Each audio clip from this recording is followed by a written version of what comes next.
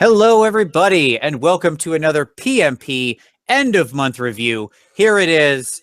April Fools is gone. We all had some funny pranks, and now it's time for us to once again look back on all the wonderful submissions of the month of March into the PmP Google Hobby Community. What's the PmP? Why, it has nothing to do with project management. It only has to do with painters motivating painters. And if you're interested in joining us on your hobby journey, guess what? Links down below. I'm saying all this right up front this time, guys. I'm just doing it all right now. I'm driving right into it, so don't forget. Links down there. You can click it and join us. I hear your next question, but am I skilled enough to be in it?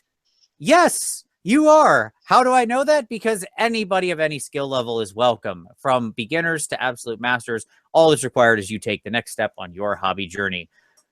Out of the way. There we go. Did it right at the top of the show. Now. Yeah, well done. Thank you. I am also joined, of course, by my two esteemed co-hosts. It's Jeff and Kieran. Gentlemen, how are you both doing this a wonderful, wonderful day? Well, pretty fantastic after the lead up to Adepticon and getting that big, super fantastic thing going on. That was super. It was amazing, right? That was great. It was so crazy. I cannot believe all the reveals. I mean, it was nuts. It was nuts. Let's not say too much about that here, though. Because you might want to do a different video about that later. That's a good point. That's a good point. We don't want to share all those things, outright. I mean, there was so much secret information. It was crazy. So many good games. Kieran, I can't believe how you did in the tournament that you played in. Yeah. It was, man, what a performance.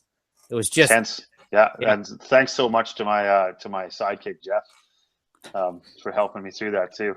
He was re-racking like crazy. It was really amazing. Yeah. Yeah.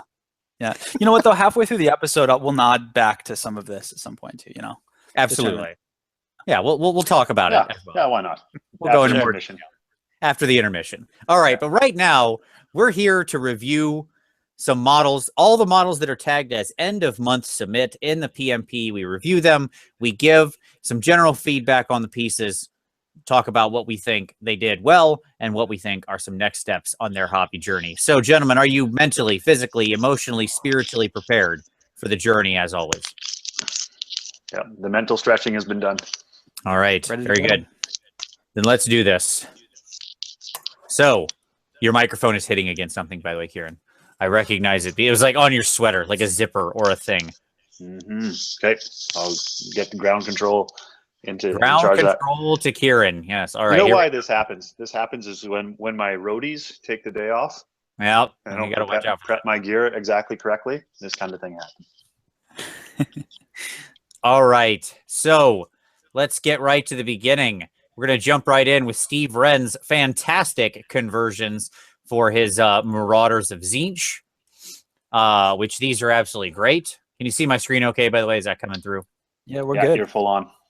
Fantastic. All right. So let's talk about some things I love on these, as so many things. First, these are great conversions. Obviously, he used the Carrick Acolytes as base. He did some head swaps. We got some of the Rubric Marine heads in there. We've got some old school Marauder heads in there. Just a nice selection of different head swaps and weapon swaps, which I think look great. His basing, as usual, is on point. Wonderful sort of desert, almost like a Western America desert base with a sort of very desaturated pastel flowers and the grit and the rocks and such. Love the darker skin tone as usually on these. Obviously, with Carrick Acolyte, you have to do so many of them. Like, you just, these guys are never going to be individually incredible works of art unless you want to kill yourself. But I think he did a fantastic job on these. And do you know what I love most about these, gentlemen? Do you know what I love most? The foliage match. Teal? Oh, that's good. I like the teal. I like the foliage, but no, it's the gold. We've been all over Steve for months about tonal variation in his gold, and he has learned and listened and responded.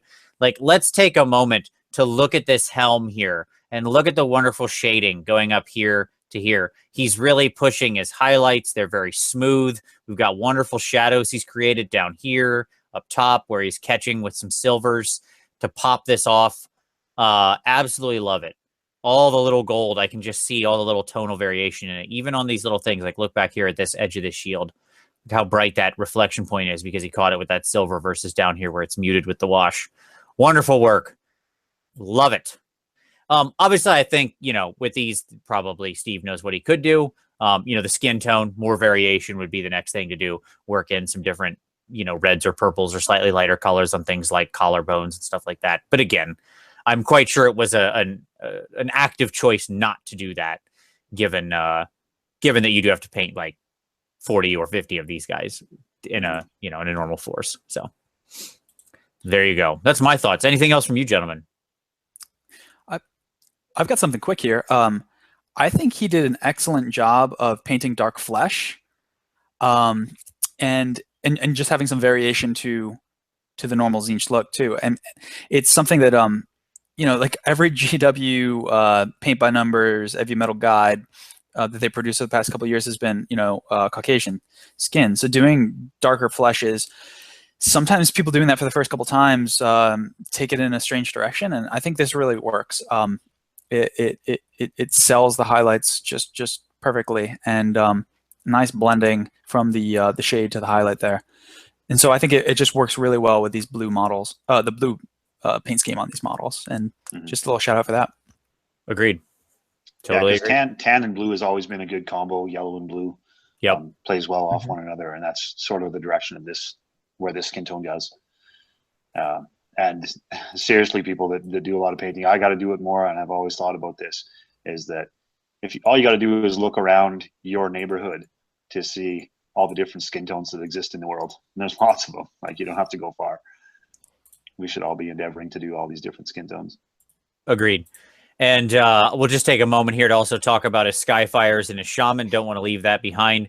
Same work on the discs. Again, I can see all this wonderful variance on the gold. The blue skin tone looks nice and rich. Good highlights picked out on the Zangor fur. Here, we'll jump to the one that has all three. There we go. Once again, good bases. Yeah.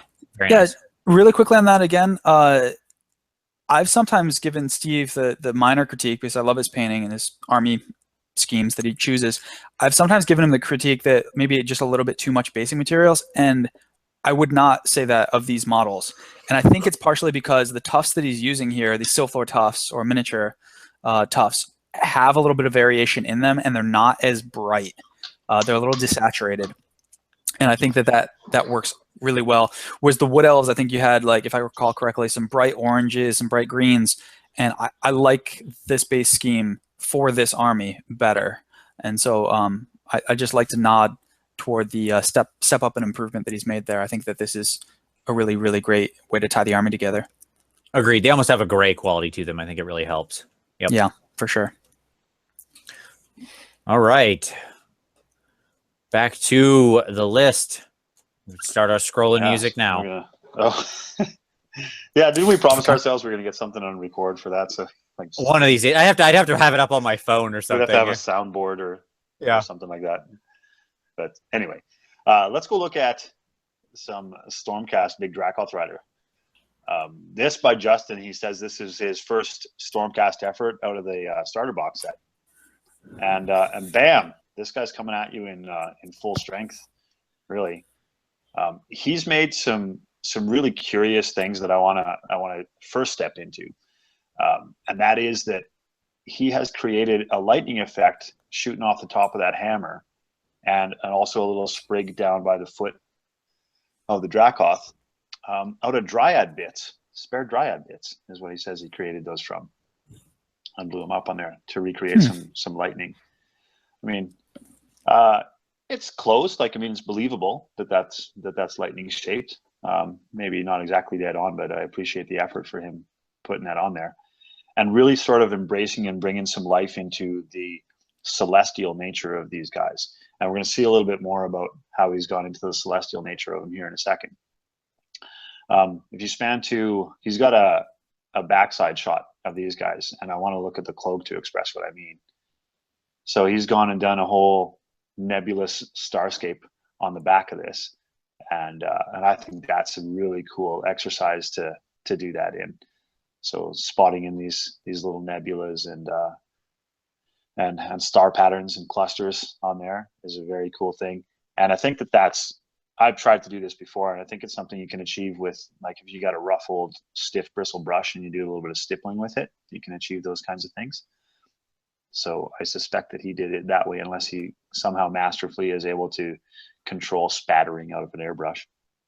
I guess that's another way.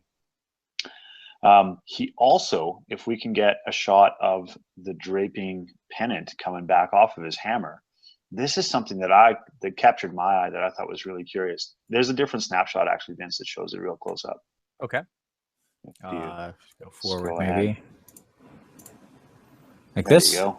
Yeah, so you can see that within the scroll work, he has actually done that nebulous star pattern within that. You know, it's finding there within the scripture letters. And that, again, is a cool exercise and way to execute that. I think I really like that idea.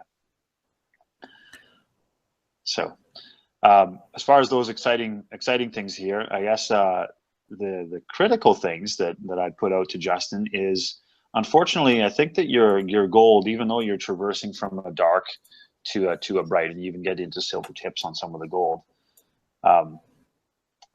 the metallic itself seems pebbly, and I know this is Vince and a couple other guys have brought me around to moving away from the quality of gold paints that I used to use into a higher quality thing, and I think this is the one thing that's holding me back a mild bit on these things right here. Smoother metallic paints. The Vallejo Airs are what I've gotten into since then, and that's been a revelation to make it a lot smoother. Yeah, I bought some of those at Adepticon, actually. Changed my life. Oh, good. Yeah. Yeah. Yeah, definitely. It is a smoother paint, and your paint skills and your instincts on this, Justin, are spot on, but unfortunately the product is letting you down there. The other thing too is I want to point out the horns need to be a bit of a softer transition through the colors that you're traveling through. The horns of the Dracoth.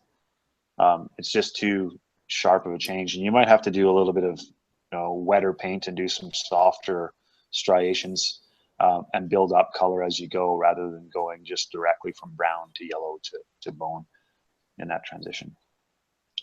So it's more time to do it. I think you captured it a little bit better on a smaller space of the claws of the Dracoth. I think that looks okay, and you've got a bit of a softer transition down there. But the horn being a longer thing, you just need to spend more time on that to bring it through. So that's my thoughts on Dracoth. Very quickly, my only thing to add is, so he's clearly going for like the creature breathing lightning in its mouth, and that its eyes and nose have an inner light to them. Mm-hmm. The eyes on the rider too. Yes, and the rider doesn't bother me as much because it's fairly hidden back there.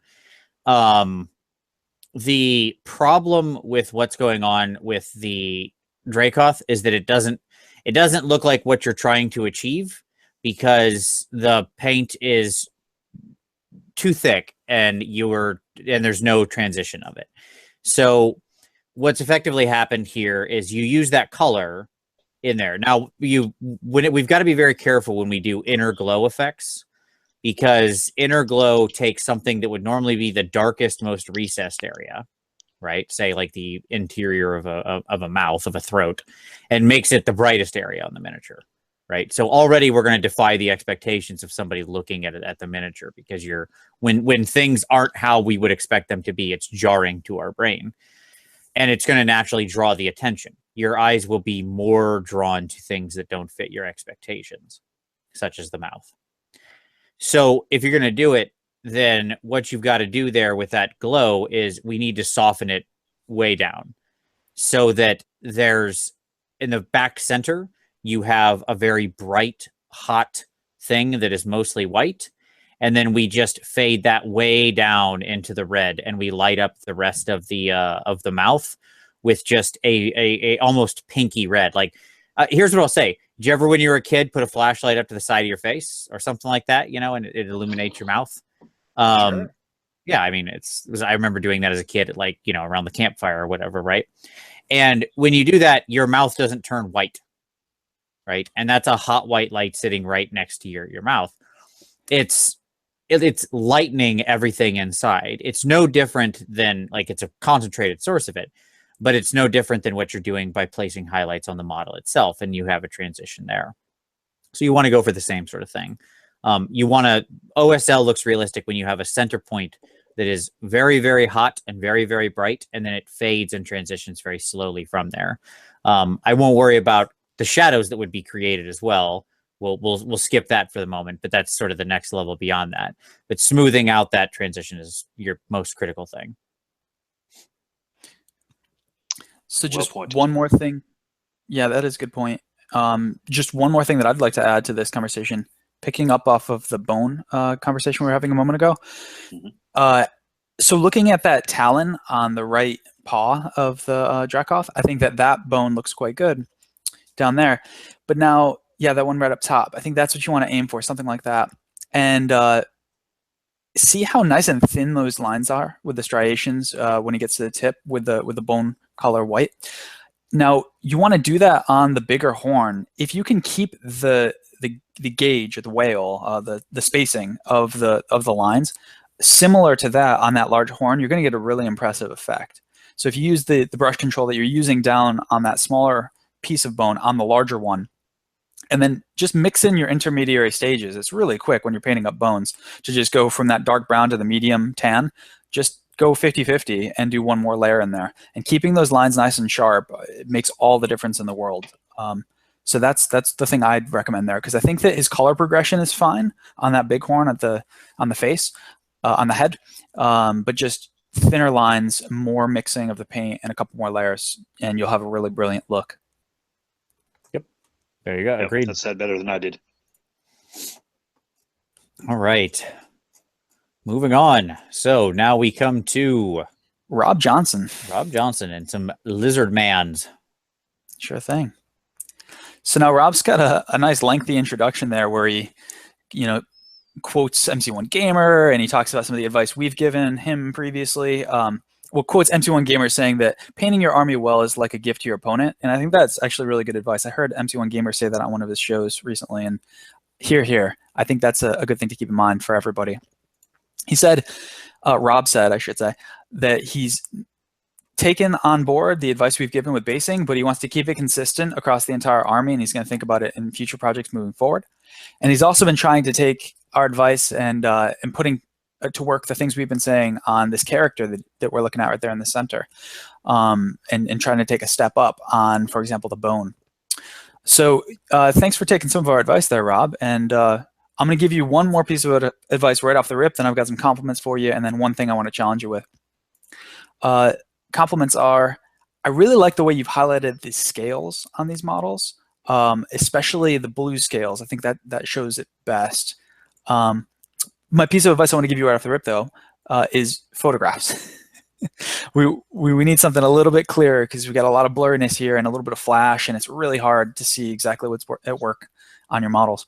But as I was saying about compliments, I like the highlight progression on the blue scales and the red scales. I think the purple could use a little bit more highlight on just the tips of the points of those little shapes that we've got on the lizardmen shields. I also really like some of the attention to detail you've done in these models, from war paint, especially on the leader, to the glowing weapon you have on the champion of the unit with the yellow shields. I think that came out really, really well. It's kind of hard to see in this picture. We'll see it in one of the others. There's a nice side. Yeah, there it is. Yeah, so it's a nice, cool look, and that's one of those things that really makes an opponent's army on the table look a little bit more intimidating, and like, a little bit extra effort's been put in there. And I know as an opponent, I really appreciate that when I see something like that extra bit of effort. We've talked about bone many times. You said on the leader that you've done a little bit more to darken the bone. On that leader, I think that you could still highlight up the bone a little bit more. Now I think you've got the shade that you want, but I think you want to pull out some of the highlights. For example, on like the skull on the top of his banner poles there, we could just get a little bit more highlight on the brow ridge and on the top of the skull, just to show that light a little bit more.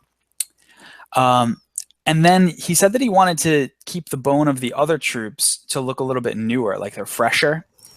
I think that's a cool idea. I still think mixing in a little bit of medium to a brown wash, and going over that lightly at the bases is still important because it shows a little bit more definition. Okay, so that's a kind of a whirlwind of thoughts for you there, Rob. I'm really glad that you've been taking some of the advice and trying to apply it. I think you should just keep at it. A little bit more brush control, a little bit more practice, and you're going to continue to improve as you work toward completing this army. Do you guys have any thoughts for Rob? I think you nailed most things I was going to say. Yeah, very concise. All right. Well, let's see some more next month. I agree. Okay. All right. So next up, let's see what we've got. Okay. So next up, we got Chubby Soar's Big Lord of Change. We've got some objective markers. Very, very simple little thing that'll probably be quick. And then we've got Tom Stevens with a little Wolfric the Wanderer, and our old friend Will with with the big spear guy Corn Champion. So why don't we do this? Since the objective markers are quick, why don't if anyone minds, I'd love to take the Lord of Change since I'm working on one right now. And then why don't we just quickly all talk about the objective markers? And then if Kieran, if you want old Wolfric the Wanderer, and then Jeff, if you want to take a creative name to stand out, Corn Champion. Sound good? Sounds great. All right. So Chubby Soar, is this our first Lord of Change? I think this is the first Lord of Change, right? That we've seen of the new fresh one. Yeah, of the new fresh one. Yes, I believe so. Yeah. So first, which way to go. All right. So let's talk about some things going on here. Okay. So I like a lot of little things in this. Specifically, he went for a very desaturated color pattern on the bird itself, which is fine. Like the bird is mostly this very, very grayed blue. And the skin itself, obviously being that sort of very slightly warm white, things like that. And then that's contrasted against with the very, very rich, warm copper. I actually don't mind all of that together. I think that all works. I think that's pretty fine. The purple here of the feathers, I like your good transitions. We got lots of nice little tips we picked out on the feathers and stuff like that. That looks fine enough. No issues there. And then we've got some of the weird same alien colors down on the base. So where I think that I want to see, or where I think I have some challenges with this model is, one, the copper itself feels a little flat. That is to say, I don't see quite enough shading or highlighting on the copper, and copper can be difficult to highlight because it is very different than gold, and you really can't move directly to silver so easily, things like that. But that being said, I'd still love to see the copper get highlighted with almost a silverish gold, maybe more gold than silver by a wide margin, but just stuff like that. And then work in some deeper, maybe Agrax-based or gloss Agrax-based shadows. Beyond that, let's talk about this blue. I feel like you're one hit away from getting this blue correct, and it's this. It's this pink ball right here. This is where we went wrong.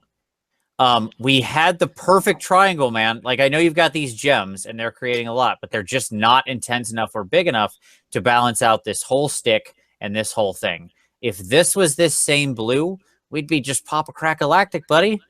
Like, this is, you'd have the perfect triangle right here when I'm looking at the model. Everything would be drawn and in balance, but you went and you made this one this color red, and we'll call it for the moment just to be easy.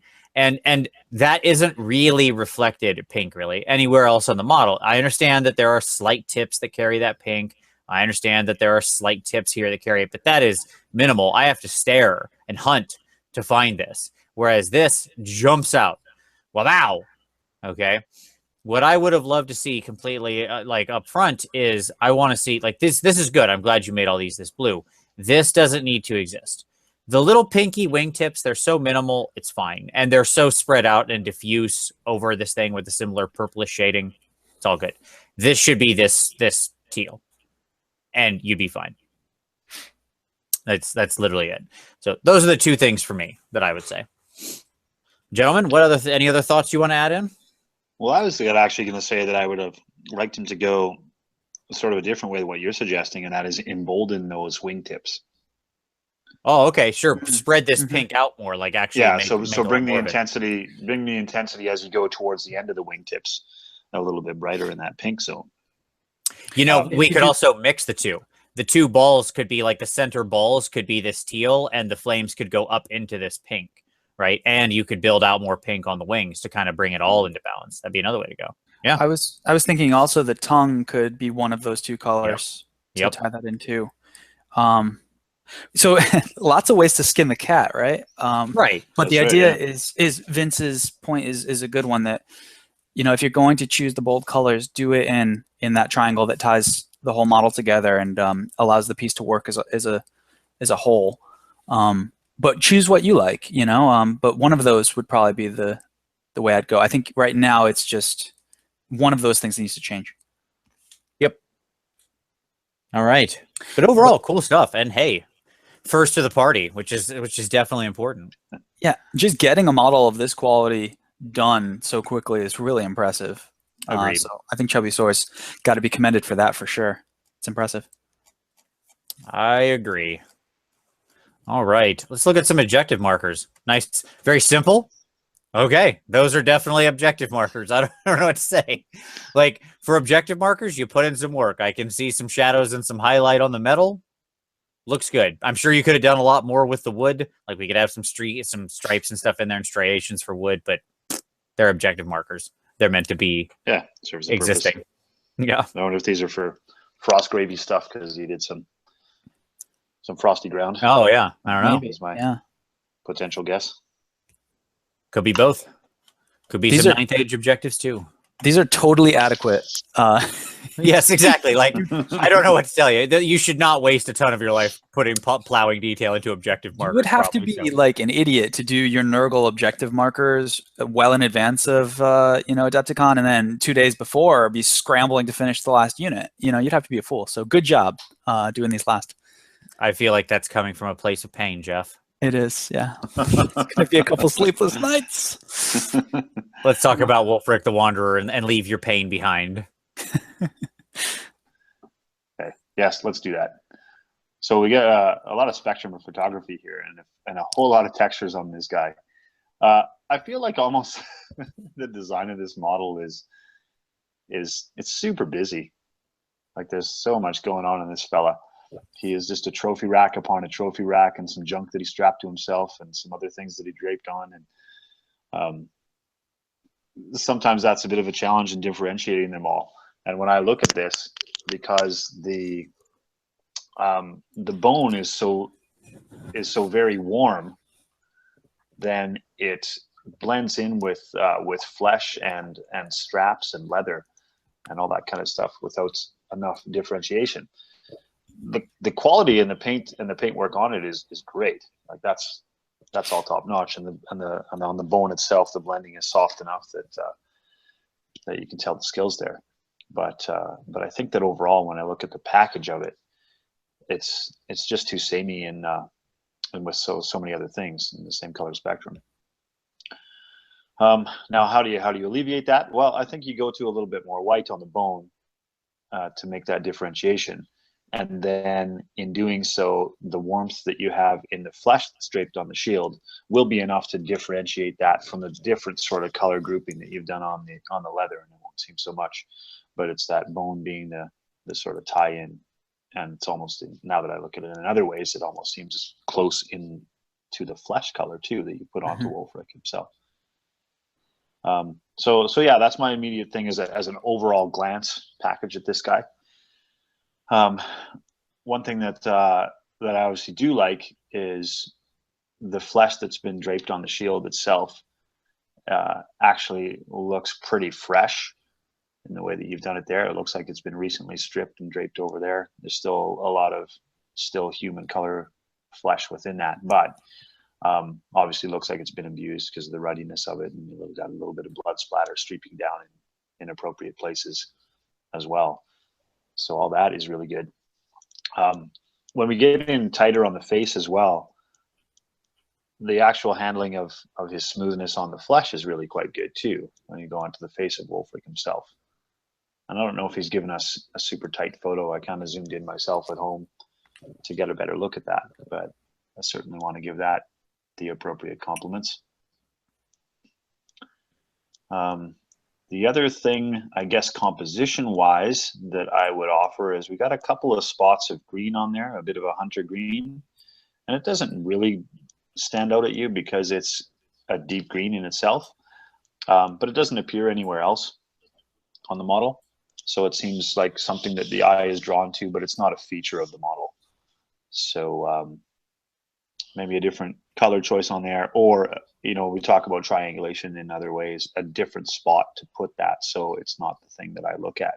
And now that I'm saying it out loud, you guys can't do anything else but look at it, can you? You are correct. Yeah. So yeah, good compliments on the brushwork itself, the positioning of the paint and the control of the brush. All that is fantastic. But those composition things that I mentioned, so sharpening up the bone so it looks like a differentiated thing, and then either finding another place for that muted green or doing away with it is the next level things for the composition as a whole. Kieran, when you raised that point about the neutrals looking too similar, that's struck me as really important, because I tend to think that you can do no wrong with neutral colors so long as you keep them all neutral. You know, the more you have on the model, it's okay because it won't conflict with the primary colors that you've chosen for your scheme. However, it's really important to differentiate the different surfaces, or else it begins to look like one large mass. You gave perfect advice as to how he might alleviate the problem. But that's a great painting lesson to bear in mind for anyone else who's working on their own stuff, that when you do choose neutrals, you must differentiate between the different materials, or else it starts to blur together. And so that's something I just never considered when I was painting a model. I just tended to think like, well, any neutral will work, you know. But yeah, you need to be pretty careful even within the neutral color swatches, you know. Yep. Yeah, and quite often it's just like you can start in the same place, like maybe start with the same kind of base brown that you do across the board, but your last couple of layers of highlight need to start to diverge. Yeah. At least a little bit. And that's sometimes all it takes. Or at least some glazing or something. Mm-hmm. Cool. Agreed. All right. Let's move on to boom. Names. Yeah. Will with his big guy with a spear. Yeah, Will, I've been thinking about this model for a while. And I'm gonna hit you with a bunch of little things that I think you could do to improve. I want to start with the thing that I really like, which is the way that you've highlighted the red on the armor panels. I really dig the depth that we see there at the base of all those little spikes and around the edges where it meets the gold trim. I think that looks really nice. I like the way you've blended in the orange to highlight it up. I think that's really phenomenal work, and my favorite part of this model. So here are the quick hits. Ready? We were just talking a moment ago about neutral colors getting kind of in the way and being up next to a similar color and not having enough differentiation there. I think the hair on this model kind of fits in that category. I think you want to go either darker or lighter with it. It's up to you. But if you're thinking about how to, you know, not that you'd necessarily do it on this model, but in other models moving forward, if you choose to go back to this model, I'd probably go lighter and something in the blonde range, just because this has got like a Fabio kind of look going on, and you could go lean into that. But whatever you like, red is fine. Reddish color hair, not the actual color red, but reddish hair. You can do brown, black, whatever, anything, but something just not quite the same color as the flesh that it's bordering against. On the flesh, we see some nice shading in the recesses of these really bulging muscles. But then when we get up to like the hands, like that hand that's the model's right hand, it's on the left side of the screen, we don't see very much shading in the recesses of the crevices between the fingers. I think you want a little bit more shading in there to sell the look of the muscles and the fingers working together as the flesh. On the bone, two quick things. The there's little horns on this gold little demon head on the top of that glaive, but you didn't highlight those up in the same way that you did the other bone throughout the rest of the model. I'm wondering if that was a design choice that you made or if you just forgot to finish that one up. Either way, I'd want to bring it in to be in line with the other skulls. The skulls around the base, I think that those could have a little bit more shading done. It looks pretty bright white there, and I think you want to show a little bit more differentiation of the depth of the model. I had one more thing. What was it? Oh, yes. The basing materials. I think, Will, you may have just used some sort of gravel or ballast that's out of the tin without any painting on it. That always kind of rubs me the wrong way when I'm looking at models. If you have, in fact, done that here, and I might be wrong, it might be the picture that I'm looking at, but it looks as though it's just gravel. I tend to like to paint that up and give it a nice overbrush to highlight it. Something about the way the light plays off of that and hits my eye compared to the rest of the model, it always looks a little bit funny. So something you might want to consider moving forward if you have in fact done that. But overall, I think this is a cool looking model. And like I said, I think that red is just killer. I would invest a little bit of extra time just to fix those minor things and bring this model up one more level. So that's what I think about it. But good job, Will. I think you touched on everything I was going to mention. Yes, definitely on the ballast. I feel like that's just regular rocks, and things that aren't painted next to things that are painted always stand out. Creatively. Indeed. All right. So next up, let's see what we've got. We've got the Red Wizard's big Ogroid, a similarly colorful Troglodon from Justin Wiley, and Tomas has a Mystic Thurge. So I'll take the Ogroid. If Kieran, you want to take the big Troglodon, and then Jeff, if you want to take the Mystic Thurge. Sounds great. Thurge. All right, let's talk about the Ogroid. Okay. So he said this is his first model for a Tzeentch Force he's going to be working on. So let's go ahead and take a look at this guy. Okay, so we've got a lot of different things going on here. Very bright colors, as would be, I suppose, appropriate for Tzeentch, of course. So nothing unusual there. I'm going to say this. So here's my main point of contention on this model. I honestly don't mind the explosion of colors. The blue horns are a little weird just because you don't really expect to see blue horns. Now in the scope of and span of Tzeentch, I suppose you can do blue horns, but horns are going to appear natural if they have a transition. And I feel like these are too much the same thing. If they started with a deep blue and were very dark and dark blue and transitioned up to basically still being white out here near the gold tips, I think they'd still read correctly. It's the uniformity of them that rubs me the wrong way, not the color. Okay. Same with the pinky horns on his head. What we need here is transition. It's same with the feet, bones, same with all of it. Okay. So now let's talk about OSL, because I think that's what we're going for here with this. This is meant to be flame, which you've got the color transition down well enough between. I would smooth out your white to yellow a little bit. Like if you use pure white, it should be the tiniest bit of the flame. Did I say that enough? Okay. And it should mostly be a yellow white, and then you want to transition up. You should probably work in a tad more orange. Fire tends to read well when it's mostly orange, but I understand you're going for like this thing is shooting out fire right now, so it's really hot. I don't have any great issue with that. But the OSL thing, I assume this is meant to be the glow of the fire on his hand. I think that's what you're aiming at here. The issue with this OSL is the following. And so like let's see if do I have another angle on this guy? Yeah, here we go. Okay. Maybe you just want the hands to be yellow. Maybe I'm wrong. That could be because you've got this other hand being yellow too. All right. Well, if that's the case, it reads like OSL, which it's not. I was going to say it's not because this other stuff isn't glowing as well. You've got a little bit on the horns, but then nothing here. So I'll hold off on that and say if you're going to do the yellow into the hands, I have no issue with that, but it needs to be, if we're talking about the transitions that these Tzeentch models tend to have in their hands and feet, which you seem to have done here with blue down here, you need to intensify and smooth out the transition. So like this just goes skin, bam, yellow. And what I want to see is this get worked smoother into a little bit more of a glaze transition where it's turning that way. I would also say as a choice, I don't really cotton to the yellow here very much because it's the fire and because it makes me feel like it should be OSL. Like that's what's going on. You have a lit part here next to this. So it's easy for me to make that confusion. I'd almost rather you just honestly go down to the blue and not worry about it.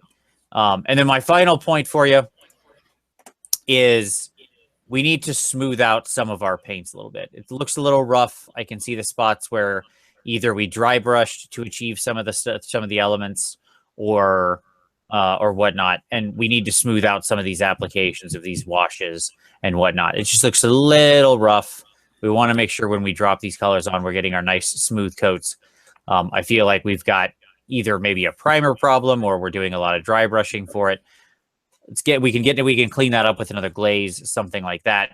Finally, with this ogroid, this is a well-known problem. Here you go. This seam line right here and here. Yep. I've put this guy together. I know how annoying it is to hide this thing. Matte or gloss varnish. Put it on your brush, drop it in there after you prime it, and then paint your model. You'll cover the little gap line like that. It's that easy. Nice thick dollop of matte or gloss varnish. And you're good to go. And don't worry about it being glossy or not. That'll get covered up by all your paint. All right, so that's all my thoughts. Mm-hmm. Any other thoughts from you, gentlemen? No, I think the main takeaway I got from here is that since he started in with some stuff for us last month, some improvement. I think I see that he is trying to go for that triangulation of color, and he's taken that on board. So I want to give him a notice for that. But just getting better with the brush and more control of it, learning more techniques. So this is an improvement over the past, and I expect it to steadily improve as he goes along. Absolutely, couldn't agree more. Like I didn't mention the pink. Should have mentioned it. I have no problem with the use of that incredibly potent pink on this because it's in balance. It's on his head, or his hair, his horns, staff pole, the hooves. Bottom toesies, hooves. Yep, all fine. You got that nicely in balance. You've got a rainbow of colors, but they all look pretty much in balance. So yeah, and that's worth dwelling on for a moment because it's a hard thing to achieve, and you've done that quite well there. Yep. So for the Troglodon, I guess he has another copy of it up here. So I'm going to jump up to this one when we review it because I did not realize he uploaded it twice, and I can see the difference. One of these things. Can you see the difference between the two? Yeah. Not immediately, but let's get in there. All right. Let's get in there and find out. Okay. I know what he added. We'll see if you can spot it. This is a game for the viewers at home. Anyway, Justin's stuff again, which we looked at his Lord Celestins on the Dracoth a moment ago. Very colorful on this one, and he's a guy that's adventuring into the color spectrum. Overall, I'm quite happy with this color balance that he has going on here. First, of course, you're going to look at the yellow because that's the brightest and most intense of things. But he did do a little bit of balancing on the base to bring that yellow down there too. That's what he changed, and that's one of the differences from prior. Yep. The other thing, looking at his previous submission, was actually on the claws and the spines of this guy. That was a little bit duller in the past, and he's brightened and sharpened it up so that those teeth look a little bit sharper. The claws end up looking a little bit sharper. Yep. Than his previous submission. So those are all good. Let's spin through a couple of the snapshots that he did and see if we can get some different angles of things too. I think on this one he only has one. Oh, is it? Okay. Well, then I'll go back to the other one. Yeah, if you want to spin back to the other let me go back to the other second. We can see that now that we saw that one. Yep, we'll see what it looks like without the flower, and look how much more different that yellow looks without the flower on the base, and without the sharpness on the claws. Yeah. Yep. Yeah, it's one of these composition things that it's harder to get away from looking at those spines because it's the most intense color without something to counterbalance. So again, Justin's at the level where we're just critiquing him predominantly on composition and layout rather than paint skill. I mean, his layering and soft transition in all that pink and purple that goes on in there is very good. adding the striations to give you texture in the spines that are on the back again are very good. The other thing that I'll bring attention to, just again here, is being a little bit let down by the gold, by the quality of your paint, not the quality of your brush, but the quality of your paint on those things. And he's got just one last snapshot that maybe we'll finish up on. It's his last snapshot in this group where he's paired it up with the other one that he did from a couple months ago. He did a Carnosaur a couple months back, and he just took a group snapshot, paired up with that. So we can close out by looking at these two happy fellows hanging out together. Nice. Very nice. I agree on the gold paint. Yeah, I think the tonal variation on the gold needs to up. You know what I mean? We need more deep shadows, more high highlights. But beyond that, you're right. He's nailing the variation on the other stuff, and adding that extra highlight layer on the claws made such a difference. Yeah, really, the teeth especially, because the face the face and the head of that troglodyte need to be a focal point. And doing those last touches on there, and really good. Just think about the difference between the model as previously painted and the model with the changes from the distance of 3 feet away across the table. You know, those teeth are going to still pop from that distance when you're playing the game. We talk about painting in isolation all the time, but also people are using these as game pieces, and it sells the effect of a ferocious dinosaur beast when those teeth are nice and sharply highlighted. Absolutely. You know, and this guy, this is the important part of the creature, right? This little guy, he doesn't really matter, like in the space of the composition. This is the action, right? And the face of the monster is the action point of the miniature. So you want that to pop. You want that to be the center point. Yep. Good work. All right. Let's talk about a Mystic Thurge. Yeah, it's a new word for me. Thurge. Thurge. It's kind of like a wizard cleric. Yes. Yeah, so Tomaz has a really beautiful model here. I want to start off by complimenting the soft highlights. I really dig the way that you've desaturated a lot of these colors, and you make it look very, I don't know, very arcane and like softly magical. I really like the way that looks. He mentioned in his comments that he didn't quite have time to wrap up some of the things he wanted to give a little bit more love to, such as the orb in the hand, the book, the wizard cane there, or staff, I should say. And so those are things he might return to, but he wanted to get this in before the end of the month. And I've got a couple of pieces of advice for you, but Tomaz, I think overall this is a really nice looking model, and I don't have much to complain about here.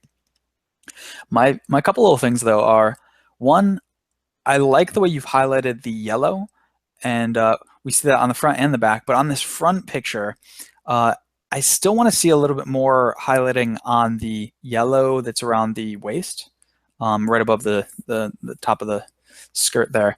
Yeah, I don't quite see the same final highlighting that you did on the top on some of those corners that you could hit. So that's one little nitpicky thing. The other is something that's just, it strikes me all the time when I see models that are positioned on one thing. Like it could be one rock, or it could be a little piece of water. In this case, it's both.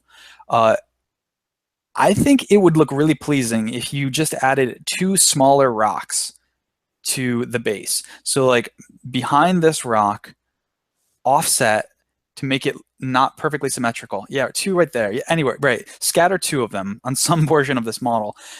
For whatever reason, that's much more pleasing to my eye. It looks a little bit more natural, and it doesn't look like just one little rock in isolation. Right now, we don't know if he's standing in the middle of an ocean, but if you give a couple more rocks, it gives a suggestion that he's stepped out on a few of these stones and he's casting a spell. So for whatever reason, just having one thing in isolation looks strange and unnatural to my eye. Perhaps that's what you're going for, though, as this is a special character and you want it to look that way. If so, that's your choice. But that's something that I'd consider doing. One last thing that I think that you might want to try, that I've been doing a little bit more lately, is adding a little bit more color into my flesh. Here you could possibly do it around the nose and the eyes, just a very diluted pigment, something that you mix in with a lot of medium just a little bit of glazing over the nose and around the eyes, especially with a magic caster with such emotion in his face, you know, who's casting spells, a cleric in this case. I think that is something really important. And that's a next level technique you might want to try. It's something I've been working on myself, and I'd like to pass along that advice to you. You can build it up with a couple of thin glazes, and it really adds a lot of life to the face. So that's something to think about too. Otherwise, I don't have much to suggest to Tomas. I think that obviously finishing up those portions that you didn't quite get to would be important, but otherwise, I think it looks quite good. Do you guys have any other ideas, or do you agree that this is looking pretty solid? No, I agree for the most part. Bones often let you down with the sculpt here around the hand. You can see where there's still flash and stuff where it just didn't get cleaned up. Like, this needs to be scraped and this needs to be shaped, but then you're missing a finger. It happens all the times with these 28 mil bones models, and it's just unfortunate. There's no real great way to fix this hand short of sculpting a new hand. So that's always unfortunate. Like, there is no finger there. Yep. I quite like how he stopped short of going any whiter on the parchment. Oh yeah, sure. It's a subtle thing, but I think that, yeah, I like the color tone where he left that and rested at that. That looks like that sort of rich old vellum that would be in an ancient tome of a book. Sure. So that's a good touch. Oh, I've got one more little thing I want to give him a little pat on the back as we walk out the door. The way that you highlighted the leather on these shoes, I think that looks really nice because it's really nice and worn. So that's an area where desaturating your color works really well on worn shoes, just indicating the highlight places are the same places that shoes tend to wear. You know, right on the sides of the feet and the tip of the toes. So I think that looks really solid too. It's one of those nice little details that that we can see in this model. Agreed. It stayed on the edge of the belt too. Nice scuffs. It's good Yeah, stuff. it's good. It's good technique. I like it. All righty. Moving on. Let's see. So Lee, who does he have a couple later on? Or okay, I guess they're not for a little while. Okay. So we'll start with Lee's work here with his general on Griffin. Let's see. And then I have a thing and Mickey has a thing. All right. So why don't I take Lee's general on Griffin here? And then Kieran, if you want to take, actually, do you mind, Kieran, if I give it to Jeff because it is Nurgle based and you know? Yeah. Are we both okay with giving it to Jeff? Well, I'm sure we all have something to say about it. So yes, indeed. So we'll all together. We'll let Jeff lead the way on. Take the first crack. Yes, yeah. Wonderful thing. And then Kieran, give me some feedback on the bust, man. And by the way, I want both of your feedback on this. All right. So Lee. Wow, that is a pink griffin, buddy. Woo! I like it. I like it. Pink's a hot thing this month. Pink is pink is in. I don't know if it's the March color. All right. It's becoming that. Sure. You're clearly right. Let me say, okay, so what do I like? I like the basic color choice. You know, I can't quite tell. Lee, we could still use some better pictures of this. We have a little bit of overexposure in a lot of different ways. This is like your painting lamp from below, as though like don't shoot pictures of your model with lit from below unless you're attempting to make the thing look like it's rising up from hell. You light villains from below. You light good people from above. But we'll move past that. Here's my main critique for you on this big model. He's boring.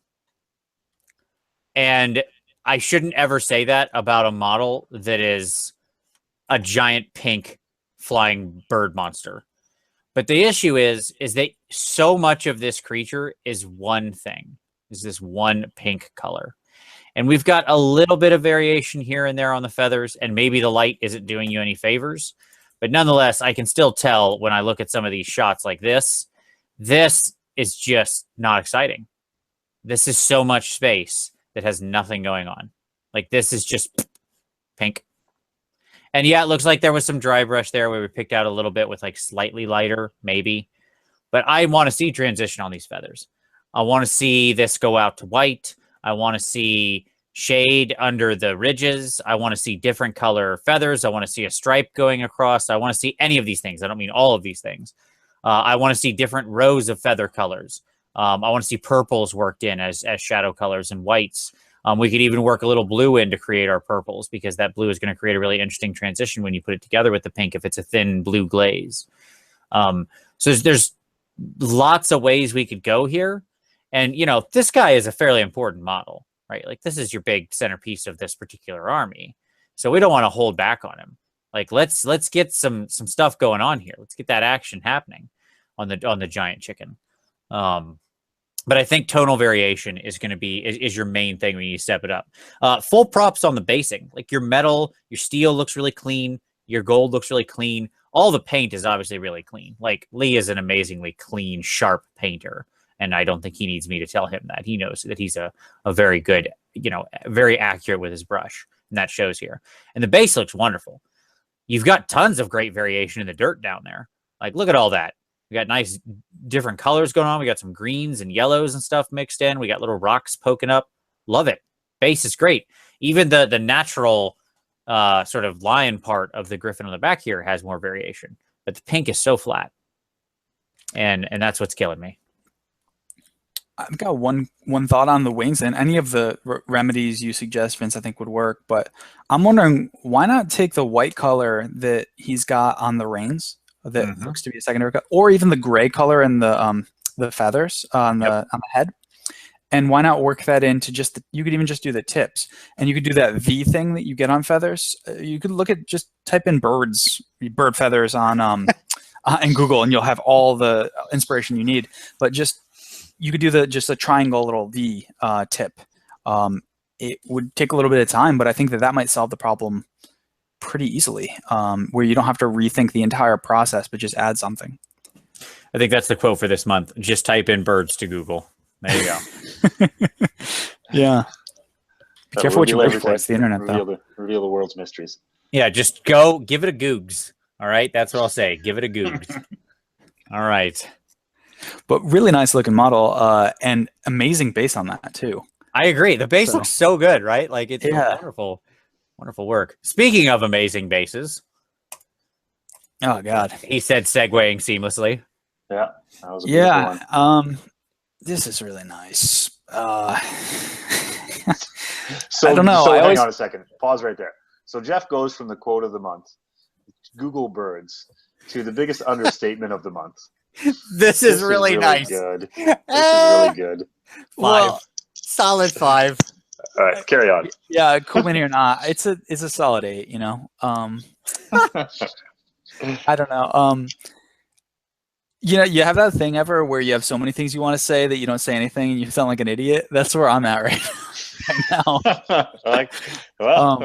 I'm sitting. I'm waiting. Okay, well, if you got to sound like an idiot, that's fine. Mickey, I really like this model. It's nice. Yeah, it's amazing. I mean, I don't know. It's really good. I think that the wings look awesome, and she was going for that. I'm not going to try to pronounce the word or recall the word, but it's that translucent kind of membrane thing, and I think she pulls that off nicely. There might be something else that can be done there to sell it even more. I don't know what it is. I'm not that skilled. I love painting models, but that's above my pay grade. Vince, you might have some cool ideas on that, but we'll come to that in a moment. Love the token scorpion green that you mixed in to the model, and unlike myself where I just throw it in randomly and it doesn't quite work, you tie it into the base, so that foliage, the lichen, is painted up with that, and you've also got it coming out of the tree. The attention to detail on this model is amazing. You have, like, just look at the trunk of the tree there. There are 3 little holes carved in, so Nurgle, just a little evocative thing. She added additional legs to this fly to make it look like a spider, so there's 8 legs on it. The pustules are highlighted up with the same kind of colors as the mushroom tips, which is very similar to the entrails, the kind of tongue that's coming out of the center of the Blight King. Amazing. The line highlighting that Mickey did on the fly spider's legs, that's the type of style that was winning Golden Demon Awards in, I think it's like 2006, 2008, that era. It became really big. especially the 40K models. I think it was like some French guy who was winning a bunch of golden demons with it. He won a Slayer sword one year. I remember reading that in White Dwarf, and it's a cool technique. That's one that my friends and I actually really try to emulate, that that sharp line highlighting with a deep contrast. So I love it. I mean, I love all of this. We could talk about all of it. You know, like the dripping effects that she's done. It must have taken forever to sculpt and build up over time with whatever she used. You might have used gloss varnish. I know that's one way you can achieve that. Just keep dipping on, you know, a little bit of resin. You know, I just, you know, you guys should stop me from babbling at some point, because I just think it's awesome. I hope you enter this in a competition at some point, Mickey. It's amazing. Yeah. Well, leading up to this, I know that she had a little bit of back and forth and struggles and triumphs with doing these wings. So trying to capture that sort of, if you look at a fly that you've just recently swatted, and as it lies there motionless on your countertop, you kind of notice that light sort of prisms through the fly's wing membranes a little bit, and that's exactly what she was trying to nail here. For somebody to try to approach that first is high level to even try it, and to think of it and conceptualize how to go about that with paint layers is really high level. So Mickey gets all of my compliments for being adventurous about it in the first place, and then taking the painstaking hours to recreate the effect that she did. It's convincing. I mean, it's immediately what you think of. It's like, oh, that's what fly's wings look like. So it got there, is what I want to say about that. Mm-hmm. I don't know how many hours and how many days of consternation it took her to get there, but she certainly did get there. So achievement unlocked there, miss. You did great on that. What else do you want to say about the composition of things overall, besides looks really nice? Yeah, so she said in her introductory comments that she went for color triangles in lots of different areas, from the mushrooms to the colors working on the wings to several other areas. And I think that really ties it together nicely. That she is using every color from the rainbow here, and yet it does not look like the proverbial bag of Skittles from the comment that me and my friends usually talk about when we see too many colors on a model. It just works. Oh, and I've got one more thing. I'm sure, Vince, you have a lot of stuff you want to talk about here, but I've got one more thing I want to add before passing it over. The striations on the bone, this is the gold standard. This is what I'm talking about, guys. When I say I'm trying to describe the technique that you should use to get to the thing I'm picturing in my head, this is what I'm talking about. Nice thin lines. You've got good all the way from dark to light. So Mickey's is the model to return to if you're trying to achieve that. Just keep working at it, and you can get it up to this sort of standard. It's beautiful. Okay. I'm going to slip in with one tiny critique before we move away.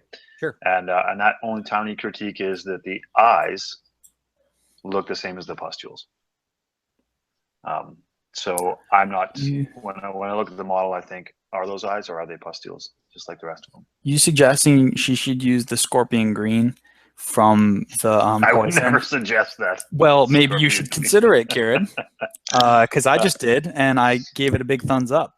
So yeah, no, that's not a terrible idea. I would use a deeper, darker green, I think. Not a terrible idea, this guy. I'm joking. Oh, I don't know. Like I'm down with it being a pretty terrible idea, but that's okay. All right.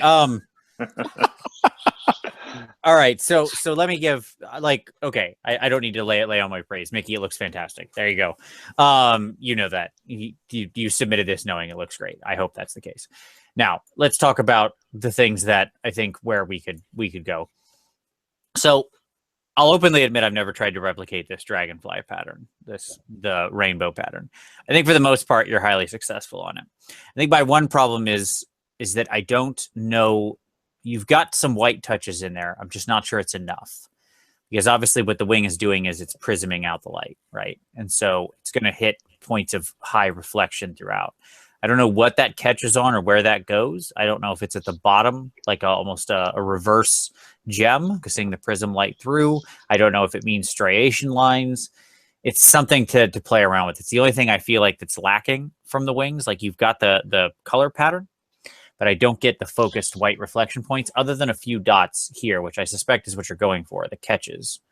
And I like those. I think those work. I just feel like the flats would also see it occasionally. I think of like almost a metal sheen. That's almost how these wings are working. They're just simultaneously both reflecting and allowing light to pass through. So again, it's an almost impossible thing you're trying to paint. So that's just theory hammer at best. Now let's talk about the only thing that I think is a valid critique. The flesh on the bug, it lets me down.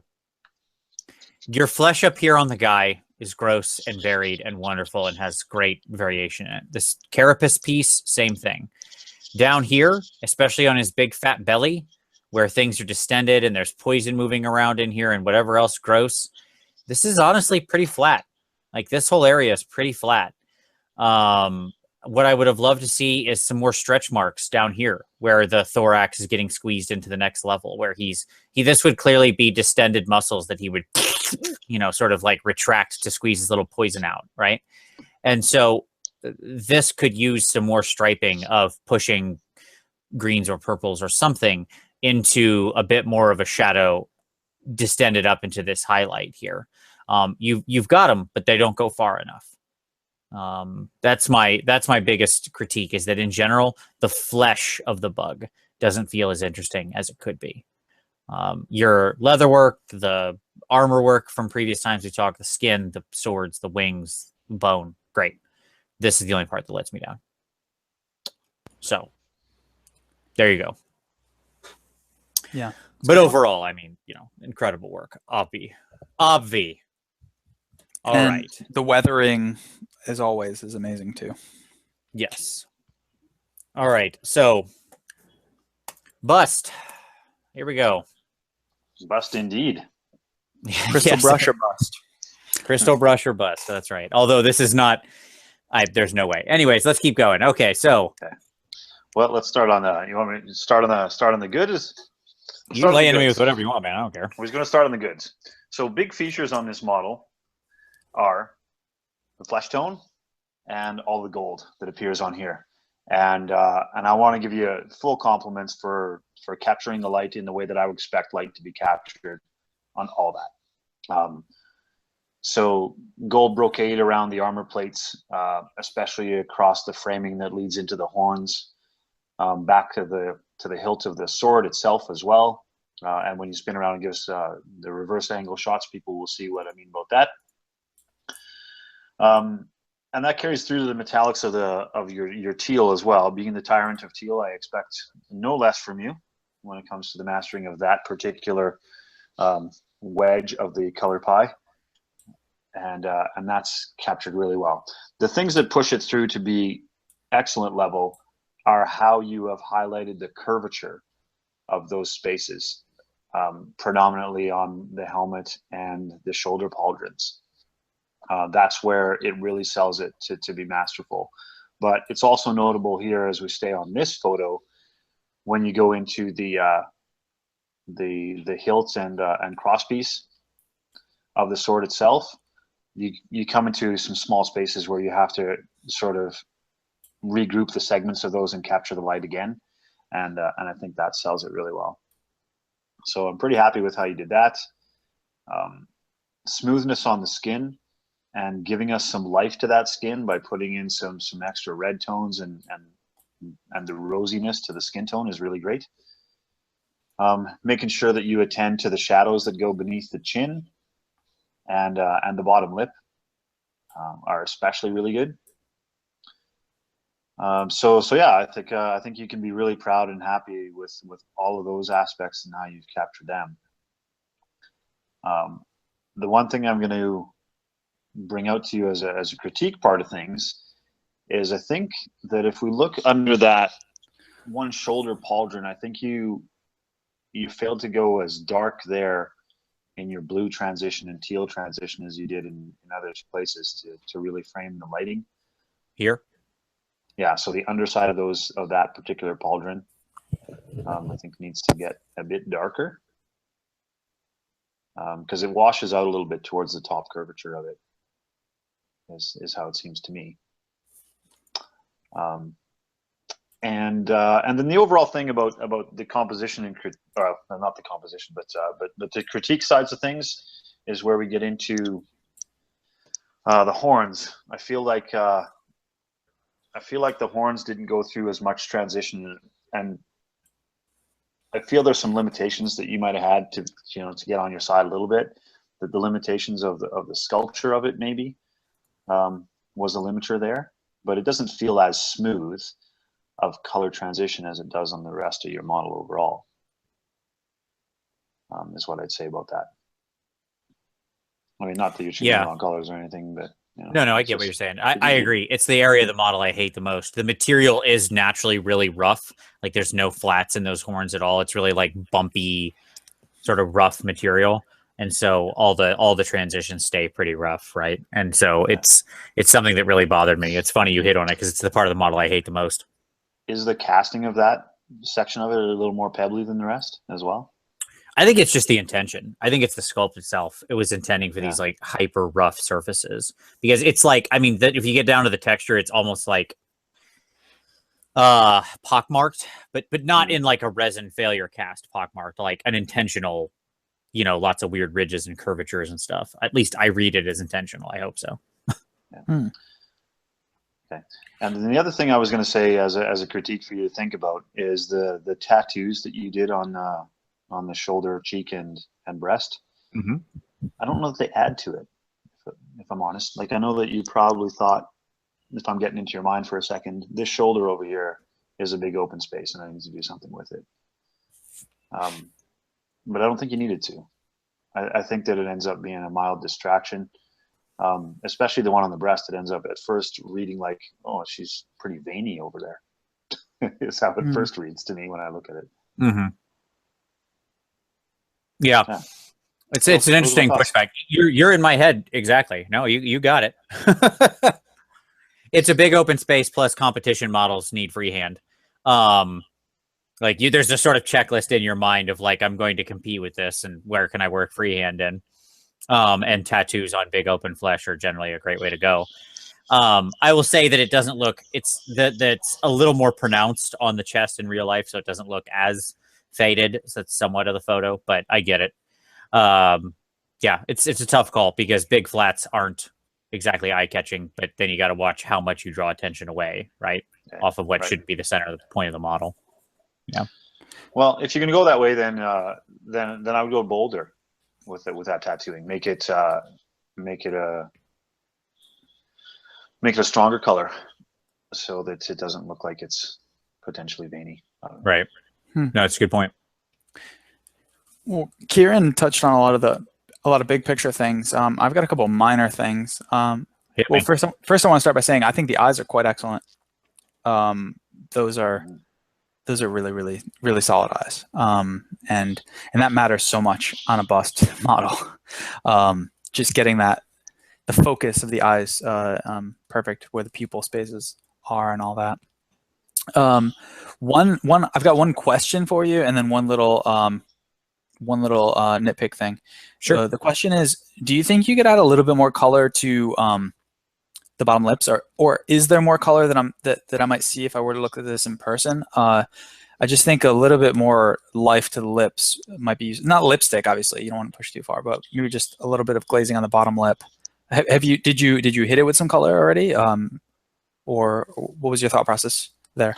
Are you meaning bringing them more into the red spectrum? I understand what you mean. You're not saying go lipstick, but you mean exactly. Yeah, that's exactly it.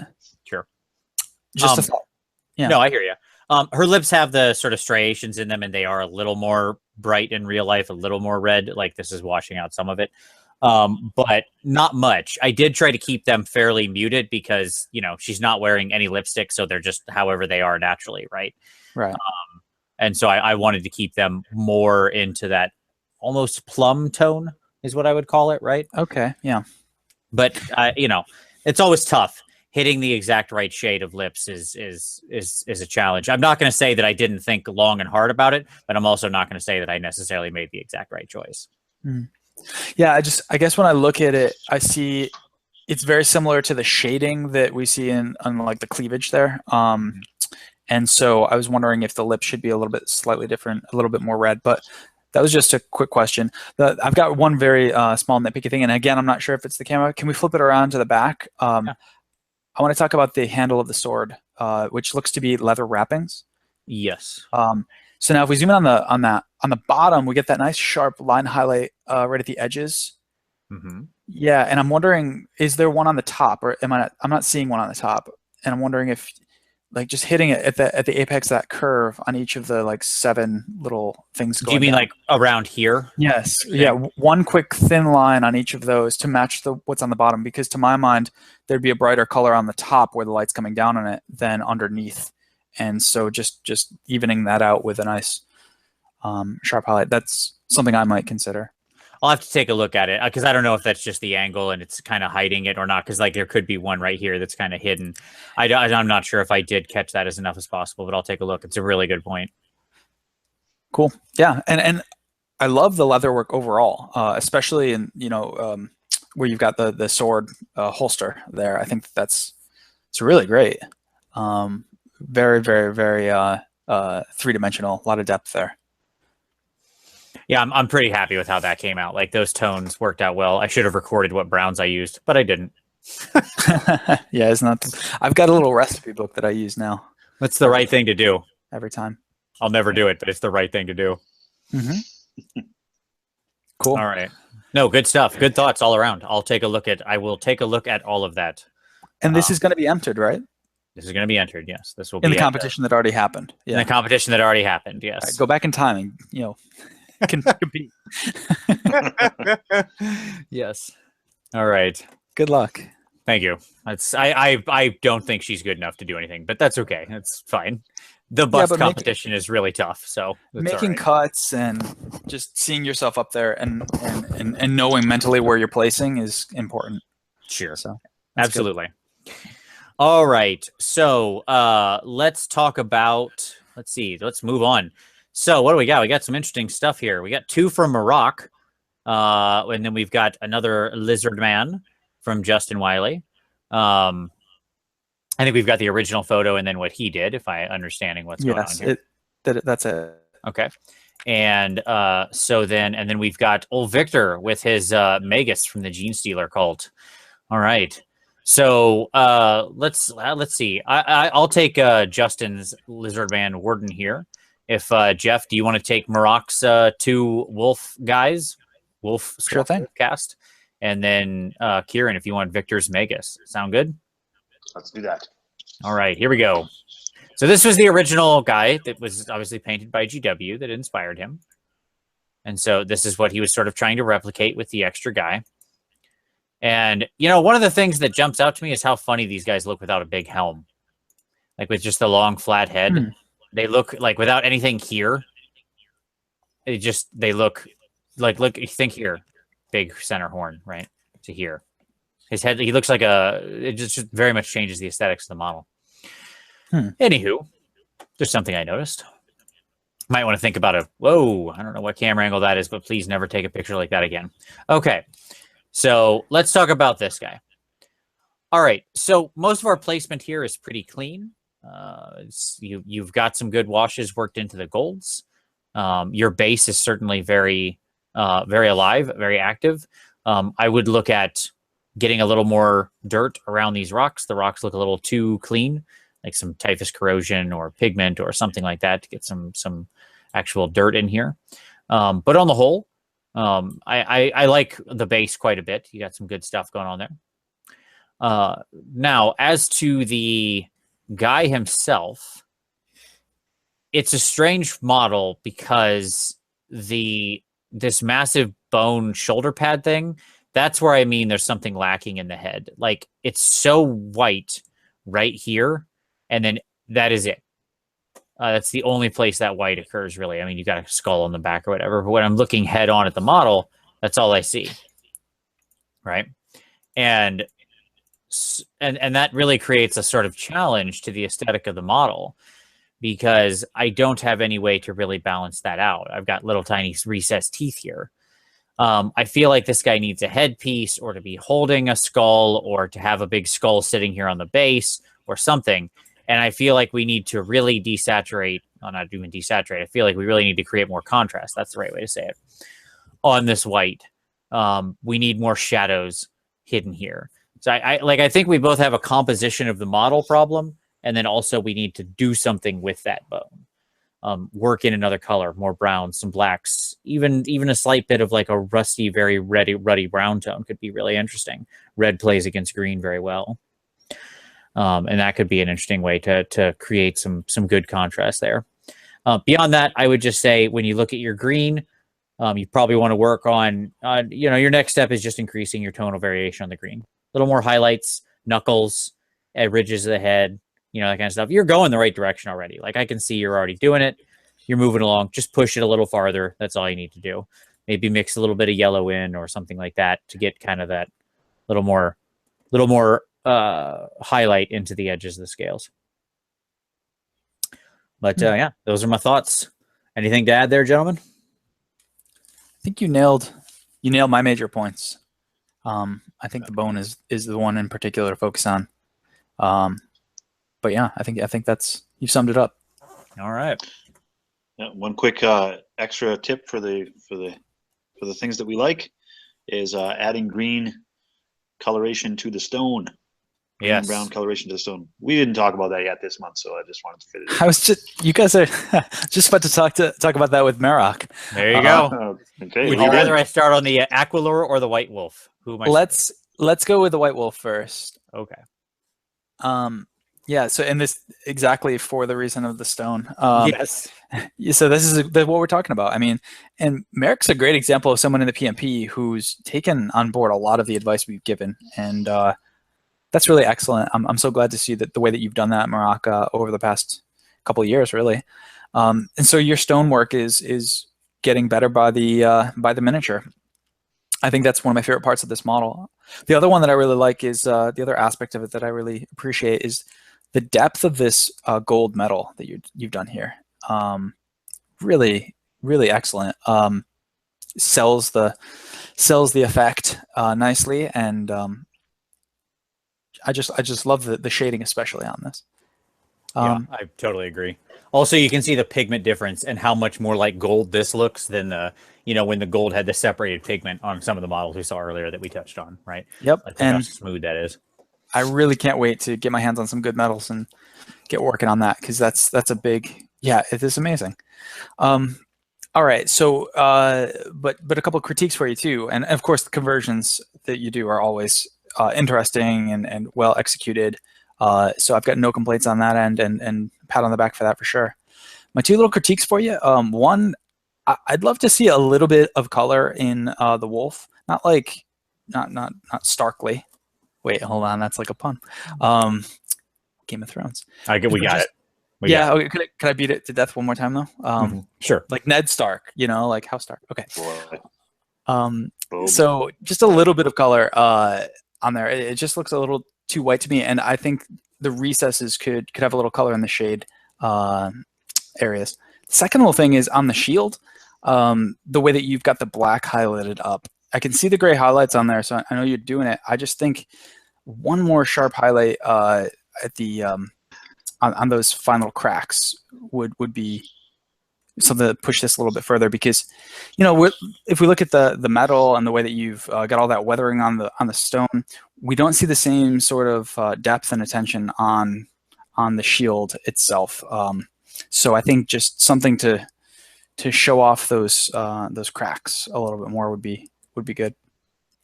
Do you guys have any other thoughts before we move on to Marok's second entry?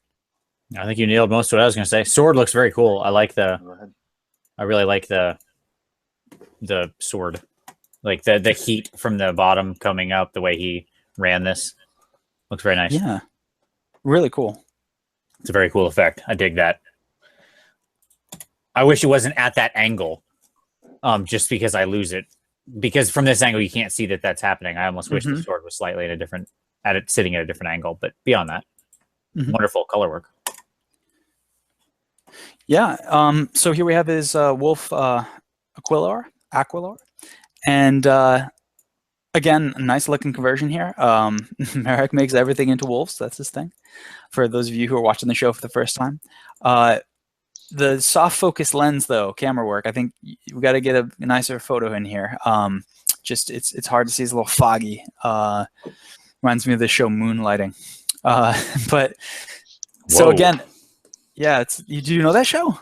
Moonlighting? Yes, we all. Yeah, come on. We didn't all grow up in 80s, 90s, but yeah. So I really like I like the stonework again, the metals again. I don't want to repeat myself on those. I think that we could have a little bit more highlighting on this on the wolf chocobo creature that we have here, especially on like the hind area, the right on the butt there, and you could have some nice thin lines to delineate the muscles. I think that always looks quite good. On the back, same kind of thing. On the cape, can we flip around to whatever image that is? Actually, you know what? I was looking at a different photo and was going to make this a critique that he should have a little bit more variation there. This is perfect. This is what I was going to recommend, actually. Yeah, look at how the cloak bends, and we can see the nice deep recesses there. But there's also a variation to the way that he's painted the brown across the pelt. So it's not just that he's changed the colors along with the highlight. Along with the areas that he wants to highlight, he's also added some tonal variation to make it look a little bit more natural, much in the same way he's done it on the stones. So that's a really nice looking effect. So, all right, well, that was going to be my last critique for you, but that's going to be my last compliment for you instead, Marok. I think that came out quite well. Excellent work. Yeah, I agree. I think that the cloak on the back, the fur work on the back is fantastic. That's exactly what I want to see, right? Yep. All right. Kieran, any thoughts? Us Canadians know nature. So we we get to study these animals up close and have a better sense of them. So Marok's is closer to them than even me. So he's nailing it. You get to study the bird wolves up there? That's native? That's right. To yeah. Okay. Yeah. Northern Manitoba is where most of them live. Sure. Well known. They congregate around the Great Lakes there. Yep. Yeah. It's the only thing living in northern Manitoba, I think. It's Marok and bird wolves. All right. Yep. So let's talk about this beautiful Magus from Victor. Yeah, he spun a couple of these out to us. I think it was back in January or sometime, not too long ago, anyway. And bang, here's some orange, people. Look at it go. The balance of this is fine though. Like, it's a super bright model, purples and oranges, but spread out judiciously throughout the piece. His highlight transition travels through a good big space, and the back side of the model exhibits that a little bit further and better on the orange spectrum at the very least.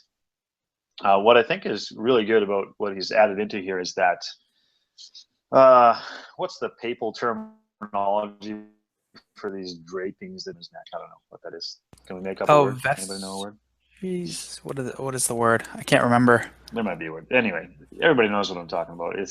But he's done for these things. Sort of inner glow of orange within the frameworks of the purple there. He's got his little dangly Gene Stealer cult symbols on the end of it. That's a good touch to add some sort of glowing color variation in there, similarly to how it's catching the light on a lot of the other parts of his cloak and robes. We also should point out that Victor does a great job of his gold, and there's a few spots on here where that's exhibited. Those two Gene Stealer cult symbols, the end of the staff. He's got some kind of ceremonial weapon that's tucking around his waist. So that's really well done. The other things I want to compliment him on is traveling through a big color transition in those gemstones too. For my liking, that they could be darker on top, or at least have a bigger area of darkness on the top of the gemstone. But there's certainly nothing wrong with the execution it takes to make that happen. Let's also bring some attention to effects that he's done around his veiny brain and the eyes of this guy.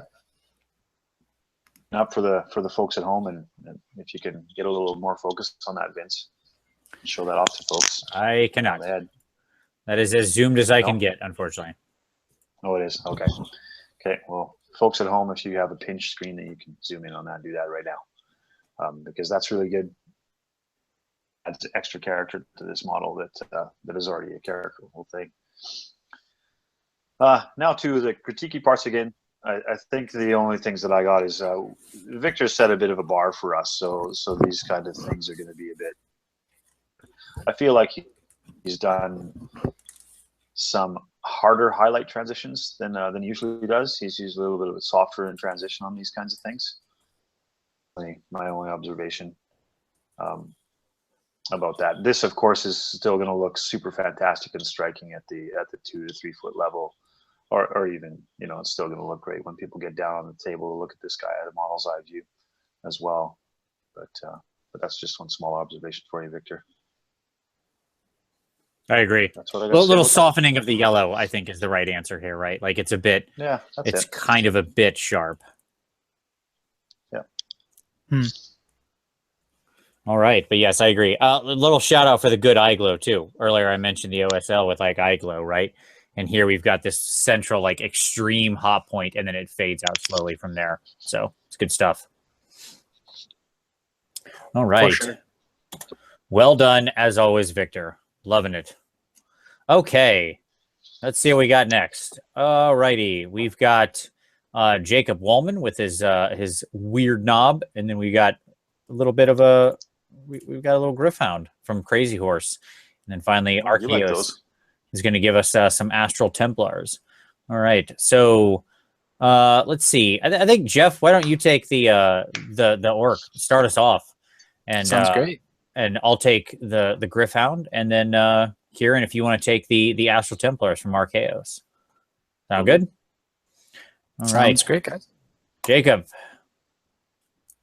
the weird knob. Yes, we've seen a lot of Jacob's models as he's developed up this little army he's working on, and I think this looks quite good. My favorite part of it is the ethereal smoke, magical smoke coming out of or steam coming out of the shaman's staff here. I think that looks really, really nice. I love the deep green that we get in the recesses and the ethereal white highlighting that he's got on there.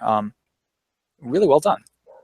It can be kind of difficult to paint smoke or something flowing like that, some vapor, and make it look believable. And I think that, Jacob, you really nailed the effect. So kudos there. I think we talked previously about highlighting red armor panels, and Jacob went back and redoubled his efforts on it, if I'm recalling it correctly. And so here we see an example of the improved method where he does that nice stark highlight on the rigid edges. I think that looks really good too. Flesh looks nice. Really, all of this looks quite good. I'm struggling to think of something I could say to critique. The one thing I guess that jumps to mind is the blue. I think we could use a little bit more highlight, another layer of highlights, I should say, on the shoulders and on the top of the head, and maybe just at the sharp edge of the fabric as well, on the sides there. I think that might be one thing I'd do to push it further. Possibly a little bit more attention to the teeth of this shaman, because it's such a focal point of the model. Having a little bit more of what we talk about all the time, the striation method that I really like. I think that could serve you well there. But overall, I think this is really nice. It's super neat and sharp, and I think it looks quite good. One other thing that's striking me though, as I think about this here, we might get something cool to do with like glowing eye. We just talked about glowing eyes with Victor a moment ago, but maybe some kind of glowing eye would look good. I don't know. I'm just kind of spitballing that one here. That's something to think about, Jacob, maybe in the future if you want to do like a mage, because this guy looks so intent and focused in his casting. He's contorting his hands in strange ways, strikes me that maybe you might evoke the magical spell that he's casting by doing something with the eyes. But overall, I think good bone work, good ethereal magic, excellent wet red as you've been doing. Even cool weathering on like the feet to show that they're nice and dirty. It's all good. I really like what Jacob is up to. Yeah, I agree with all that. I think I like your point about the eyes too. Yeah, go ahead, Kieran. I'm sorry. I like your point about the eyes. I think that's always a focal point of a model. And if you've seen a lot of these kind of weird boys in the past that have taken advantage of that point and blasted out some eye glow. So I think that's a good piece of advice. Yep. I was going to say the main thing that strikes me is just, I mean, it's all good with the colors in the right place. I think just pushing some contrast and smoothing out some transitions is really where you want to go. But on the whole, it looks great. Our basic critique for you is, slap on the back, good work, keep it up. It's good looking stuff. Absolutely. Keep going. Keep smoothing those blues, push those highlights up. Let's get some deeper shadows here, highers here, a little bit more, on the edges of the face, that kind of thing. But it's all just basically just keep going with what direction you're going. You're going in a good direction. All right. Next up, let's look at a doggy. I'm going to grab a glass of water. I'll be back in just a moment. Sounds good. Doggy. All right. So got the Griffhound. Small model, but let's take a look at this one. So on the whole, you've got some good stuff going on here. We got our little individual. This isn't a huge model, obviously. There's not a ton we can do, nor that we would necessarily want to do. It's a single dog. We probably don't want to plow hours into this. But what I'll say is I like the feathers. I like the body. I think that those all look good. You've got some good transitions in there, stuff like that. I think, again, much like what I just said, honestly, I think if you wanted to take this up, then we just want to be pushing around the contrast more. We need deeper shadows underneath the model, like in the recesses in between. So here and at the muscle things, we need to push those down, highlight up the edges of the haunch and stuff like that more. Same with the feathers. Like you've got these little highlighted tips, but they're very stark. We could draw those out a little more when we could lay some deeper shadows under the ridges. If you really want to go crazy, like if you really want to take your bird dogs to the next level, then obviously what we're talking about is a couple different options. One is making them actually look furry. You can do that through some very careful like line brushing, where you take a little very sharp brush and go like this, like many, many hundreds of times. Now, if you don't want to do this on a tiny little bird creature, that's fine too. That's just one way you can do it. And then you wash and glaze over to make it look like it actually has hairs. Beyond that, you want to go simpler, stripes or something like that. Some kind of way to break up this space. Because it's fine. You did a nice transition here with the green out of the tail, which I like that. We could smooth that a little more, but that's minimal. But then this whole space is kind of boring. So we could run like some green stripes going down and over his back on his haunches and there or something, or whatever. It could be spots. He could have green spots. He could be spotted like a tiger. Right? No, tigers have stripes. Like a cheetah. There you go. That's the right kind of creature that has spots. Leopard. Yeah. Leopard, sure. Things with spots. Look, I don't know. If you lived in northern Canada, you would see the wildlife and you would understand these. Exactly. Yes. I'm sorry. I live in America. We got rid of all that wildlife a while back. Killed all the animals a while ago. So, but just things like that will help break it up. On the whole, though, good stuff, man. I like your color choices. The sort of very yellowish fur tone looks good against the green feathers and such. That's a nice choice. So he definitely stands out. Good stuff. Good bird dog. My two ups and downs that I would pipe in with is I like the fact that he did a smooth glaze off and down the tail. Mm-hmm. Yep. He did. You can see he did some color glazing to get into that green back there. I thought would be a big need to frame those claws a little bit, because they look like just an extension of the same kind of flesh as the rest of it. There's none of that. Frame that color, start darker and scale out. I've got one really quick thing, and don't zoom in. We can see it right here.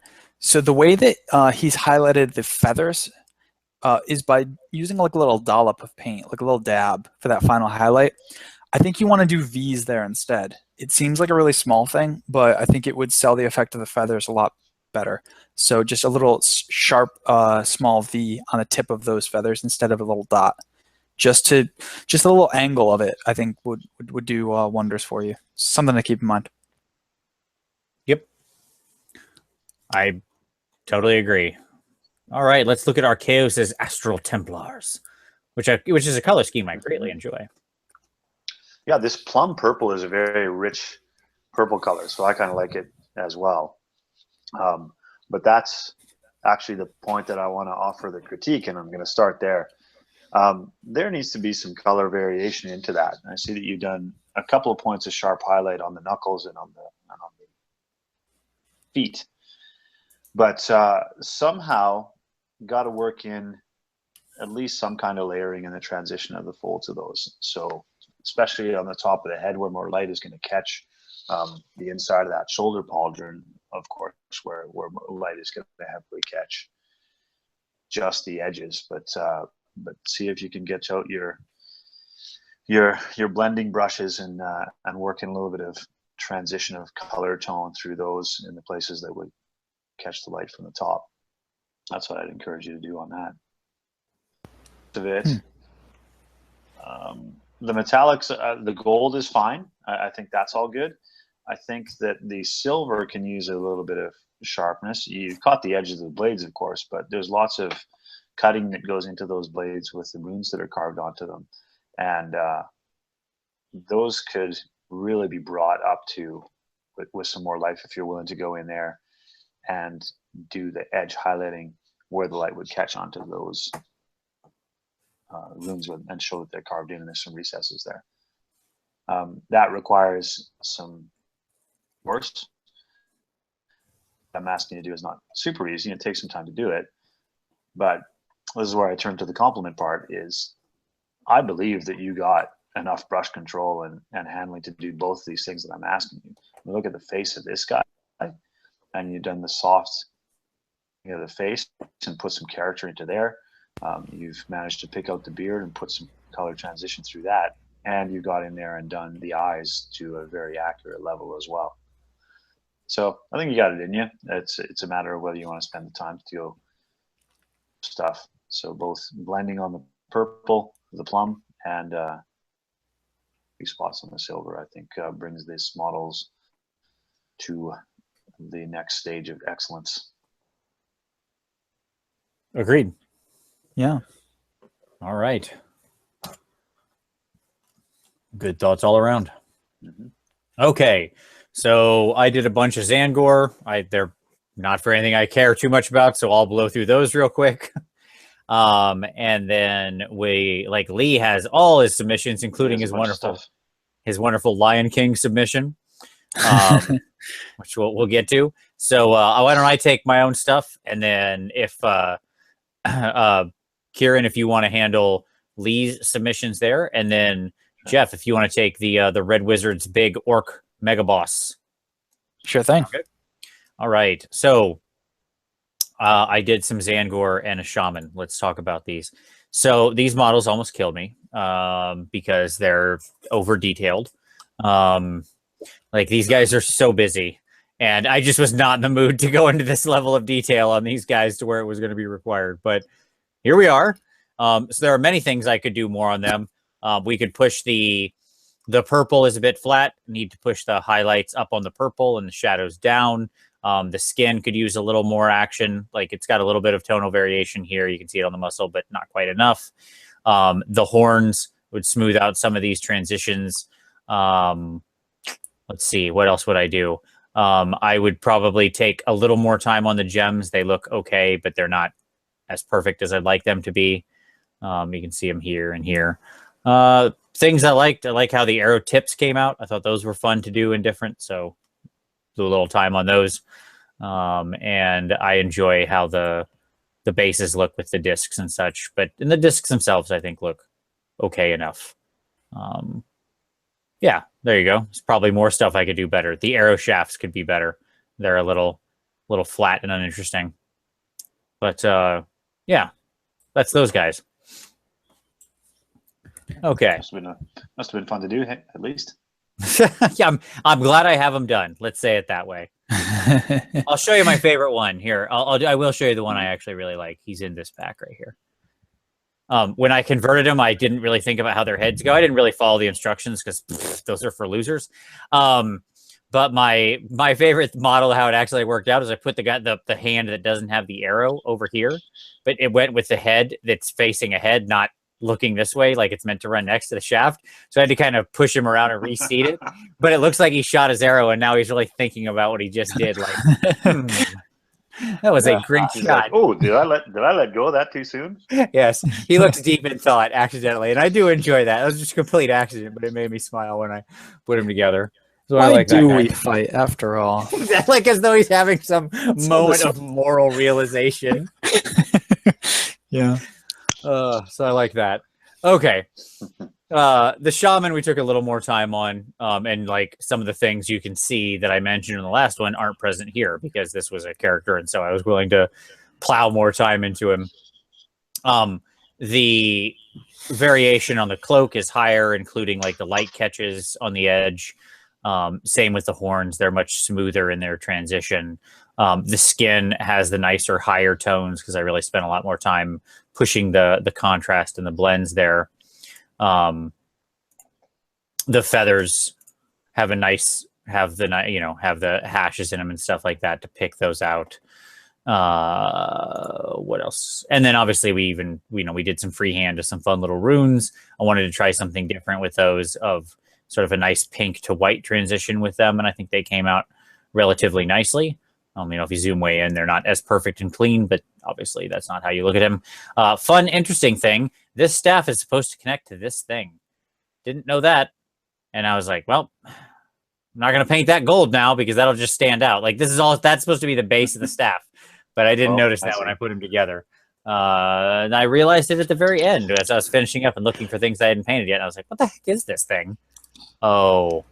So wait, you mocked reading instructions like a minute ago. I still mocked him. I didn't read this either. Who cares? Hit you right in the butt. That's funny. Yeah, I mean, whatever. It's fine. It's just like, there you go. Look, and he's got droopy staff syndrome because I used some plastic glue and thought it had dried completely. And then I set him down and walked away and came back and it wasn't dry completely. Oops. So now he's got droopy staff syndrome, but that's Oh well. That's okay.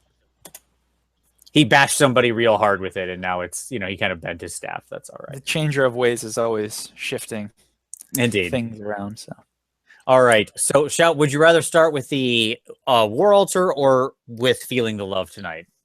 No, let's look at the pair on the rock here. Okay. It's Pride Rock. It's the circle of life. Yeah. Yeah. So obviously he's taking a nod at Lion King, with these two hanging out together, looking very prideful, stoic on there. This is fine. He's obviously gone with the lion flesh tone or fur tone with these guys. But unlike the other fellows who we looked at a few seconds ago, he's gone a little bit deeper with washes and darkened them out here. There's a couple of places, unfortunately, where it pools up a little bit, but from a distance, it's more bold for sure. It gives a little bit more muscular delineation and make these a little bit more powerful throughout that. What I find curious about this is he's gone with this sort of a rustic red feathery action on there. It makes me think of pheasants. It's like pheasant feathers. I don't know if you guys are ever familiar with those outside of the Quakers in the Northeast. but yeah, I like the color choice on that thing for sure. The eyes of these things are a mild bit lost, though. I was trying to think about, when I was looking at those more closely, how to sharpen that up and give that a little bit more character in the eyes of them, because he stayed a little bit dark with that look in there, and I think that's purposeful. He's done an okay job of framing the eyes, but then themselves, that's just one tiny thing. I don't know if I have the answer to you, Lee. This is one thing that I'm oddly observing as I look at it here. other top level compliments, of course, is chewing up this styrofoam enough to around the edges to make it look more realistic, and then putting on green and brown there. But be willing to chunk up the top as well, the top surface. I think he's got an actual frame shot that comes from directly overhead. If you spin through a couple of snapshots here, Vince, chunk that up a little bit as well, and become more convincing. Either that, or add, if you don't want to remove texture, add texture to that, because that's where the realism of your side shot kind of falls away. The realism on the top level. So if you're willing to go back and do that, it'll sell the idea of this model a lot better. There you go. So that's what I'd say about these group. All right. But of course, I think you echoed most of my thoughts quite accurately. I like it. So obviously, Hakuna Matata, you do what you like. There you go. That's right. Kieran does feel the love tonight. There you go. So, okay. Now on this fella, Lee's was the big griffin that we looked at a couple minutes ago. Am I right? Correct. Yes. The big pink griffin. Yep. Well, throughout this one, you have a lot more depth to color transition on. Texture is different. Work of a wagon rather than the feathers of a griffin being. But that's where I first see the movement on the way that this looks, is that you have an opportunity to put some deeper purple recesses. Maybe you could thinking back upon that griffin, if you're willing to do deeper purple in some of the places of that feather transition, then that will end up looking a little bit sharper. So that's a big compliment on this. This is a big plus, is how you travel through work of this wagon.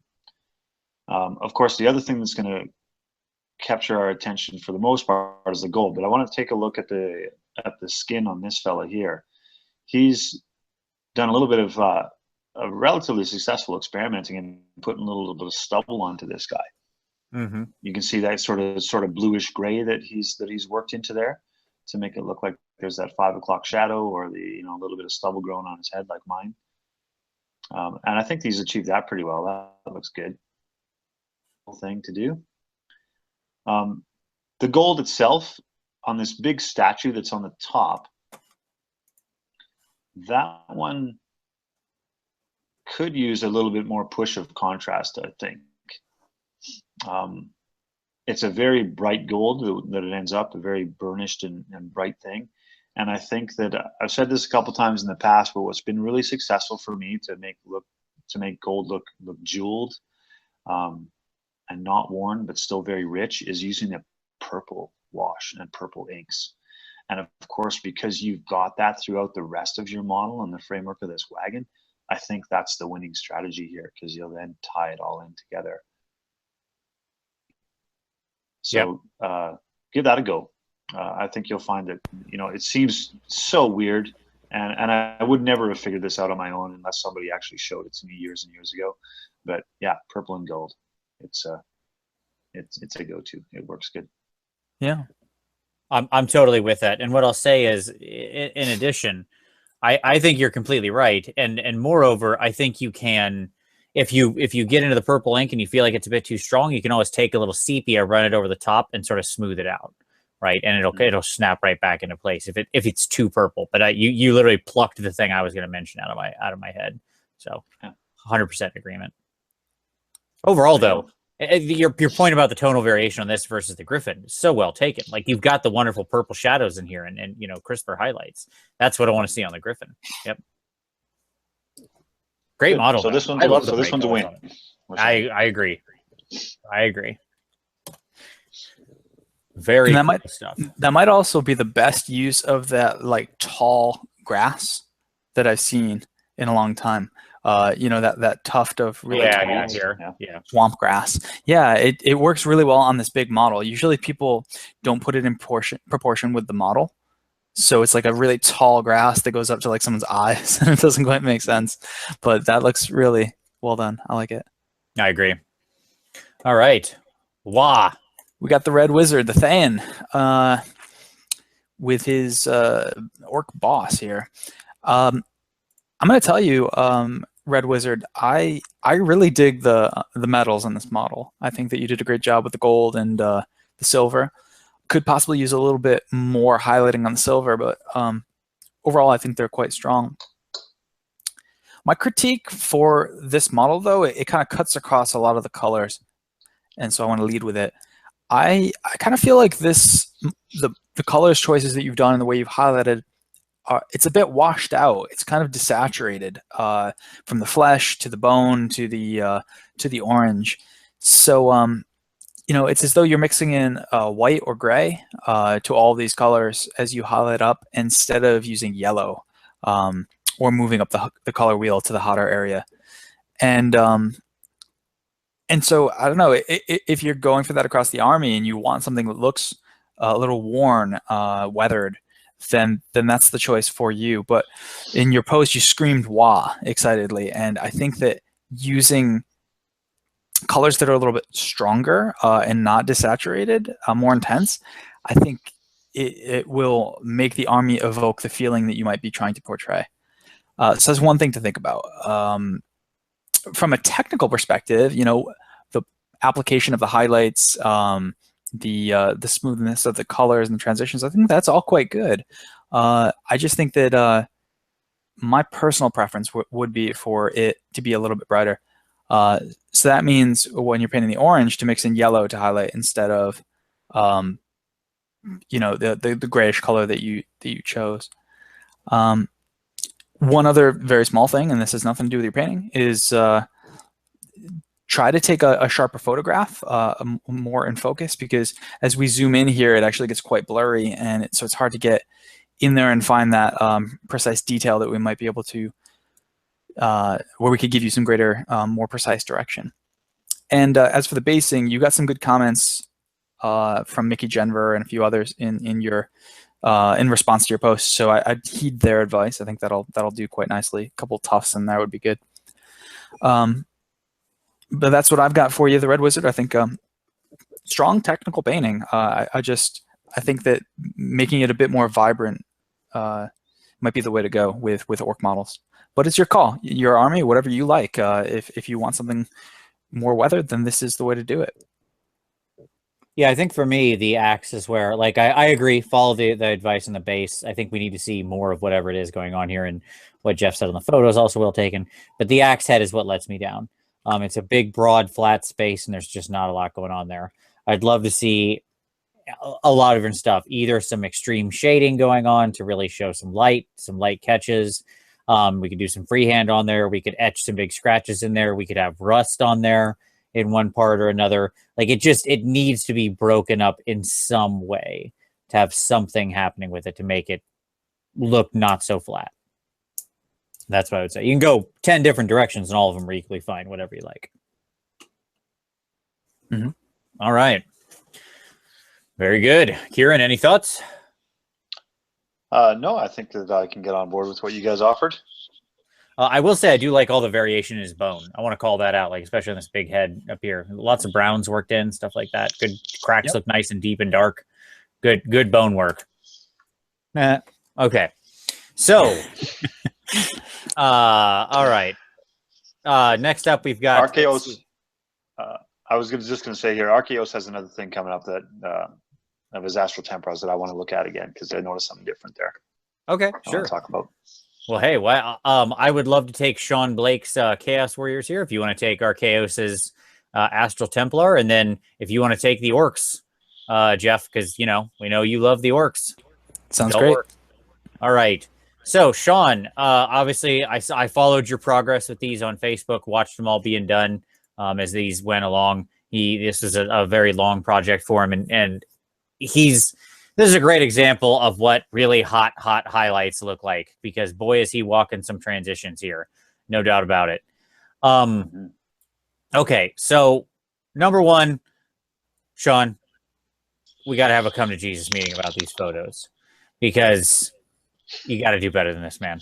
You got to do better than this. Now, that being said, from what I can see, these models look freaking great. Freaking great. Okay, and that's why the photo thing is killing me, because I want to really luxuriate in these things, and your photos let me down. Now, all right, let's talk about transitions and stuff. I think you've got the highlight down on these models pretty darn well. I think you captured the hot superheated metal quite well, because the superheated metal, let's talk about a difference here.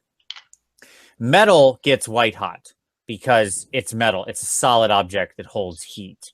And so it can get up to white hot. I'm not sure I would have used quite as much. Like some of these are a little better than the others. Like here, this axe head looks really, really great because just the tip of it is this white. Here, I feel like you've got a bit too much. But again, we're overexposed because of the light coming in. So maybe that isn't how it looks in real life. Reds and yellows always photo like garbage in real life anyways. So this is going to be tough to judge. Because like I feel like the bubbles are a bit too white. But again, is that real or is that just the camera? I don't know. I like the armor. Looks really nice. You got some nice deep shadows. The reds look really good. All of that looks great. Your rock that they're on is all this nice, wonderful black obsidian, but you've got a little bit of color that you brought up onto the edge for a little glow. Thumbs up there. Well done. Honestly, I think the only thing that doesn't need to be here is this eye glow that's sort of almost green, like a yellow green. I don't know what it's doing, and I don't know why it's like that. I feel like these could have just been yellow eyes. And if you want an eye glow, like you could just make the eyes yellow and call it a day, and it would be in line with the whole model. You have nothing in that tone in the whole model, nothing that even touches or approaches any kind of green. And then all of a sudden we bring that color in, and even though it's a very tiny spot, I find myself really noticing it. And that's what's tricky about it for me. But yeah, on the whole, great. What I really like is you really nailed the transition of going from extremely light to extremely dark. In most of these hot metals, you take them down really, really dark, and you make your orange transition short, which is good. In superheated metal, it's going to diffuse rather quickly. So that's to say there isn't a lot of the metal that's holding at the same heat. It's not in a forge. Think about how a sword comes out of a forge. The whole blade's been in there. It's slightly white, mostly orange. This is clearly like some hot point of emanation. So that part would be really hot, and then it would cool fast. So you don't want to spend a lot of time in orange. You want to transition quickly into reds and whole red and black, which you did. So good stuff. Chop off this dumb plant thing. I don't know what this is. This doesn't I know it comes on the model because they love to throw these dumb vines on here. This has no purpose on this model. What is not in that environment? Yeah, I assume you went for like a lava spit here. It's a good attempt to save that, but all I see is a plant because I know what that is. Just cut that thing off. In general, almost universally cut those things off. They're the stupidest little addition they put on models, but especially here. This is the bane of all people that do cavalry models. Yes. Oh, sure. Absolutely. Like the old Bretonian horses, the little grass tufts or whatever that are holding their legs up in the air. Yeah. Hate him. All right. Archaeos and his other Astral Templar here. Yeah, so the reason I wanted to look at this one again is because it's kind of things that I said about the plum armor thing in the past submissions comes through a lot better on here. So I'm uncertain if it was photography of the last couple of snapshots or whether he just actually lavished a few extra minutes of attention on this guy because he's a character. No, it's the latter, Kieran, for sure. There's more highlighting on this, and it looks worth the effort for sure. Yeah. So on the armor plates, certainly he's done some of that blending to bring some color to the top side of things. A little bit sharper, it seems to me, on the same places that we highlighted before, like on the knuckles and the edge of the armor plates as well.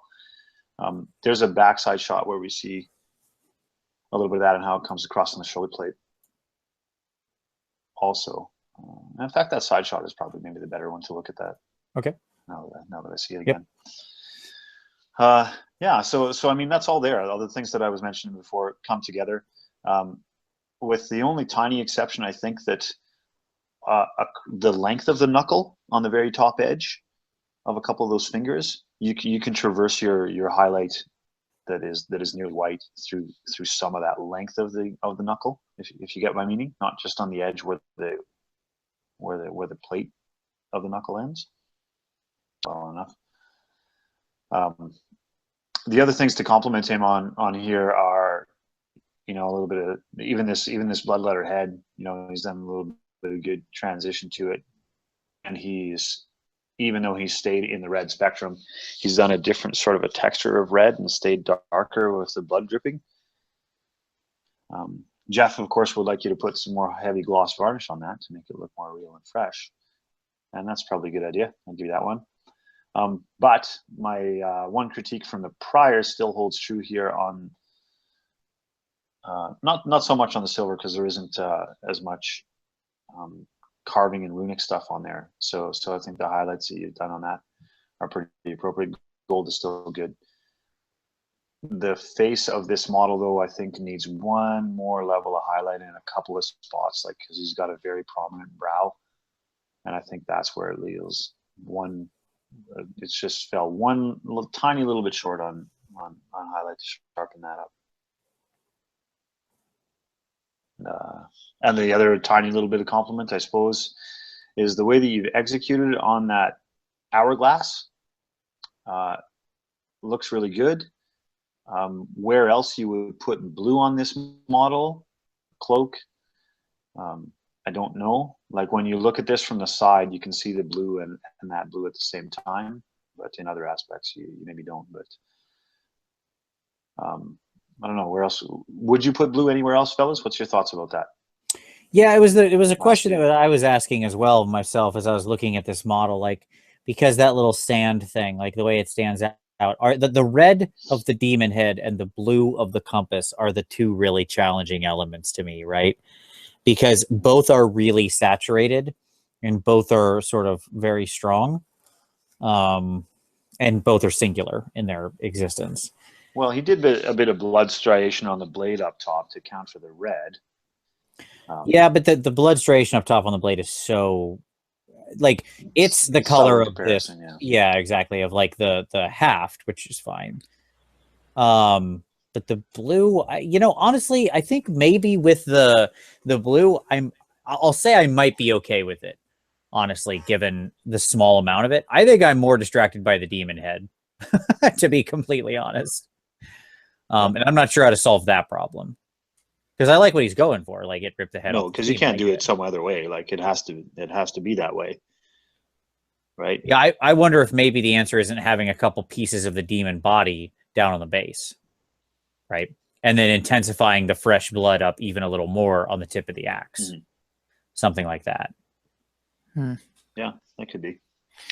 Yeah, anyway, that's nitpicky stuff. I don't know that there's an answer to that directly, unless you're making, you know, and this is sort of, we're getting into the realm of display model kind of critique at that point. You know, right. How do you balance it out? But, you know, this is a gaming model, so you just do what's appropriate. And when you pack it all in with the rest of your models as an army on the table, I'm sure that it looks perfectly fine amongst the group. Yep. Agreed. Good stuff. Is that a Space Wolf head? That is a Space Wolf head, so. Yes. From an old kit. Or maybe it's the same. It's like the 80s style Space Wolves that they released. So this was the kit that was around in the early 2000s, but it might still be in existence. But yeah, it's ridiculous. I love it. I love that head on that guy. That's so awesome. Yeah, it's cool. I love that choice. I support that 100%. All right, let's talk about adult orcs. Well, I happen to support Jacob Wallman's orc paint scheme 100%. So, Vince, I'm going to let you tackle the non-metallic metal in a moment. He says he's been working a lot on that. I want to see if there's one or two pieces of quick feedback you might want to give him. And I yield my time to you when it comes to that, because you are the expert here. I don't do it myself. So on the other stuff, though, I really like the way that Jacob paints his red. We've talked about that many times on the show. I think the flesh looks quite good, and I really dig the tan neutral color that he's used. But I do have a critique for, and the basing, of course, is also really good. Jacob's been one of the people who's followed along to our comments and usually heeded our advice, and I think the results are speaking for themselves here. It's getting better and better. But Vince, can we spin it around to the back for just a moment, because I do have one critique for Jacob. Yeah, that'll do. Could we zoom in on? Yeah, that's even better. This one's even better. Zoom in on the pants there. Yeah, on guys off center to the left, or really any of them that you guys can see at home. I take issue. We were talking at the beginning of the show about neutral colors and how you want to have some variety to your neutral colors to distinguish different areas and to really pick out all the details. Here, there's just too much of the same tan, Jacob. I don't know why you've elected to do. I guess possibly ease of painting it, and you're spending so much time on the non-metallic metals that you want to speed up this other process. But here we've got wrappings on the boots, wrappings on the haft of the axes, and so on. Belt, pouch, pants, all of which are the exact same color. Boots themselves are all the same color, and I just don't know why you wouldn't pick one other color to use. So maybe the belt and the pouch and the boots are a different color, just to break up the area. And then things with like the stitching there that we can see, that's like a classic orc trick that they've been doing in Games Workshop for a while, is stitching together the pants with those really comically large pieces of thread. So there, I think you also want to pick up that detail. So I mean, these models are just so good that I don't know why you wouldn't take a little bit more time to apply one more color or two more colors to the models to really distinguish between the different surfaces. No complaints at all with the way that you've painted that color. I think that looks quite good. It's nicely washed and highlighted back up again. You get a nice contrast there between the recesses and the peaks. So that's all great. I just want to push you a little bit further and encourage you to do a little bit more in terms of just to bring these guys up one more level. But Vince, do you have any quick hits for him when it comes to non-metallic metal? I know you've done YouTube videos on this, and he could refer to those if he wants. But anything you're seeing here as someone who's done a lot of it, he's got it down to 2 hours per model, he says in this comment, for the amount of time he's spending. So maybe there's one little piece of advice you got for him. Sure. Well, my first piece of advice is, how far do you care to take it? Like non-metallic metal, the problem with it is if you're only spending 2 hours per model, then you're not spending enough time, because unfortunately non-metallic metal takes for freaking ever. And part of that is just because that's the nature of the thing. You're placing every light highlight very closely, but that's a crappy thing to say.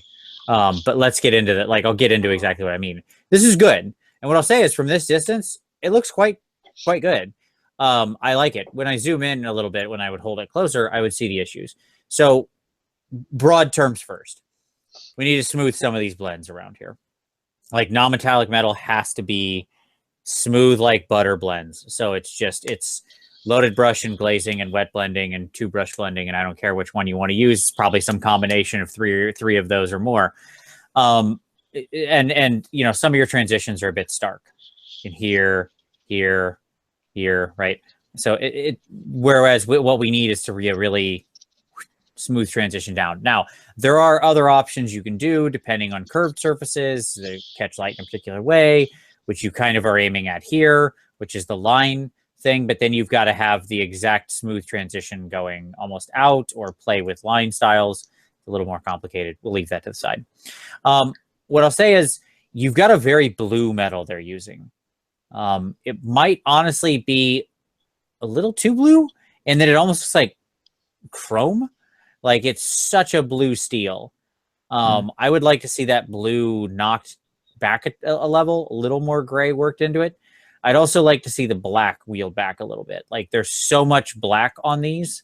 The shadow is a very important part of selling non-metallic metal, and drawing your shadow out, as you have here in very broad shadows, is good, because that creates higher contrast points and sharper lights. If you think back to the bust I did, there was wide sweeps of the darker color as opposed to your mid-tone. So how much you control your mid-tone is important. I like the dark. You just need more black blue. It goes a little too black for a little too much space. I would also say we want to sharpen up and clean up some of the white. So the edges, the rivets, we need to get some really sharp, like pure white on there. Very cleanly, very accurately. so that way it you get the real reflection point. You got to walk the whole distance in NMM, and it's tricky. But overall, now let me flip everything around to say this: at only 2 hours a model, this looks really good, especially as a tabletop model. So I'm super impressed for that amount of time.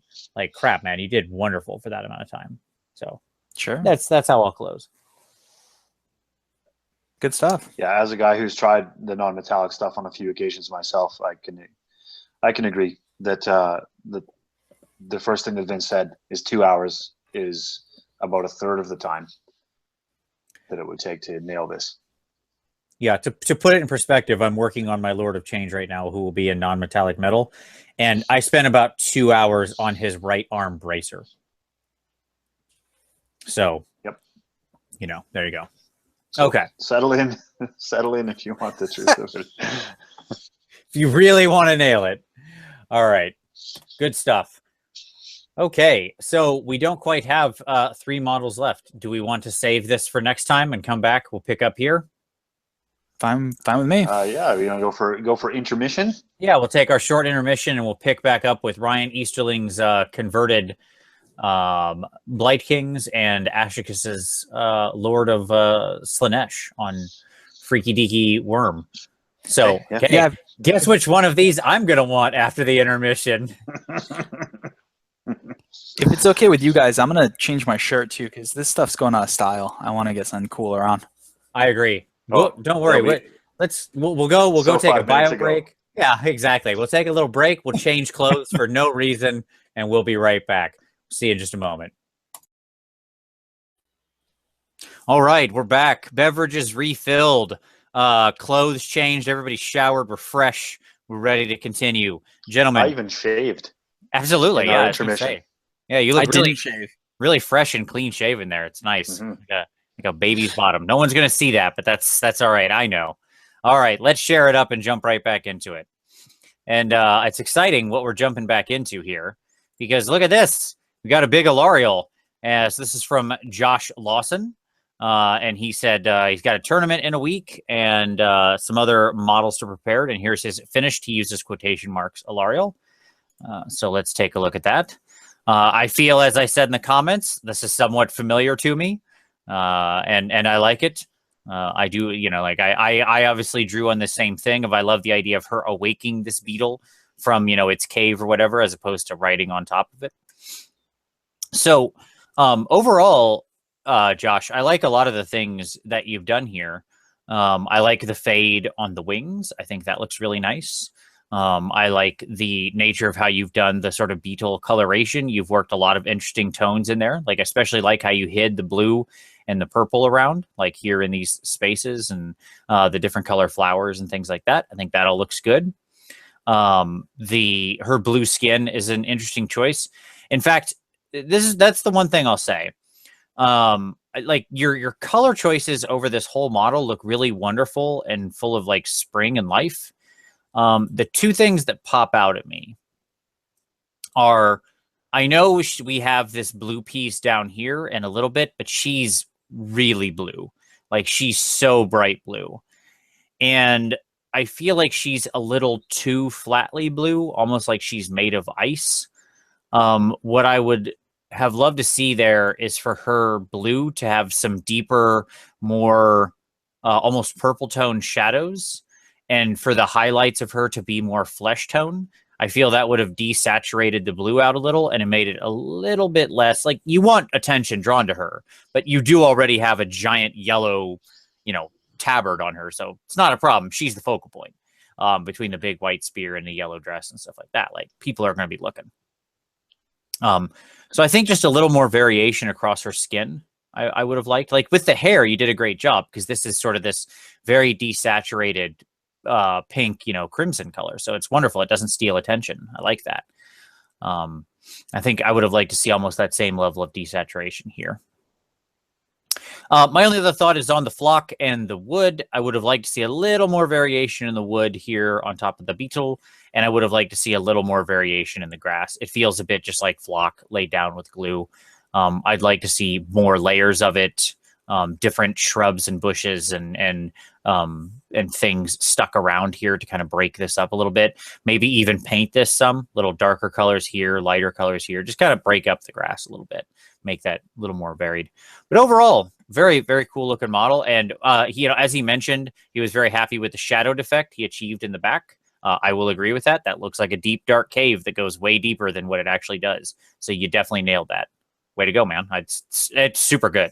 Like, I do love that. So well done. Any other thoughts, I agree with gentlemen? all that. No, I agree with all that. It's a striking model. What I was going to say about the groundworks is that gray slate is just a little too gray for all the foliage that's going on around it. So we talked before about doing some browns or some green inks to sort of blend into that and muck it up a little bit. I think it needs that. Yeah, good. Otherwise, because right now it looks a little bit, well, like somebody laid a golf course on top of a rock. Yep. Yeah, I think a green wash applied in a splotchy kind of pattern would do it. And some browns too. Definitely. That's a good point, Karen. Yep, good catch. All right. Back to it. We're gonna scrolling adventures begin again. All right. So next up we've got Ashicus coming at us with a little Lord of Slaanesh on the classic bugworm here. I feel like Ashicus hasn't been with us for a while. He was gone for a while, but he's back now. Yeah, that's good to see. So looking at this one, the first thing that strikes you right away is the soft purple or pink that kind of goes in with the white of the boob worm and the wings itself. And I think that's the triumph for this. I think like the subtlety of how that goes throughout the wings, and you get that purplish effect that is done in there and carries over onto the worm itself. And that seems an appropriate level to me. I also like the color balance of doing some gold for some of his armor bits, but there is one more point of balance where that gold needs to be. And I wonder if you could find a space to put that somewhere on the scythe, perhaps, to do that triangulation kind of thing that we talk about a lot. Yep. I think that's I was thinking the only the same space thing. that This probably is would so be. bright. Yep. Mm-hmm. Yeah, and he's got it on the shoulder pauldron too, but it needs that. I feel like it needs that third space.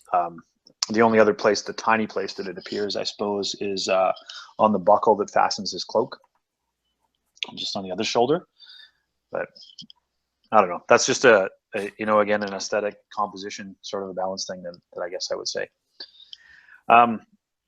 There is one thing about the white that I want to come back to, and there is a few spots where it seems like he forced the white to strengthen itself over his underlying colors, because there's a couple of spots where it does appear a little bit grainy, a little bit chalky, and that's the trap that most of us fall into when we're painting white, is we try to force it to embolden itself instead of just doing 7 or 8 thin layers to get that white to strengthen itself. And unfortunately, we've all learned that that's just plain old what it takes.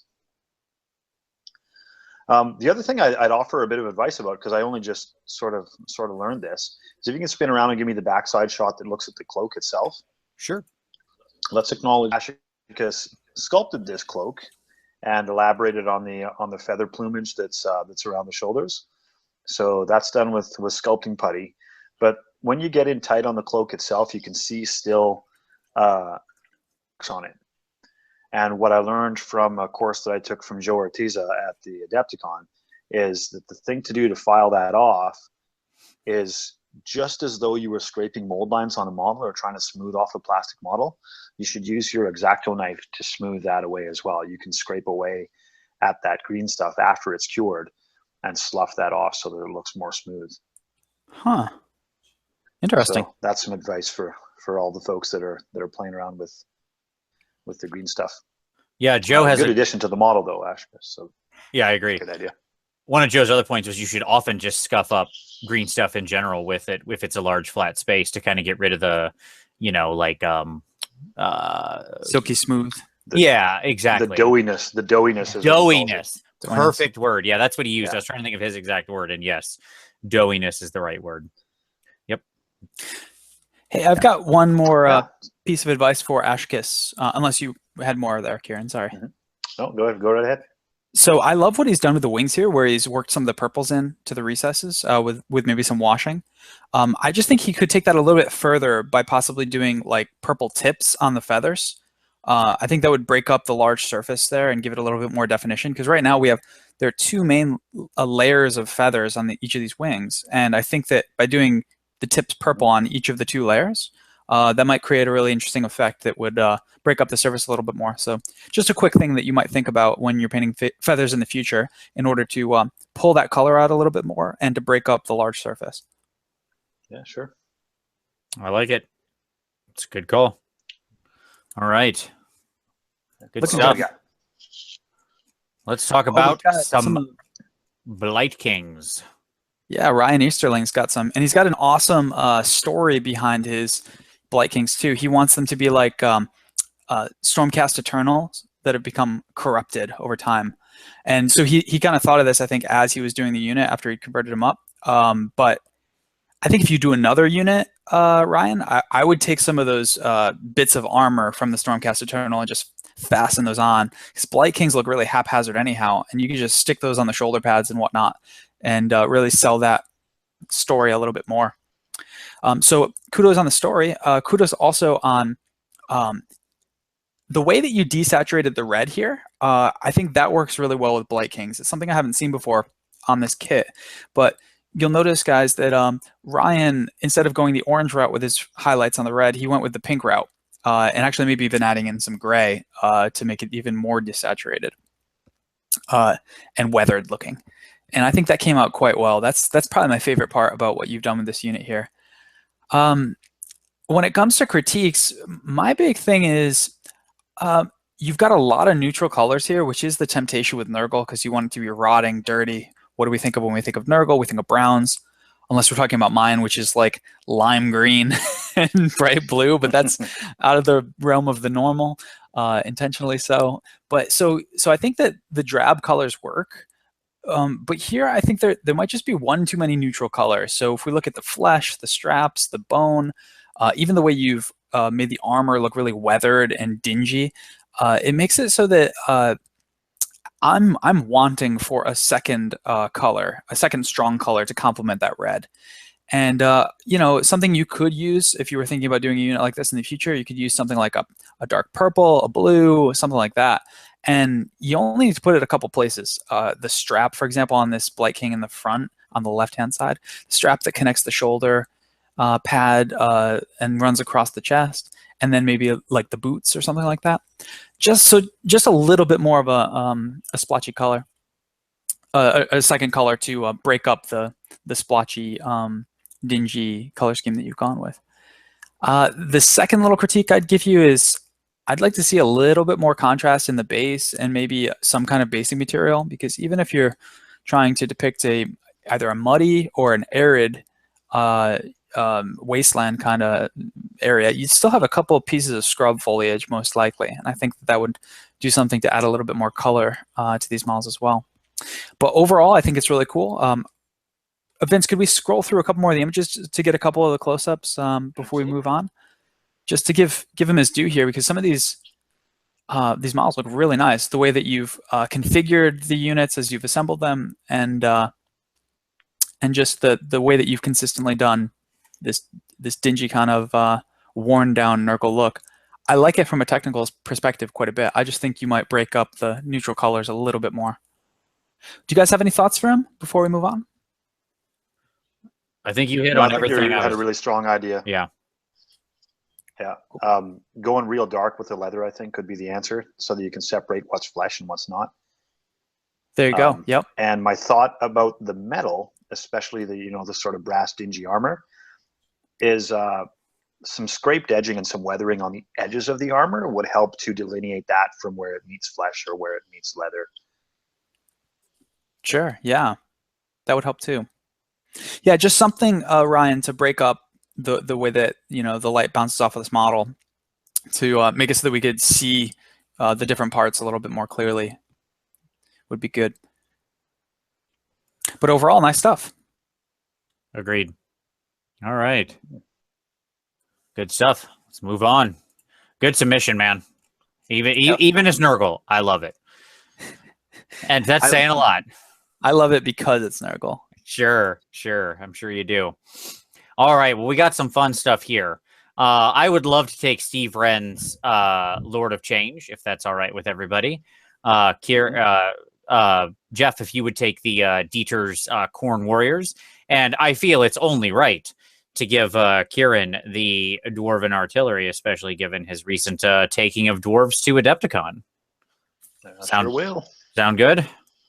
All right. Do it. Let's look at a load of change. Loady. Change is afoot. All right. So, Steve. Now, I happen to know from also following Steve on Twitter that he is putting together the battalion of 4 Lords of Change right now. Okay. You're a bad man. So, so this is the first of 4, one of which is obviously Kairos, Fate Weaver. And I've seen the third one that he's doing is going to be especially, let's just say, bright. But let's talk about this one. So this kit is unbelievably detailed. Like, you can spend a lot of time here. What I suspect is that Steve is because he's trying to do 4 for upcoming South Coast GT. He's going a little more for speed than for overall quality because, the places you can take this are fairly obvious. And, I think he's probably made some willing choices here. Like, you can build up the wings and the texturing in the wings. He could do more with the bones, draw them out to, and this is all stuff we've seen Steve do on other models. So that's why I say I think he is more than aware of what he could be doing. We could see more gradation in the gold. I noticed we do have some, and that's good. And I see a little bit of silver. That's good. We've got some gradation going on. We could push that a little more. So like, I'm sure the elements are there. My things with this are sort of the following. I'll judge it based on what's here as opposed to what he could be doing, because I think he was going, like I said, for more fast than absolute quality. So my thought is, one, the blue is still slightly out of balance despite the fact it's on this big, crazy long staff and this energy over here. Like, it looks good. I really like it. It's so bright and colorful and powerful, but it's so bright and colorful and powerful that it overwhelms. This blocks your eye from going to the model. The other two, then we've got 2 other problems up here, which are these green things. And I'll like, this model has a problem, and it's these wing attachments. The other option is 2 little weird arms that stick out at the end, and those are just as problematic as we saw in the previous one. I tend to like this feather thing, but it's still just weird. They seem to tell you, make me a different color, but the problem is you've made them a color that doesn't exist anywhere else. So we have 2 different sections out of balance on this model, the blue and the blue and the green and the green. And the problem is, all it does is actually prevent me from ever noticing the Lord of Change. And here's what I mean. If you just look at this, let your eyes relax. Don't actively look at the model. Where do your eyes go? What do you actually see? Just sort of not stare at it. All I see is blue and green, because the red is so weak by comparison. It's not a hyper-saturated red. It's very, very mixed into the orange. It's a soft tone. The gold is fairly weak by comparison. That green and that blue are kicking you out of balance. That's your issue you're running into. So, ways to solve it. What I was going to suggest is, I was going to suggest that if that turns blue, those feather tips turn blue instead of green, then I think that alleviates the problem part of the way. I agree. I think we need a 2-fold attack. 1, turn those feather things blue. 2, we need more of that blue scattered around. Like, this guy has gems everywhere. You could put some of that in there. You could work it down here into his cape and the shawl tabard thing he has. We could hide some of it down here in places. His eyes could be that same electric blue, right? Like, how about the little icons on the wings themselves? Sure. Oh yeah. Scatter you on these things. Yeah. Sure. Absolutely. These don't have to be metal. If you look at Ben Comet's Lord of Change, he has these every color of the rainbow. These are like, some are gold, some are purple, some are green. He just went poof and threw Skittles at it. So Yep. I think that's just it. You know, we need another couple large sources and then some diffuse sources. And I think that would all fall into balance. So overall, though, very cool. And, you know, obviously I feel like I know this model intimately as I've been working on mine for like 2 weeks now. All right. Good stuff, man. I look forward to more. The second one's going to be later in this month or maybe the beginning of next month. So, and then there'll be 2 more after that. All right. Let's talk about some Khorne warriors.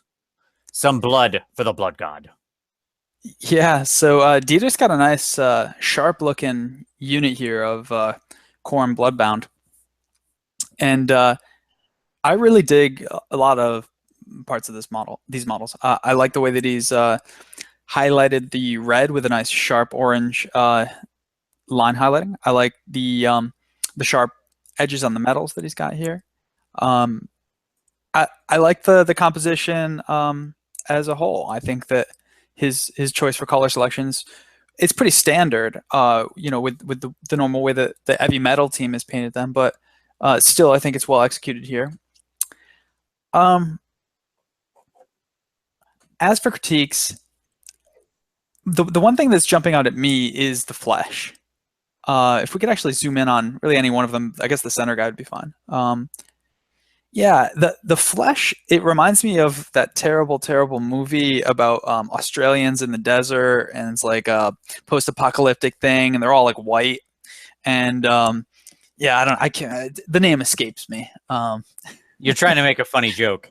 It's not funny to make fun of one of the greatest movies of the past 10 years that resorrected action movies and reinvigorated the genre. But that's okay. Yeah, we can move on.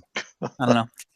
Yeah. Or what I like to call the hour and 45-minute car chase. Pretty much. Yeah. So witness this, Vince. The way that he's got his flesh highlighted here, it's really white. So it reminds me of those guys from the movie that shall not be named.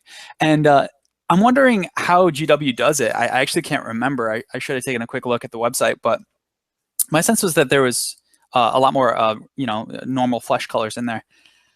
I don't know. Maybe Dieter was going for it as like a thing, trying to make it like ghastly kind of looking. But I still would prefer, you know, a little bit of flesh tone in there. Even if you want to make it pallid, I think starting with that flesh color and then working it up with grays, even maybe to a white highlight on the edges, would probably be the better way to go about that. Because as I look at these here, I just see it, and it really pops out at me from underneath the armor, you know, on the hands and the neck and the bottoms of the mouth that we can see across these 5 models. But that's a minor thing, and that's just kind of my preference for how I might have done it. Overall, I think these are quite good. Could use a little bit of something on the base, similar to what I said to Ryan Easterling just a moment ago. Just something to break up that gray. But overall, I think this is just a nice, solid unit. And I've got no serious critiques for you, just a couple of little tweaks that I might do if it were me. You guys have anything else for Dieter? No, I mean, I agree with what you said. Yeah, I'd like to see it. Same with a little more variation on the gold. You know, here's what I wonder. I wonder if some of that brightness on the flesh isn't overexposure. It occurs to me that these are in direct light and somewhat overexposed. Mm-hmm. Yep. So I wonder if that's not part of the problem. Like, I wonder if there aren't some variations there in the skin, but we've blown them all away. So better photos, Dieter. Come on, man. Put it in front of a book. What are you doing? Indirect lighting. You know the rules. Yeah, Dieter's been there's not a lot of exposed flesh on there, but when you look at the fist and you look at the wrappings around his arm that are very close to the same place, he's obviously done a very good definition of letting you know wrapping texture is. A deeper color in between the knuckles is, I think, all that this needs, to be truthful. I don't mind the pallidness of the flesh in the end, but the definition of, you know, the separation of the fingers and you know, stuff around the mouth would be sharper if there was something deeper there to frame it. For sure, yeah. All right. You want to go look at some dwarfs now? Let's look at some dwarves. These are some nice looking dwarves. They really are. This is a great classic old and the work done on this thing is really sharp. You know how guys, I like to paint wood really well, and so you can see wood grain. And the model itself actually, we do know you are a master of wood. Yes, that's correct. Yeah. So the model itself lends to that in the first place, and he's followed through on this and made sure that that's sharp, even on the wheels of Yep. the war engine. You see Yep. that? I do. I agree. How the definition of the wood grain is really sharp. He also carries that through onto the beards themselves. Some very, very much bold highlighting. I guess this is a perfect segue from what we saw at Dieter's ones, and this isn't washed out by the lighting of it, but you can see great definition and very sharp definition in the skin tone on this, so that these are going to be a great looking model from 3, 4, 5, even 6 feet away on the tabletop. That's the advantage that these things have. Going to the ruddier skin tone, but still going to a very sharp highlight. Like if you look at the knuckles of that guy who's raising his fist on the right there, that still goes to a very bright Caucasian highlight from the depth of the skin tone. So that ends up looking really sharp from a distance. The other thing I really enjoy is Totally agree, by the way. is the barrel of that flame cannon. Yep. How it goes from, you know, a sort of a deep dark at the base of the barrel, you know, where you can imagine a lot of soot and things escaping from the trappings that are holding it, fastening it in place, and then smoothing up through his metallics to the front of it. So that's very cool. I think the thing that I would like to have him add is come back to that dark sooty part at the muzzle, because that's a place where that metallic would sort of get overheated or soot would gather as it would belch out.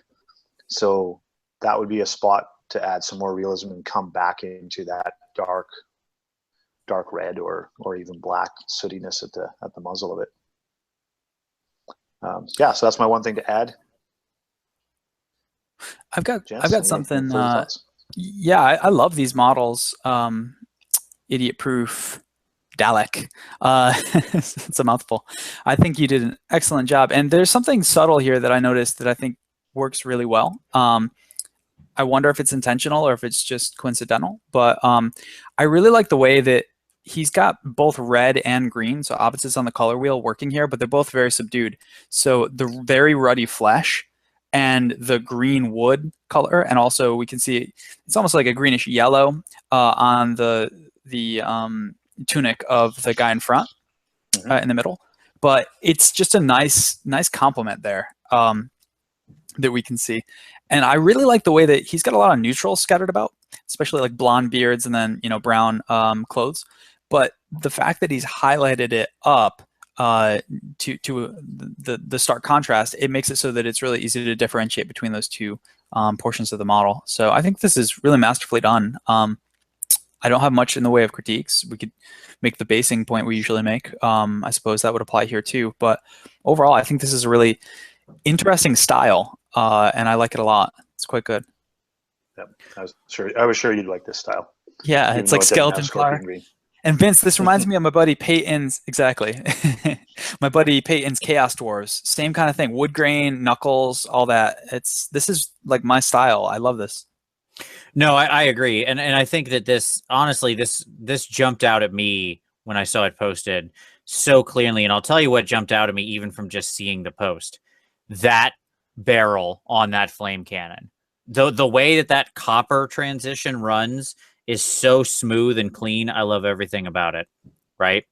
I just think to me, that is truly the standout portion of this model. Not that there's not plenty of things I love. That skin tone is also great on those dwarves, stuff like that. But that transition along there is just, it's fantastic. I love it. So, okay. Good stuff, man. And again, much like me complimenting Nurgle, me complimenting dwarves, boy, poof. It's apparently it's a crazy day here in the PmP review. All right. So let's see. We've got Derek Robinson with his Star Drake, and then we've got Maroc with another big wolf cast here, and then we've got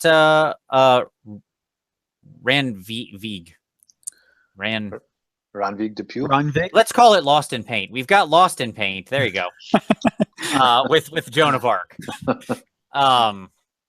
Okay, so I would love to take the Joan of Arc if you don't mind. I've actually painted this model twice. I really love this model. I don't know if either of you have ever played or painted Infinity, but it's one of my favorite models from the line. It's all you, buddy. If you would like to take the Maroc's piece, and then Kieran, if you can take the big Star Drake. Sure will. All right. So Lost in Paint. Let's take a look at this Joan of Arc. Okay, so this is a great model. It is one of my absolute favorites. It came originally with Geraldez's first masterclass book, and I've loved it ever since. I think it's an absolutely stunning sort of example of what Infinity is capable of, and just a wonderful narrative behind a model and stuff like that. Now, okay, so stuff here. The colors and the way that you're matching them to the sort of the standard scheme looks pretty good. You got all the right things in the right places. It looks pretty controlled. That all looks good. You've got some nice highlights going. You've etched out all the right places correctly. What I think I would tell you to focus on is sort of one general thing, and that is I would focus on getting some paints thinner and doing some thinner layers or thinner glazes, because when I zoom in, what I can see here is thick paint. If I can see the mass of the paint, which I can, it's too thick. Like I can see where you put paint on it, it has left physical texture. That tells me we're using the paint way too straight from the bottle. So what we need to do there is we need to get that thinned out just a little bit and bring that into more. You don't need to necessarily go to like 100 thin glazes. That's not what I'm saying. But on a model like this, where everything is so smooth, like even these Infinity miniatures are high quality metals that are very smooth. You want to make sure your paint is pretty thin and apply those colors slowly. That, and then it's also going to help you sharpen up your edges, because some of the edges of this aren't quite as sharp as they should be. Like this is coming because you've got too much thick paint and you had to push too hard with your brush. It didn't flow and wick smoothly off the tip onto the space. But overall, I mean, good stuff. Like your base is very cool, very neatly painted. The colors are all in the right place. And like, I like how you've sketched out the highlights. You've clearly got those under control. I think you just need to work on smoothing out some of the paint and some of the brush control, and you'll be rock and roll. Great stuff. So I've got something really quickly though. Sure, hit me before we move on.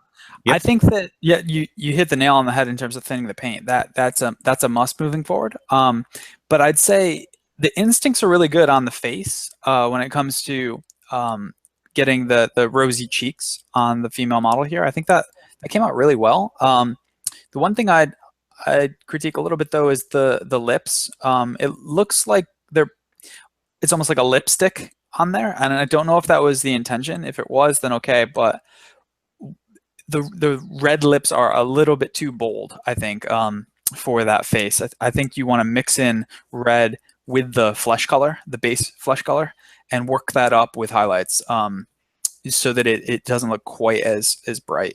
Now, if you're going for lipstick, that's a different game, and I've actually never painted lipstick, so I'm sure there are some techniques you could find online for that. But if you're trying to paint natural lips, I mean, look at yourself in the mirror and compare the color of your lip to the color of your cheek, and you'll notice that it's more red, obviously, but it's a derivative of your flesh color. So something to keep in mind if you're gonna paint faces with lips like that. That's a good piece of advice. All right. Yeah, you don't want to go too red unless you're going for, and then you need to add the other component pieces of makeup. That's one of the keys to doing bright red makeup lips is everything. The other makeup has to be in place too, right? You need powerful eyeshadow and rosy cheeks and stuff like that. Otherwise it will look unusual, because we're not used to seeing people in real life who have like ruby red lips and then zero other makeup on. That's really interesting. I hadn't thought of that. That's a good point. Yeah. So it's got to work as a whole. Correct. All right. Well, we're moving on to Maroc Wolf here. And as you guys all know, longtime fans of the PmP will know, Maroc always produces really intriguing conversions, and they almost always have wolves at the heart of them. So this is another one of his Stormcast Wolf models. He says that his water effects aren't quite done yet, and so I'm gonna leave that alone. That's good, because I was about to yell at him for it, but all right. I accept that. Yeah, he says that in his intro comments. I think this is a cool looking model, Maroc. As always, your conversions are really interesting and characterful, and you're always pushing things to the limit when it comes to how you can incorporate fur and armor in the same model. So kudos there as always.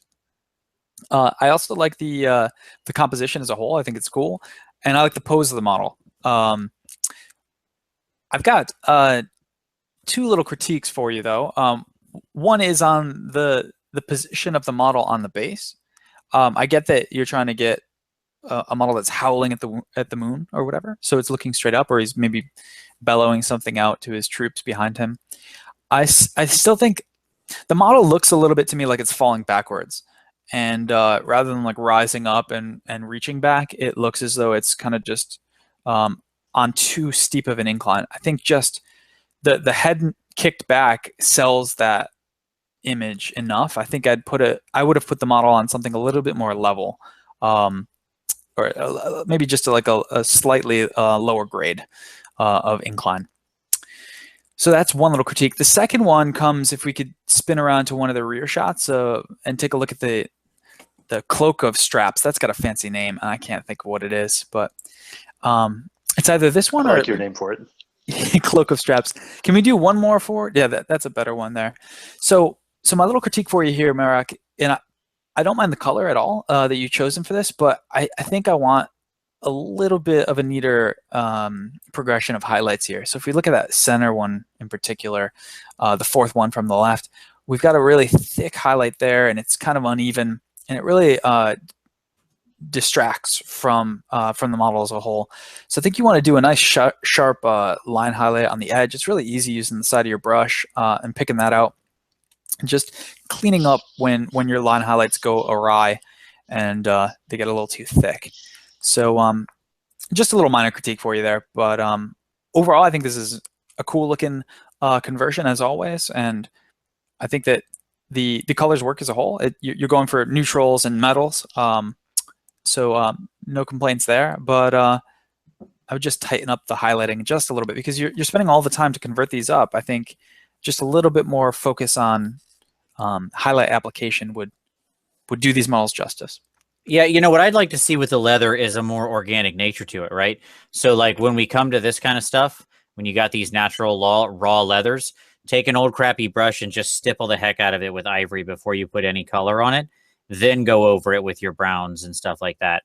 And you'll be undershading for a very natural pattern. You can do like ivory, you can do a little bit of black, kind of mix it in. And what you end up getting is something that looks, super organic, because there's this natural pattern sitting underneath it. That's my thought. If you want to see what I'm talking about, dear listeners, go watch my video on doing light leather and where I go through that exact process. All right. Any other thoughts from you there, Kieran? No, I got nothing to add. I'm always favorable of Marak's fantastic green stuff work, and aspire to do that kind of creativity. So I have nothing but compliments for that part of the effort. On that, I think we can all agree. Marak is an absolute inspiration when it comes to green stuff work. The man is a pinball wizard. All right. Look at the big Star Drake. Let's go big here. Oh, yeah. All right. So Mr. Robinson has done this monstrosity. Oh, and there is two key things that obviously we need to talk about here, and that is all the scales on this dragon, as well as the armor plating, because those are the two biggest features. There we go.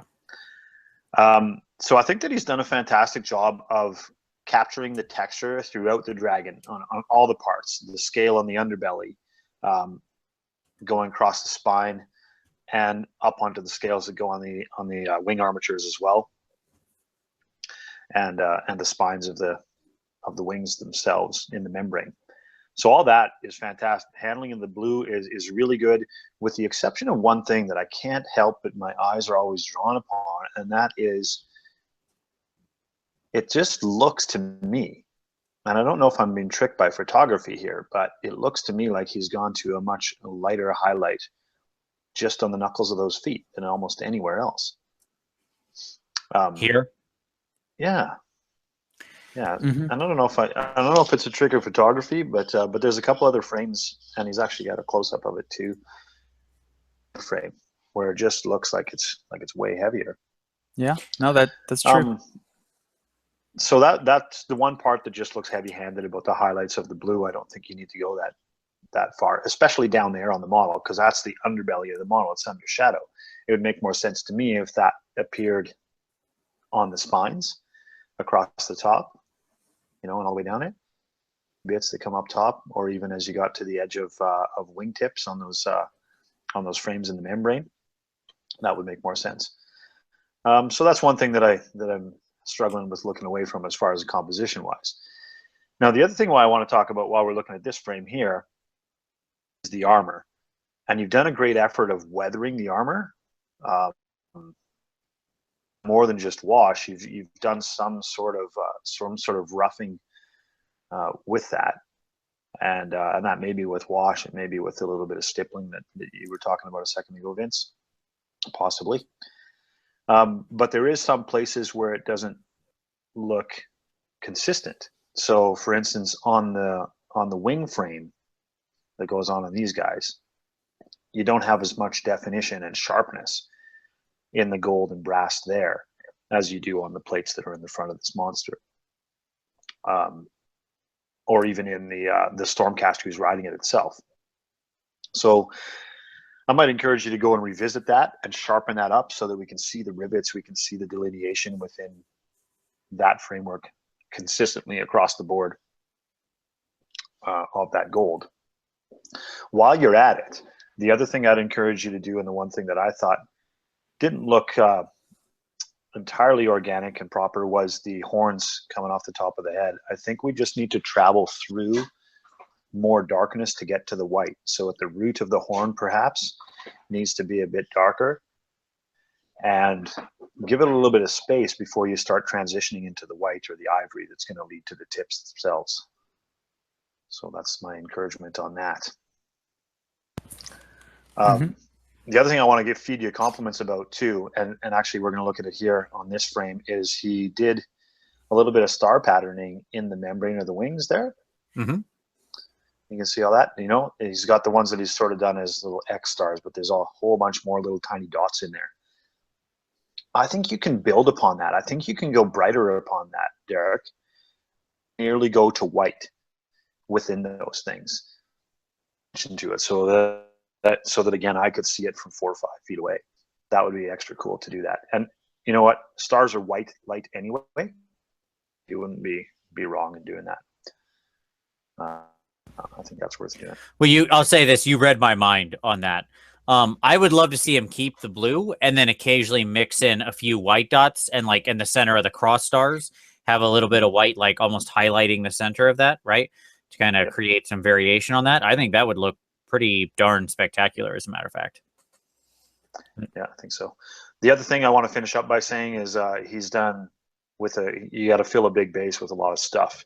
So he's gone out to the yard and found some shattered wood debris, and it looks like as if he's done it up so it looks like it's partially burned and scorched. I think is what he's getting at with the wood in a few places there. And that works well to fill the space on the base. So I like the effect of him doing that. There we go. Yeah. So that's my ups and downs of Derek Stardrick. I'm with that. I think we need to. My only final note is going to be this: we need some pictures with indirect lighting. Like we have this on the shelf, and there is a very bright light hitting this thing. It just makes like it over highlights all of your stuff. Like it blows out, makes it hard to see the specific detail. Like at this angle right now, this guy looks like he has a skull, not a Stormcast helm, right? Mm-hmm. When it comes to the blue, by the way, the reason this is happening and it's going chalky is because blues that are highlighted by the addition of white, in other words, blues that go into sky blue, become chalky very fast and opaque very fast and don't blend very well. So think about glazing with your mid-tone blue. Like you could correct this with just a quick glaze of take whatever the middle tone is, thin it down, run over both of these, bing, bang, boom. You're good to go. All right. Let's move on.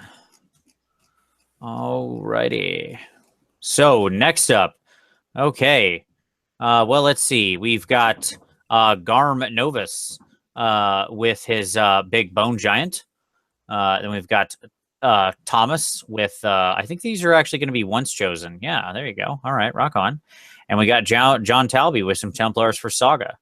All right. So I would love to take the big bone giant. I know this model. Kieran, would you like to take the once chosen for 9th Age there? And Jeff, if you want to take the Templars for Saga. Sound good? Love to. Okay. So let's take a look at this big bone giant. Now, this guy's a really big model. This is out of bones. He's a great substitute for a bone giant if you can't, if you hate the old GW one, which I do. So he's pretty great for that. He's massive by comparison, by the way. Okay, so my critiques and feedback here on this are really simple. You have a lot of good colors in all the right places, and I like I don't mind the addition of like the moss and stuff like that on the model. I think that's fine. That works perfectly okay. I think here's my big feedback for you. This is way too clean. Okay, you threw moss on this guy. So this guy has grass on him, right? So yeah, I assume he rose up out of the earth. Your browns and your leathers are dirty and heavily washed. It speaks to age. And then your white on your bone just looks like this guy has like he's had a team of Noblars just scrub him clean. Okay, your bone is way too white. So what I would say here is I want to see a lot more variation into brown tones and yellows and stuff like that. It can be through washes and all those sorts of things, all throughout the cracks. His face, especially his face. This guy has such a wonderful, expressive face. Like, it's got great detail on it. You can really play with it. Those teeth get in between there, up under the ridge of his eye sockets. I don't mind the sort of like, you went to this very cartoony sort of thing of having you actually blacked out like the eye sockets in the mouth. I don't mind that. That's perfectly fine. You're creating that sort of depth. I'm perfectly okay with it. The problem is it's so stark. And that would get minimized if we had a lot more browns worked into the bones reasonably, kind of around there. It would also help cover up problems like this, where you overpainted the metal and got it up on the bone. If this went into dark, if this was dark brown here, I wouldn't notice this. But as it is now, I can see it from way out. Okay. So that's really my main piece for you. The bone needs to be much dirtier. Overall, very cool. And I'll give you quick props for the basing. The rocks and stuff look very natural. We got some good dirt mixed in there, some good varying grasses. I like that. It's good. All right. Any other thoughts, gentlemen? I think that's good. Go ahead. No, go ahead, Kieran. Sorry. No, I've said what I already needed to. Oh, okay. No, I think your comments on the bone are spot on, Vince. And that was the thing that struck me when I saw this posted was, yeah, it looks like polished bone. And yet the story he's trying to tell with the model is one of an aged, obviously decayed creature. And so it's gotta make sense thematically. I think you've got to weather it down. Yep. Exactly. Make sure you're telling one narrative with your piece, right? Mm-hmm. That's oftentimes paint can be various paint things can be forgiven as long as you're narratively coherent. Mm-hmm. All right. Thomas with the once chosen. Mm-hmm.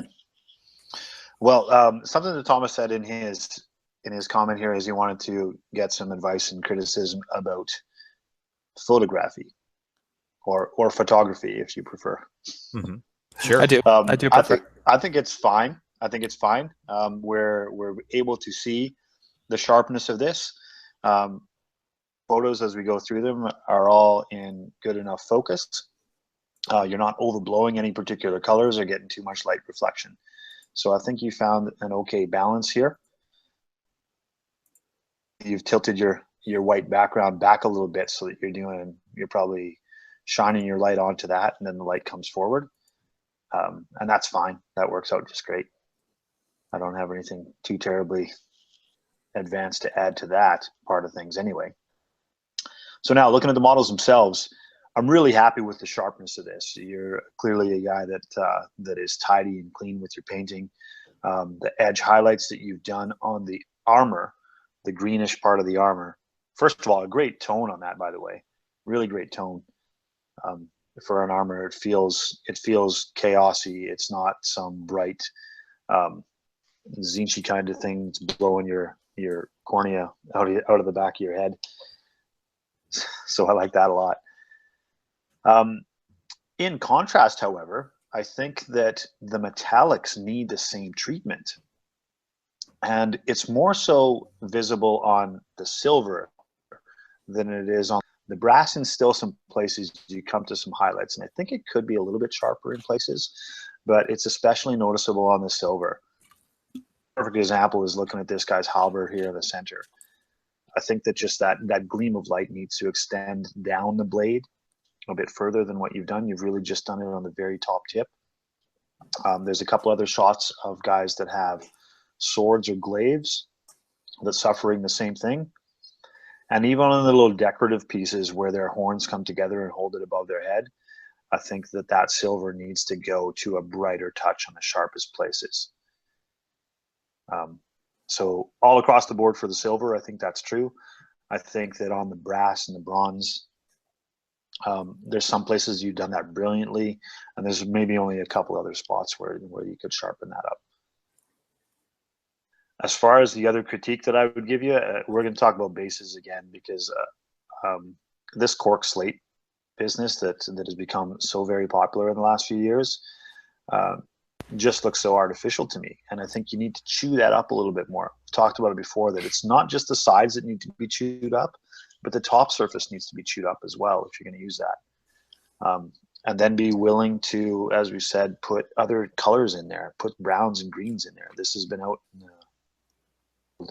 and life in the loam for ages, right? So do something like that, add to and pick up on the green that's in your armor as well to give that balance. And then my one last thing to encourage you to do, just so the other guys don't steal it, the banner. Paint something on that banner. we were all chomping at the bit. Yeah, waiting. All right. Well, I'll let you guys fill in and give him some encouragement. What he needs to paint on that banner, you tell him. Vince, you take the lead there. Whatever, some kind of chaotic symbol, runes, a big giant skull, an 8-pointed star, some words that say, "We are going to kill you for the dark gods." I don't care. Whatever you like. Like, literally whatever is clever. Like, it's something being the point. People don't march to war with a giant blank banner. Like, it is the first thing you're going to see when you look at this unit, period. Like, it overshadows unless you're the French rest and of you the just actually, unless you're French and you just actually attached a sheet to a pole so you can surrender quicker. A white sheet, yeah. Ouch. Ouch. That is inappropriate. All right. But yes, like, it's the problem with not doing anything on a banner is zoom out from this unit. Like, this, you own this unit. Set it on the table. Walk to the other side of the room. Look at the unit. What can you still see? The banner. And it's blank. Yeah, like, it's going to show up and spoil all the other good work you've done here, because people are going to look at that and be like, "Oh, okay, there's nothing to see here," right? So you fell down on the finish line there, as it were. But overall, like, I agree with everything Kieran said. The color choice is great. You're such a clean painter. You've got so much good stuff going on here. I want to see that banner done. It's fantastic. Can we also talk about how good the Stormcast looked with chaos heads? Man, oh yeah, great, right? I am stealing this and doing Chosen for fantastic. Yeah, really good. I could just drill some holes in for Nurgle and call it a day. I think these are awesome. The conversions are awesome. I think that the paint scheme is really excellent. I love the green, as Kieran already said. So kudos all around to that, Thomas. I just want to give one little critique before we move on. Kieran got us off to a great start when he's talking about the basing and what you could do with the cork. I mean, just to echo Kieran's point, compare the slate on the left-hand side of this image to the cork on the right-hand side. The slate on the left looks correct. It looks natural, and on the right, the cork lets it down a little bit. But my point wasn't that, even though that's a good point. It's the choice of static grass color. This looks to me to be like one of those old GW tubs of like neon green grass. And this might surprise you guys as someone who loves his scorpion green, but I do think that the color of the grass does take away a little bit from the subdued colors of the unit itself. I think something that's a little bit more muted, it could even be, it could still be bright. It could be like a yellow, like a late season grass. You know, harvest gold is one of the colors that Woodland Scenics does with their static grass. Something like that mixed with like some browns. I think that would do you a little bit better here. It just, the landscape doesn't make much sense because it's this fairly barren, you know, rocky landscape, but then you've got this really sharp neon springtime grass, and it just kind of clashes to my eyes with the green armor that you've chosen. Obviously, you've come this far with the army. I'd finish it out, but if you're thinking about future projects, I might consider tying your grass in a little bit more closely with the colors that you've chosen with your army. But overall, I think it's excellent, and the models are excellent, and your photography is top notch. It's very hard to get this many models in focus, and with this color, this sort of vibrant light, and I think you've done an excellent job with it. So don't beat yourself up over that at all. Agreed. Okay, what else we got? What's next? All right. Well, we've got some historical miniatures by Mr. John Talby. Always love seeing historicals in here. Yeah, I like seeing them mixed in. I'm a big Perry miniatures fan. I don't think these are Perry's, but I too like looking at them every now and again. And you know, far be it for me to critique you for any color choices or anything here, John, because I know you very well might have been keeping it historically accurate. So I'm not going to touch that at all. I'm just going to talk about some technical stuff that I see. Now, don't let these guys deceive you. These are crossbowmen, but the rest of the images are going to show us some spearmen. We're going to see some cavalry as well. So there are quite a few here. Yeah, I really like, now this is just a nice color scheme, and I don't know whether to compliment John on choosing it or if he was pulling this right out of a book, but I think that this looks really sharp. And excellent basing too. We could use probably a little bit more in the way of varying the color on the ground in the same way that we talk about washing the rocks a little bit to add a little bit more color. I think we could do that here with some reds and some browns on the desert to break that up a little bit. But overall, I think it looks quite good with the tufts. Now, I do have one major critique that we can see on this image, and we can also see in the images that are going to come up in a moment, and that is the red painted on the white shields and the banner. Now, it looks as though John has just painted the red straight over the white, and the paint is a little bit too translucent for what he's trying to accomplish. I think he needs a couple more thin coats to really sell that nice red. I'd also use probably a brownish red as my base coat there when I'm blocking out the pattern on the shields, then build up the reds and a couple of progressive layers on top of that. Because here what we can see is we see a lot of the white peeking through, and then in the areas where you've kind of gone around and traced out the outline a little bit more, it's darker. So, you know, we can kind of really see the steps that you took there as the painter. And that carries on if we move to the next image or two, if you want to move us along, Vince. Yeah, here you can see it a little bit on the horse on the front. And then can we go one more image further? I think we can really see it. Yeah, so we're still seeing it here, and we'll even see it on the next one. But so yeah, that's my piece of advice for you, my major one there, John. I think you really need to spend just a little bit more time on that red because it's such an integral part of these models. It's your one spot color that is really attracting a lot of attention. So spending a little bit more time and using a couple more layers to get that right, I think is really important. But overall, I think the colors on these units work really well together. I like the way you've highlighted the black and the tan and the preceding crossbowmen, the green, and so on. All of that's quite good. So my two takeaways: work on that red a little bit and break up the basing with a little bit more wash color, just to make it so that it's not quite bone all across the base. Those are my two big critiques, but really, really nice looking stuff. Yeah, I would say what you want to do with those, with anytime you do a freehand like that, especially with red, which is a very translucent color, is lay down, you know, go out, grab yourself on Amazon or whatever, some Vallejo extra opaque, grab like a brown and a gray. Those are usually good midtones you can reset from anything. Trace your freehand in that first, and then lay down the color you want on top of it. It would make the red look much, much cleaner. Mm-hmm. That, and I'd like to see these base rims painted. Come on now. Yeah. Come on now. Oh, I've got one more really quick thing on that point, Vince, if you're talking about laying down that base for the red. Yep. One thing I like to do when I'm doing a scheme like this is I like to just trace the thin line at the center and then bulk it out from on both sides. So in this case with the horses, we'd have that cross. So you do one thin line going down vertically and the other horizontally, and then bulking it out by just dragging my brush slowly on either side until I've got the shape that I want.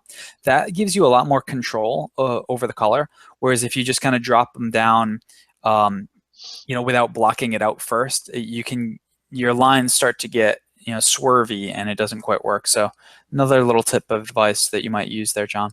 Yep, that's a good piece of advice. Instead of going from out to in, go from in to out. Yep. Exactly. Yep. And the way that he's painted there indicates that he had done the outline first on some of those shields. Right. Okay. Let's see. Next rotation, we've got our little scorpion friend from Jim Wilson.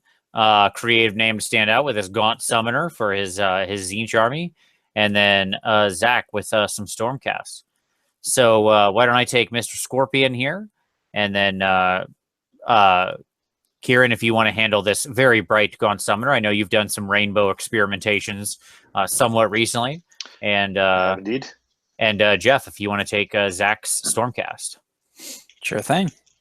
All right. So Jim says he needs some help. Because he didn't know how to finish off the bone at the front of the claws. So let's take a look. I know he got several good answers in the comments, but we'll talk about this as well. So overall, it's a relatively simple model. Obviously, it's we're talking about anything like this where it's one material more or less. That being said, I think to answer your question simply, we just need to smooth out some of this transition.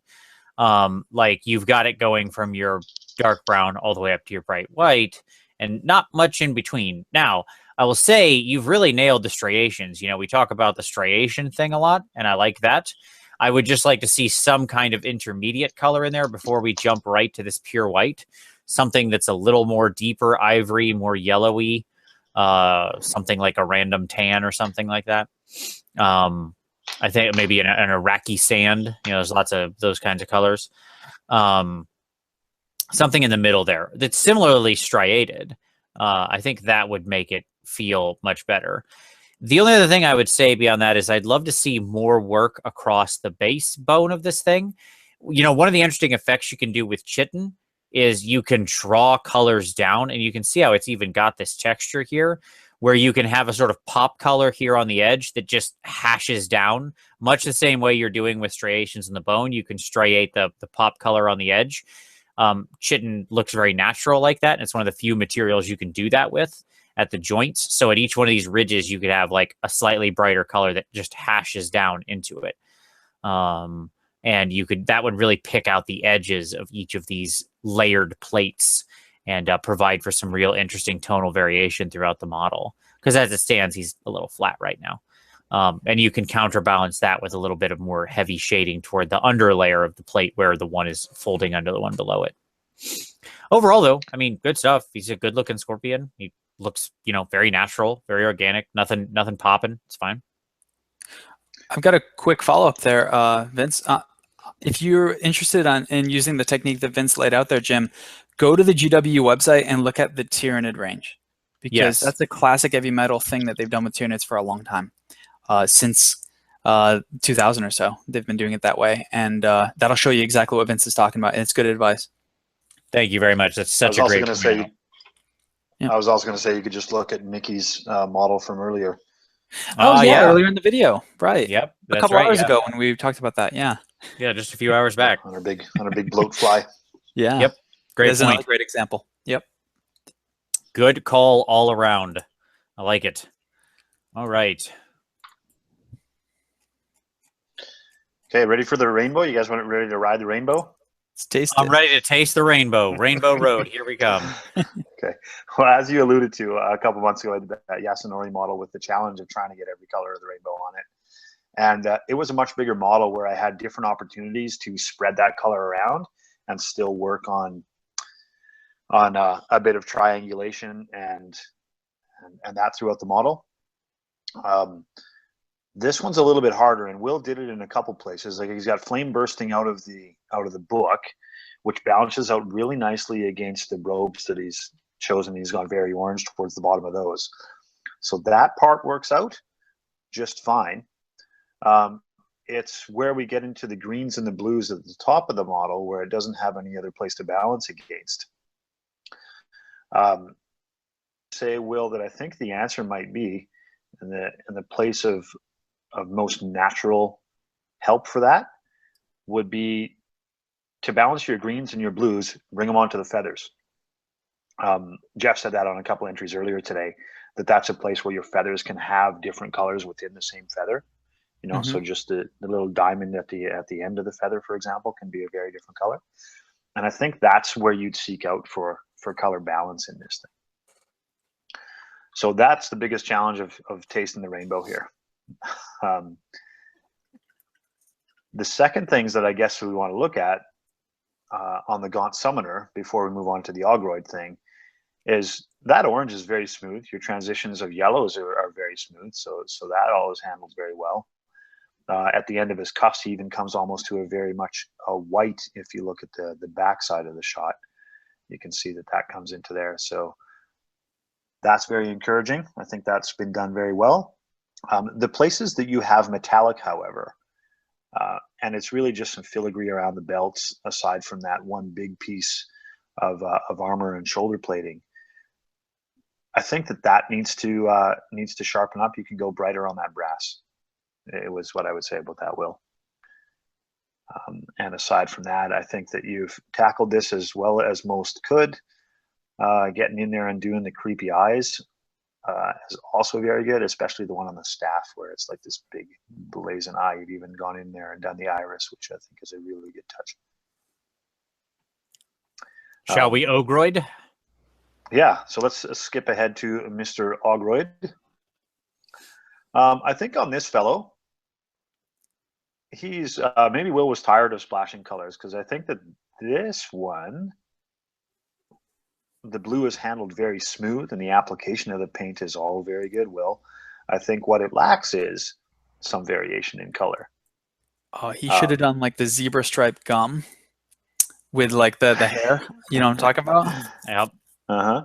Oh yeah. Yeah. Yeah, like even that's one point actually, Jeff, is that even the hair and the beard of this guy is the same color as the flesh tone all the way down to his ankles. Yeah. Finding a few extra spaces on here, and he's even gone blue within all the sigils that go throughout him.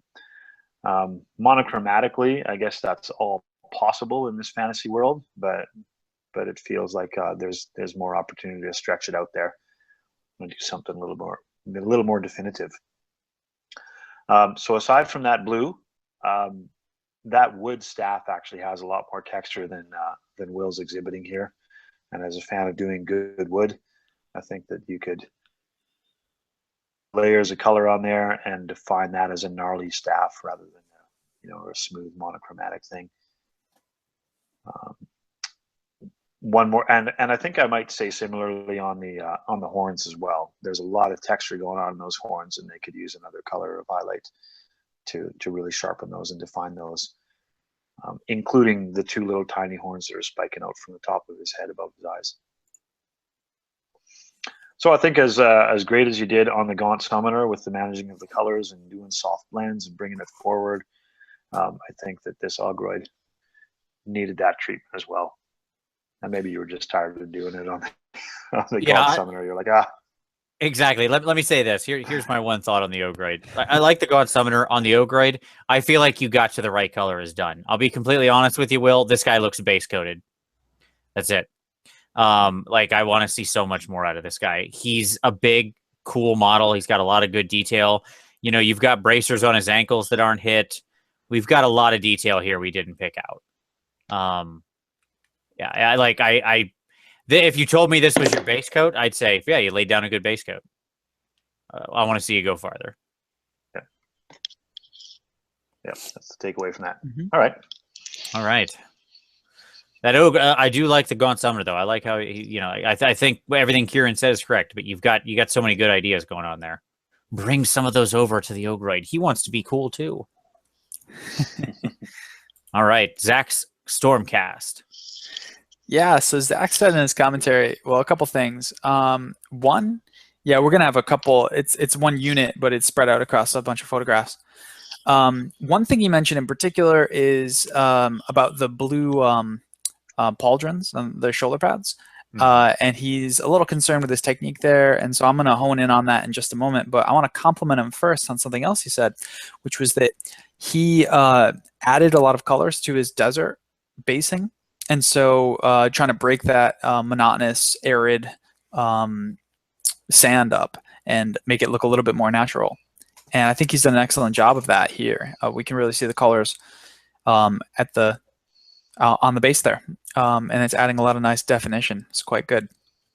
One thing I will say is clean up the outside of your bases. Once you apply that, your flock, or rather your gravel, just run your fingers on the side of the base and you know, scratch off those little bits, because they can be a little distracting there when it kind of flows off of the side of your base, over the lip.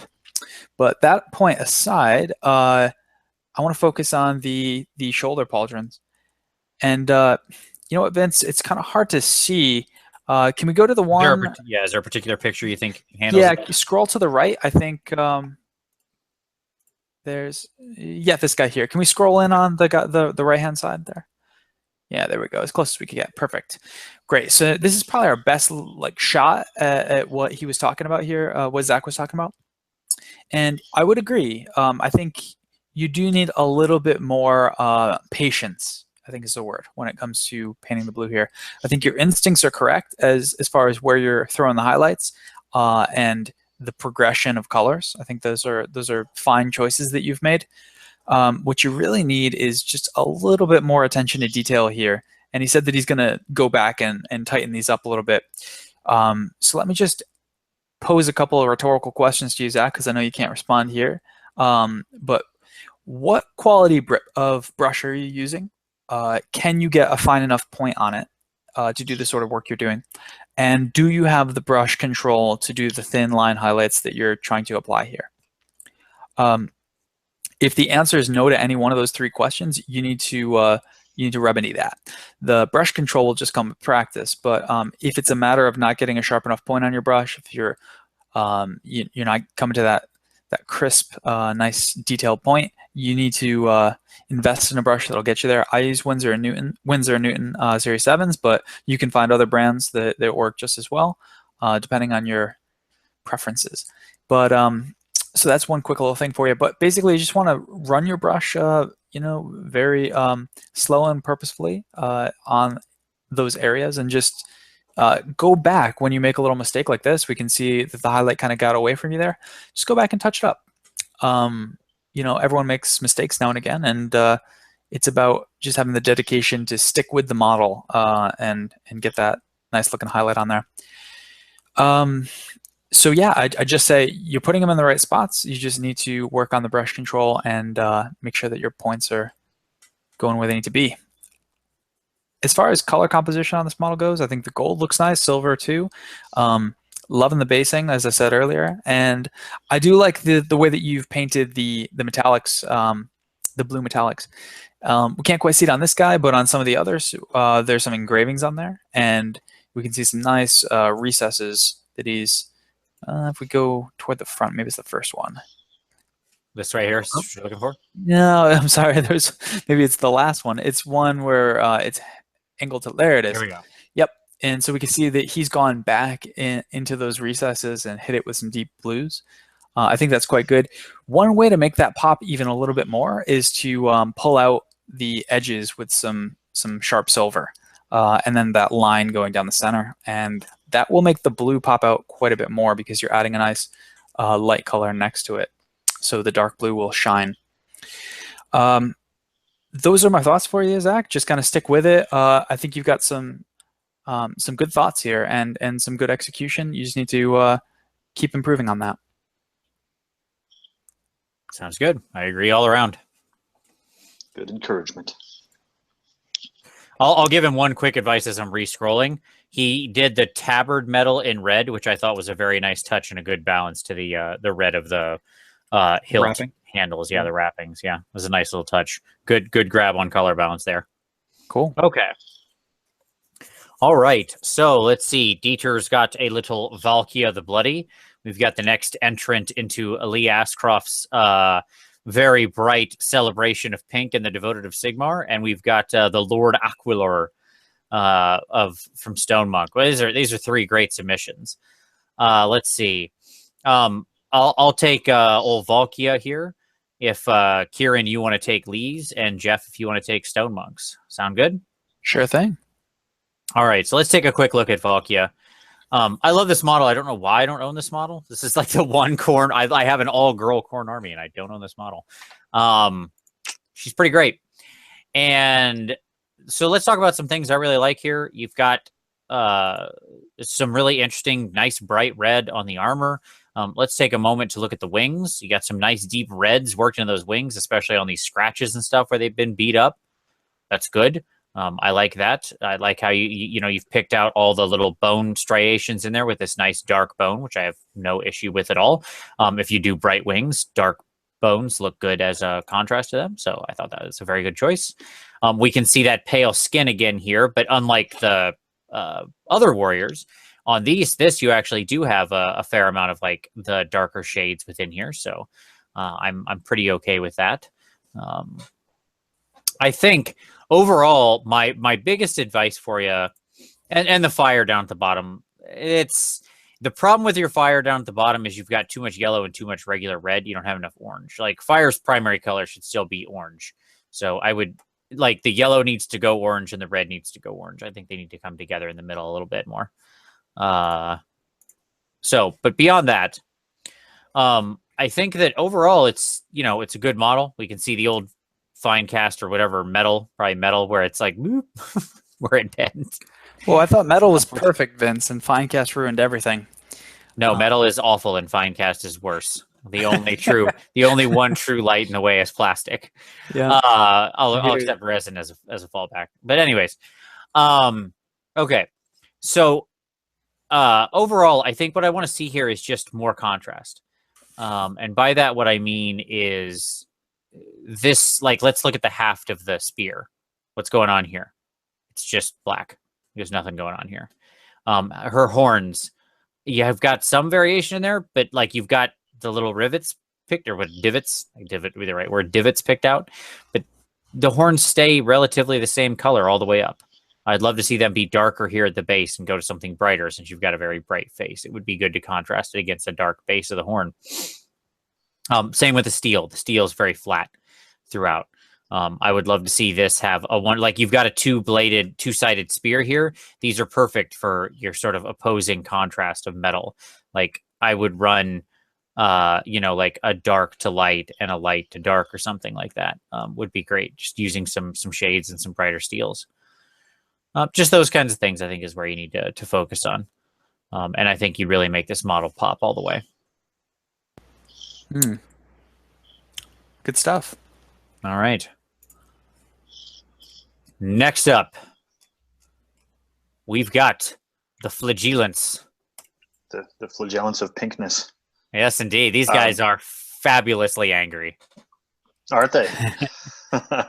So obviously a very striking unit, and the playoff of a pale blue versus the shocking pink is actually a good benefit here. So when he's had the opportunities to do light and flame on these things, he's gone with that sort of spectral flame. Now, whether that's thematic for a flagellant who's devoted to Sigmar and hates sorcery, that's a different debate. But as far as the presentation of models, I'm quite happy with it. So that I like. In the comments, Lee said something about trying something different on his flesh tone on here, and he wasn't entirely happy with it. I don't think you're far off. I think that you're fine with the flesh tone here. There's probably some spots where you could go to a sharper highlight. If it's within your style, and you go look back upon the dwarfs that we talked about with Idiodolic, he transitioned from like a lot of dark into some very light on the knuckles and the highlight spaces. So the places to pick out on these guys would be, like bridge of the brows, the nose, knuckles on the fists, and places like that. I think those could be some advantageous spots. The thing that I want to take a closer look at, and I don't know if we do actually get a closer look at, is that back banner on the Stella in the second row. It looks as though he's tried to draw some sort of twin-tailed comet on there. Yeah, I don't think we get a great shot of it. But yes, I agree that's what he's going for. But it looks like it's over-defined is what I'd say about that.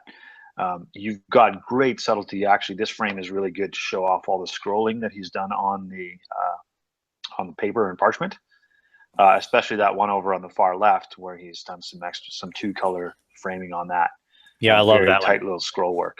So that's worked out brilliantly, and I think that's done really well.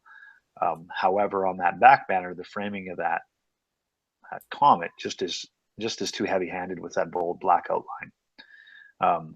If you're trying to go yellow with it, then maybe you just lay down a red to define the edging or something like that. But that's just one thing that caught my eye and I think looked a little bit heavy-handed. But I want to finish up with a really good compliment, and this ties into other things that we've talked about throughout the show already tonight.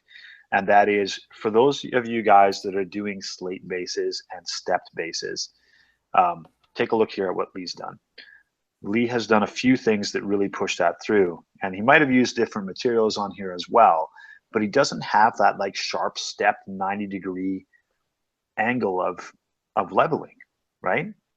And even in some places, he's coming in, he's putting extra bits in there that shoot up at different angles to show the cracked shale and how it's sort of spiking north, right? And if you look through a couple of other shots, you'll see some other examples of this. Nothing appears plateauing on these things, which makes me feel that it's a whole lot more natural. And this is the kind of thing that we should all be aiming for if you're going to employ this cork or any kind of simulated slate ground. So do like Lee does for you folks out there using that material. I've got one really quick question.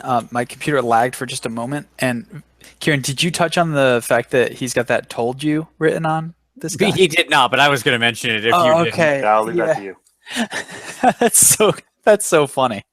That may be my favorite thing I've ever seen written on a sign ever. Yeah. Like, yeah, these guys were right. Ha ha, told you. Yep. That's pretty amazing. The end times really did happen. But yeah, Kieran, you're quite right with your compliments of this. And now this goes along with the war altar that we talked about previously, correct? Yes. Yeah.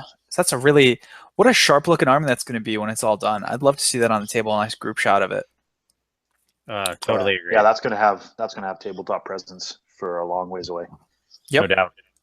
No doubt. Looking great. All right. That "told you" just kills me. I love it so much. That's funny. All right, Stone Monk with his Lord Aqua. This guy. Yep. He's got a couple submissions. He's got another entry there. Another Chocobo. I was just about to say, yeah, we're gonna get. We should probably skip to the 3-man unit that's gonna come up in just a moment. We can do them both right back to back. Yeah, let's do that. So Eric, I saw these on Twitter.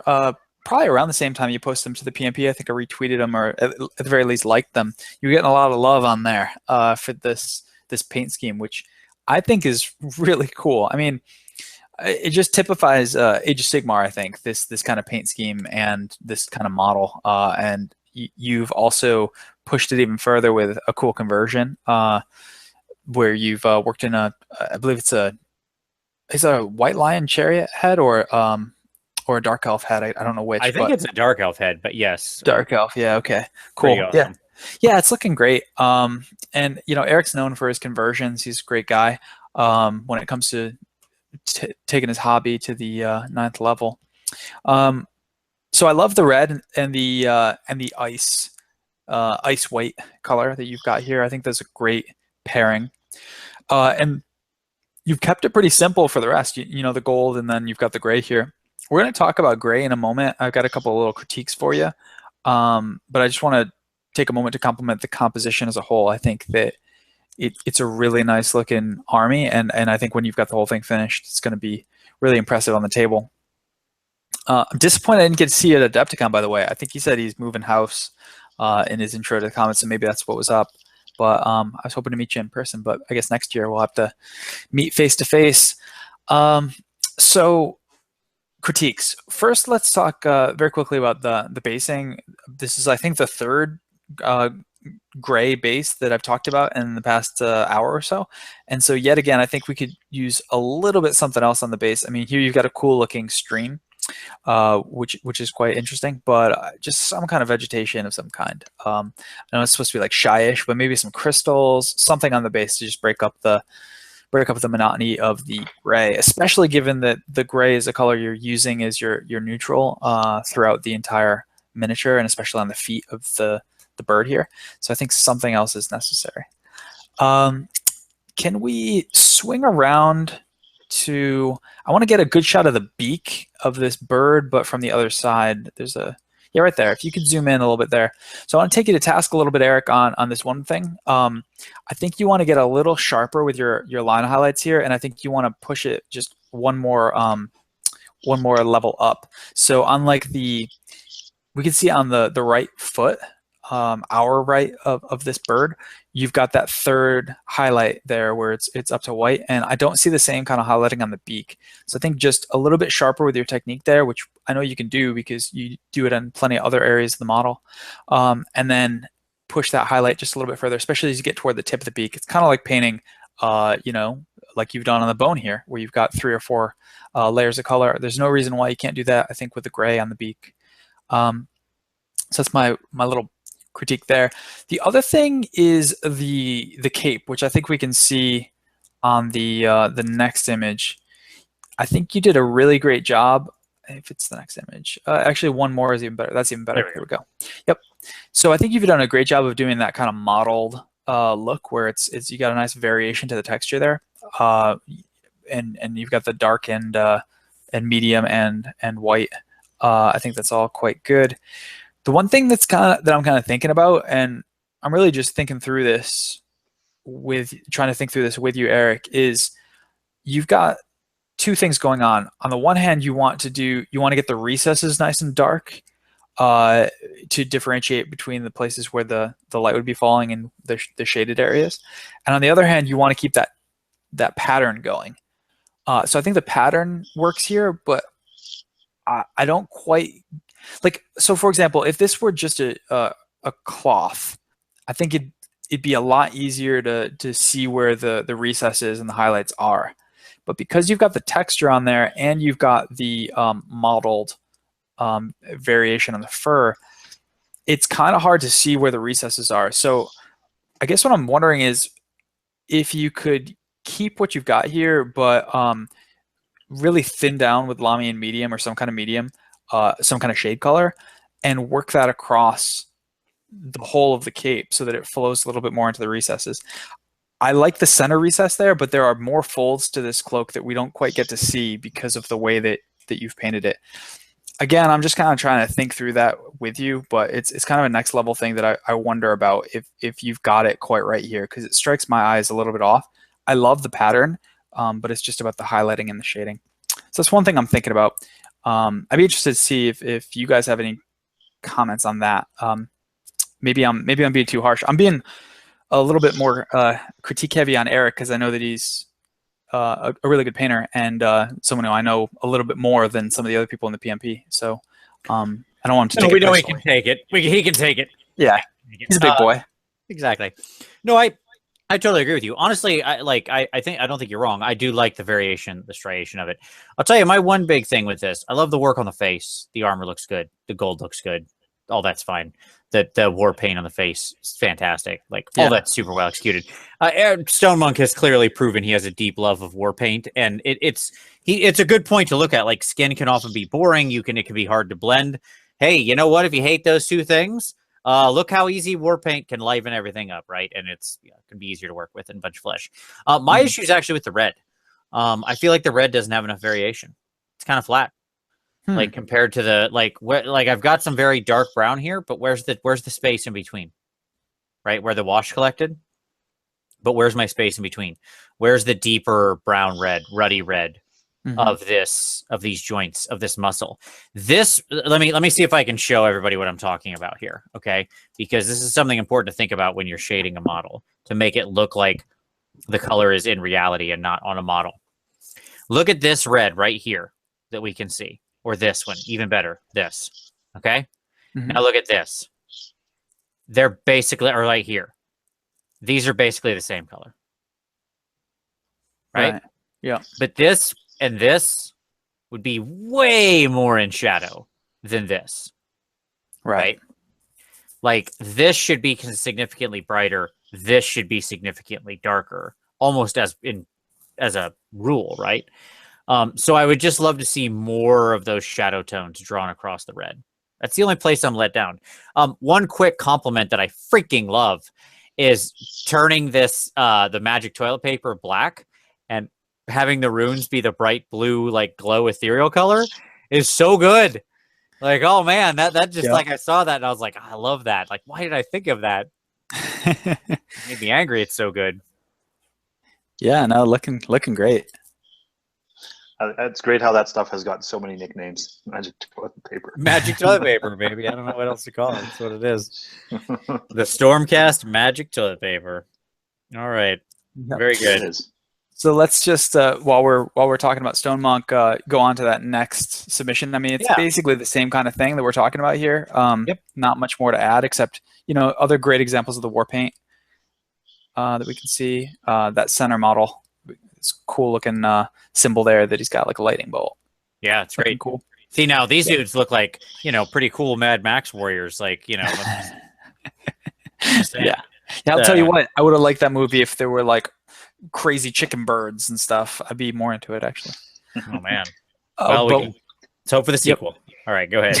We'll see. One little critique for you here that we didn't see on the last one is clean up those bases, Eric. Come on. The edge. Yeah, the lips of the bit. He knows what he's done. You know what you've done. Exactly. Anyhow. Oh yeah, and you got to pick out the claws on that last guy on the right. Those are great. Oh, look at that. Going too fast. Good catch. You know, this guy. No. But cool looking armor, man. I can't wait to see it when it's all done.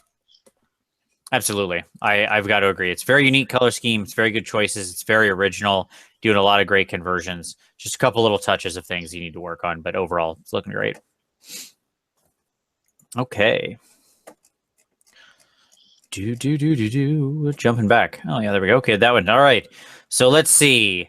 Rock has his unit of Ulfgard. Then we've got Scott R's big Maw Crusher, and then we've got William Matthews with his first posts as a Dark Oath chieftain and some other stuff for his Hinterlands warband. Very cool. Well, I would love to take the Mega Boss. If Kieran, you would like to take the Wolf Liberators, and Jeff, if you want to take the Dark Oath. Sounds good? Great. All right. Scott R, Mega Boss. Okay. So I'll run through some things very quickly here because I did give him some of this in the comments, and I don't want to be too repetitive. But my thoughts here are basically this. This is good. There's a lot of great stuff going on here, but there's a couple of choices I'm not too sure about.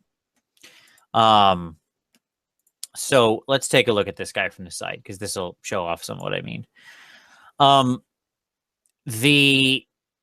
We've got the old problem of one too many colors. His skin is green. That's the thing you've got to think about with orcs. They always have an extra color over normal models. Normal human models have Caucasian or dark skin tone, and that isn't a color that shows up and has to work in the color wheel. Orcs they're green. To complement that, you've gone with red on the armor, which is fine. I have no issue with that. Red and green look good together. That's why we all love Christmas.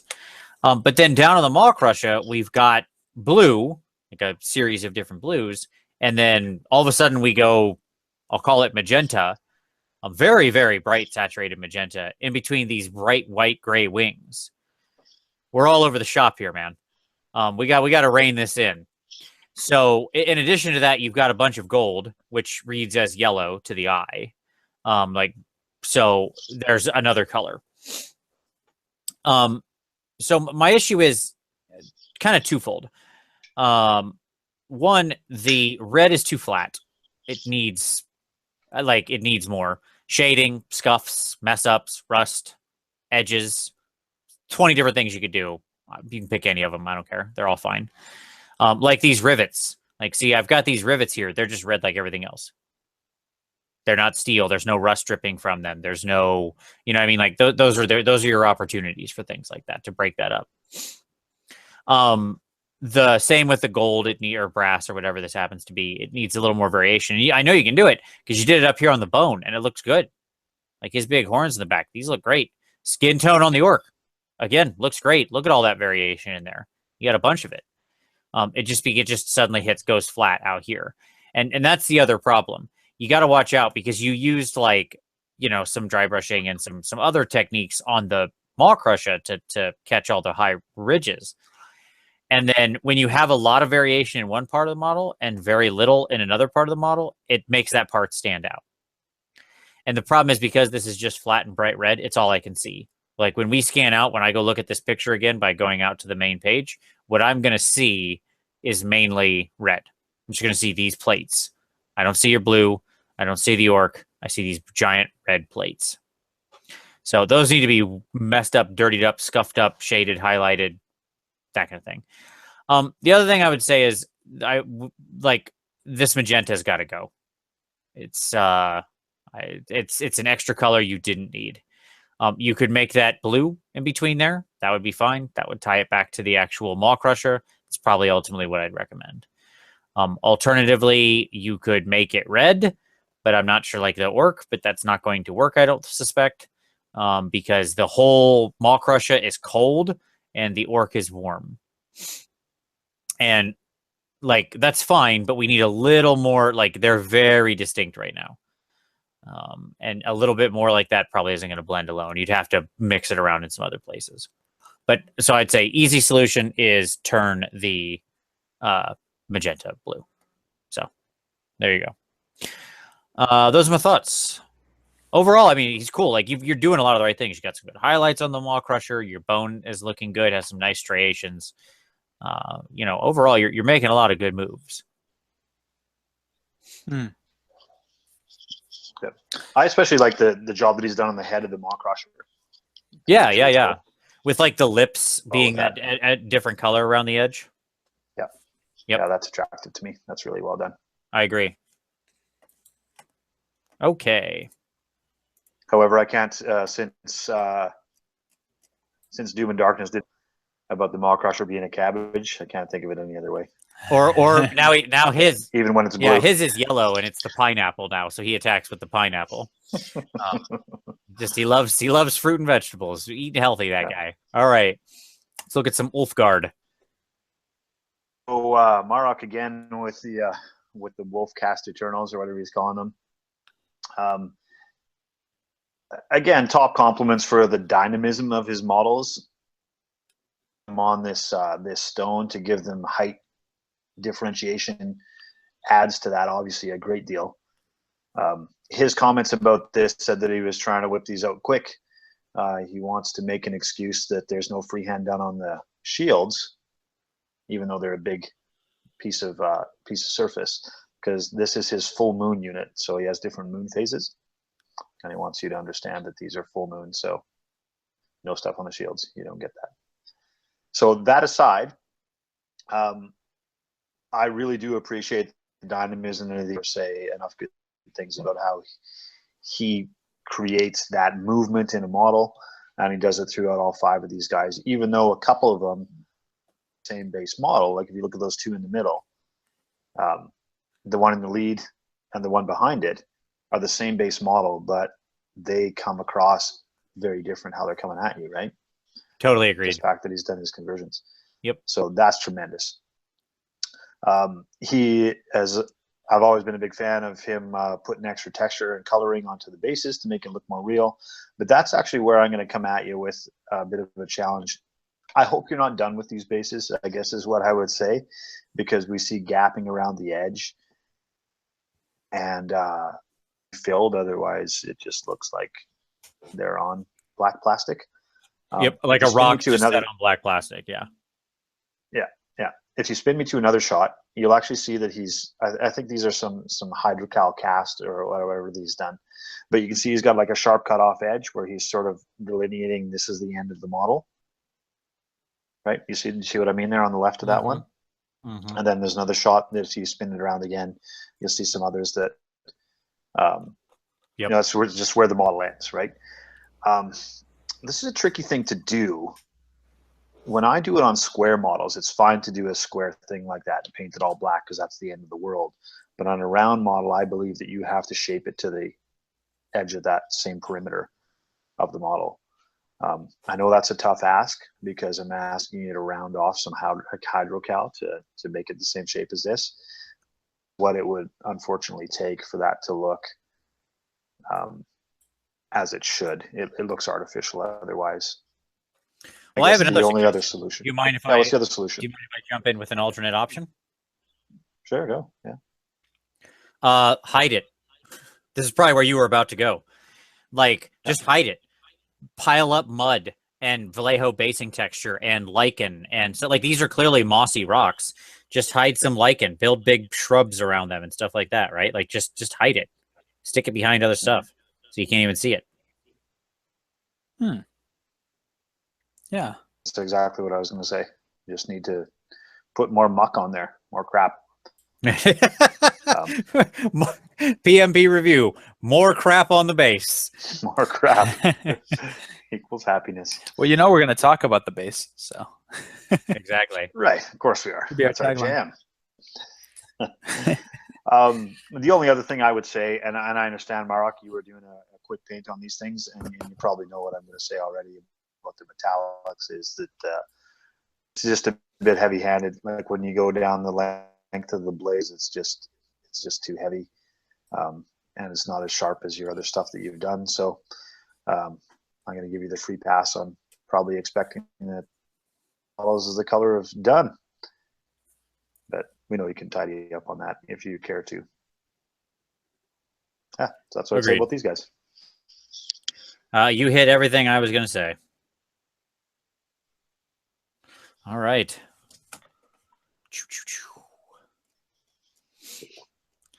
Let's look at some hinterlands. Welcome, William.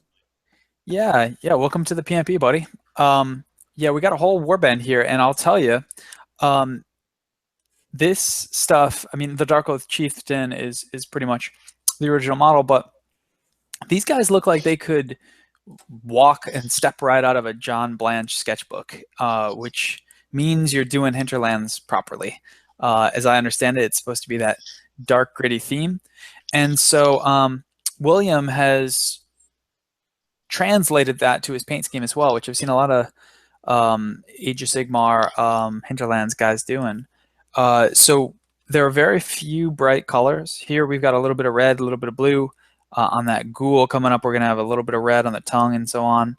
But mostly it's going to be neutrals and dark, gritty kind of tones. So I think that he's carried the theme of hinterlands across these models really nicely. My thought for you, though, William, is I got a couple critiques for you.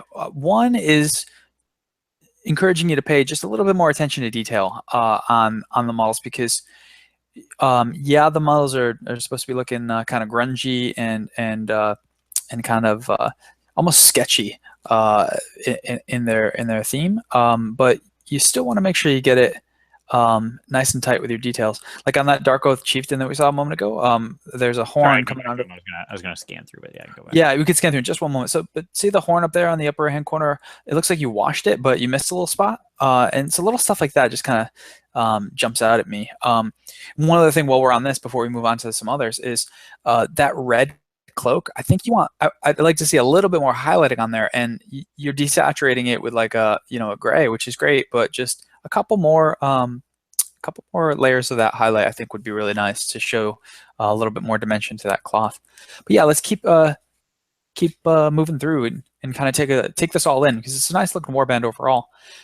The next model we're going to see is one that I actually just ordered from Denmark. God knows when I'll have time to paint. the model, but I saw it on the internet and I needed to have it. This is a Dark Emissary from the Albion campaign of many years ago, and GW re-released it in Finecast recently. Then it sold out, and I've been looking for it on eBay for a long time. So kudos to you for getting your hands on it. I bet this is the old metal one though, just because the detail is a little sharper. But this is a really nice looking model, and you've done a great job of executing. You've got John Blanche skulls littered around the base, and I think that's quite good too. Let's keep moving through. We got a ghoul. We got a couple of little creatures. Some things I don't even recognize. Yeah, that's a nice looking old ghoul. I don't know what this is. I honestly don't know what this model is. I know it's a conversion. It's probably a conversion, but you got me. This is quite old. That might be the age-old. Oh, what is it there? You cut out there, Kieran. The spawn. Oh, the chaos spawn. Yeah. That's what I think. It's the old few iterations, and I think this might be the oldest. Probably late '80s even. Good God, yeah! Wow, this is classic. So good looking stuff. And then we got a couple more to scroll through. I just want to admire all these different models here. I will say, and this is a good example, you got to work on photography just a little bit. Just brighten up the images. It looks like they're all pretty much in focus, but after you take the picture, if it's not quite bright enough, there is a way to enhance the lighting that you could use to tweak it. But the best solution, of course, is just to have a couple of nice lamps that really shines some rich light on it with some diffuse light. This looks like an old Skaven model, maybe. But it's also converted with some undead stuff. I see that shield is definitely undead. And do we have one more in there? I think there's another. There's a flagellant. No, so this, whatever this is, there's a flagellant. Cool looking stuff. With a tentacle. I think we might have one more. Yeah, he converted it up with a tentacle coming out of the arm. Oh yeah, here we go. Yeah, this guy. Yep. So here's that flagellant banner again, I think, with some skulls hanging off of it. Yeah, one of my favorite flagellant heads right here, the mask, the sort of man in the iron mask of the from the flagellant kit. Yeah. Really cool. Yep. And he's got the axe just shoved right into his nubbin. Very, very hinterlandsy. Cool. Good stuff. Yeah. Yeah, I agree with everything you said. I think that, just a little bit of cleanup on getting things. I agree. It's supposed to be a little messy, but yeah, just a little more. You still want to make sure you got the paint where it should be ending up, that kind of thing. But overall, I can tell we have a little, I don't think the problem, honestly, Jeff, with the photos is that it's not bright enough. I think he has too much natural light. Because what I mean by that is the camera is responding by darkening it down, trying to balance out. The reason I say that is because see the shadow behind the model? Oh, yeah. Yep. There's too much direct light on it. So one thing I do to trick my camera sometimes is I put my hand behind the model right before I snap the picture, then I pull it back, and it causes it to focus on the model more and get that light just right. And then I pull my hand away, snap the photo. Sure. So that's something you could try if you have that problem again in the future, Will. But hey, welcome to the PmP, and we'd love to see more of your stuff in the future. I agree. All right. So let's see. Idiot Proof is hitting us with some more submissions. We got Double Trouble of some trolls, and then we've got John Crayer with a guy. I don't know what to call him. A guy. And then we've got Jerix with a old forest elf dragon hiding in some fur. So interesting. Okay. Well, let's see. Why don't I start on John Crayer's guy here? And then Jeff, I know you do love the trolls, and the style looks very similar to how you go. And then Kieran will give you the forest dragon lost in the fir forest. So we'll go from there. Sure. All right. So John says, he had 3 months where he didn't paint, and he decided to just grind through something. So, he was going for something a little quicker, and that kind of, just to sort of get something done, to start putting paint to brush, which is, a good thing to do. Sometimes it's good to just get a model done. And overall, I'm pretty fine with what's going on here. Some of the paint looked a little too thick in some places, but the things I like, the gray beard, the highlights on the gray beard look good. The highlighting on the cloak looks pretty nice, pretty natural. I think that I don't need the yellow. I'm not sure why that's like. I assume that's put in there to be a contrasting color, but it's just unnecessary. It's literally this bright hit of a yellow ochre that's not necessary for the model. This could just as easily be black or some neutral color, and I'd be perfectly fine. The model's visually interesting enough without it. So, yeah, I mean, on the whole, it was obviously, I know you're going for a quicker paint job, so it looks fine for a nice quick paint job. I think that my biggest thing is the yellow. And I'd say smooth out your edge highlighting just a little bit because we can see where the metal's gone a little wonky there. Can I say one quick thing about John, though? If I'm not mistaken, John was taking some pretty lousy photos of his models about a year ago, right?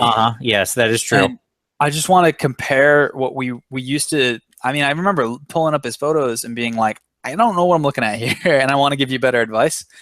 But kudos to you because these photos are just fine. And yeah, I really appreciate him taking that step forward. It's a great point. And yes, absolutely true. So yes, thank you, John. It's much, much, much appreciated by us and our eyes. Yeah. All right. Okay. Let's look at some T-rolls. Yeah. So Idiot Proof, I mean, I'm going to give you some similar feedback that we gave you earlier. I really dig your paint scheme and your style of paint application here with the nice stark contrast. This is exactly the sort of thing that I love to see across the table and that I like to paint up for myself. So good looking stuff here for sure. I do want to point out though that, so now this is the second submission we've seen and the basing has been very flat. And I'm wondering what the reason is. I really think that if you put a couple of nice Silflor Tufts or even Army Painter is another decent brand, Tufts on here of varying sizes and a couple different colors, brown and yellow, for example, would look nice here. I really think this would take your stuff next level. And so I'd encourage you to do that. Just a couple of Tufts per model, maybe a little bit of static grass, some clump foliage, any or all of that would be a welcome addition to these models because you're doing such a great job. It's just like the bases just look a little too plain for my tastes. But I mean, we could really just spend a long time focusing on any one part of these models. I think it's all quite good. I love the attention to detail where he's got the sores on the stomach of the troll to the left. I like that he's painted the bags under the eyes of the trolls a different color that contrasts nicely. And you guys might notice there that we get a little bit of the orange from the flesh, which is the complementary color to the blue, but it's nice and subtle and desaturated, and so that comes out really, really well. Same thing we can see on the dwarf's hair down on the bottom right-hand corner of the image. That dwarf just looks awesome. I mean, it's really good, but the color works really well with the gray-blue. Why don't we flip it around to the back, just complement a couple more things. There we go. There we go. Yep. The one area that I would critique you a little bit though, besides the basing, is I think that stone mallet could be a little bit better. There, I think your style kind of lets you down in that going from black to white is a little bit too much. So I think it works when you're doing muscles and sinew and stuff, and even cloth. But I think that you want a little bit more of intermediary colors there, just to sell the fact that that's a rock surface. I never noticed that the trolls' loincloths are sagging down in the back. God, I've never seen the backs of these models. That's really gross. But yeah, that cloth looks quite good, especially the red on the left. We were talking a moment ago when we were critiquing Eric a little bit and saying we wanted a little bit more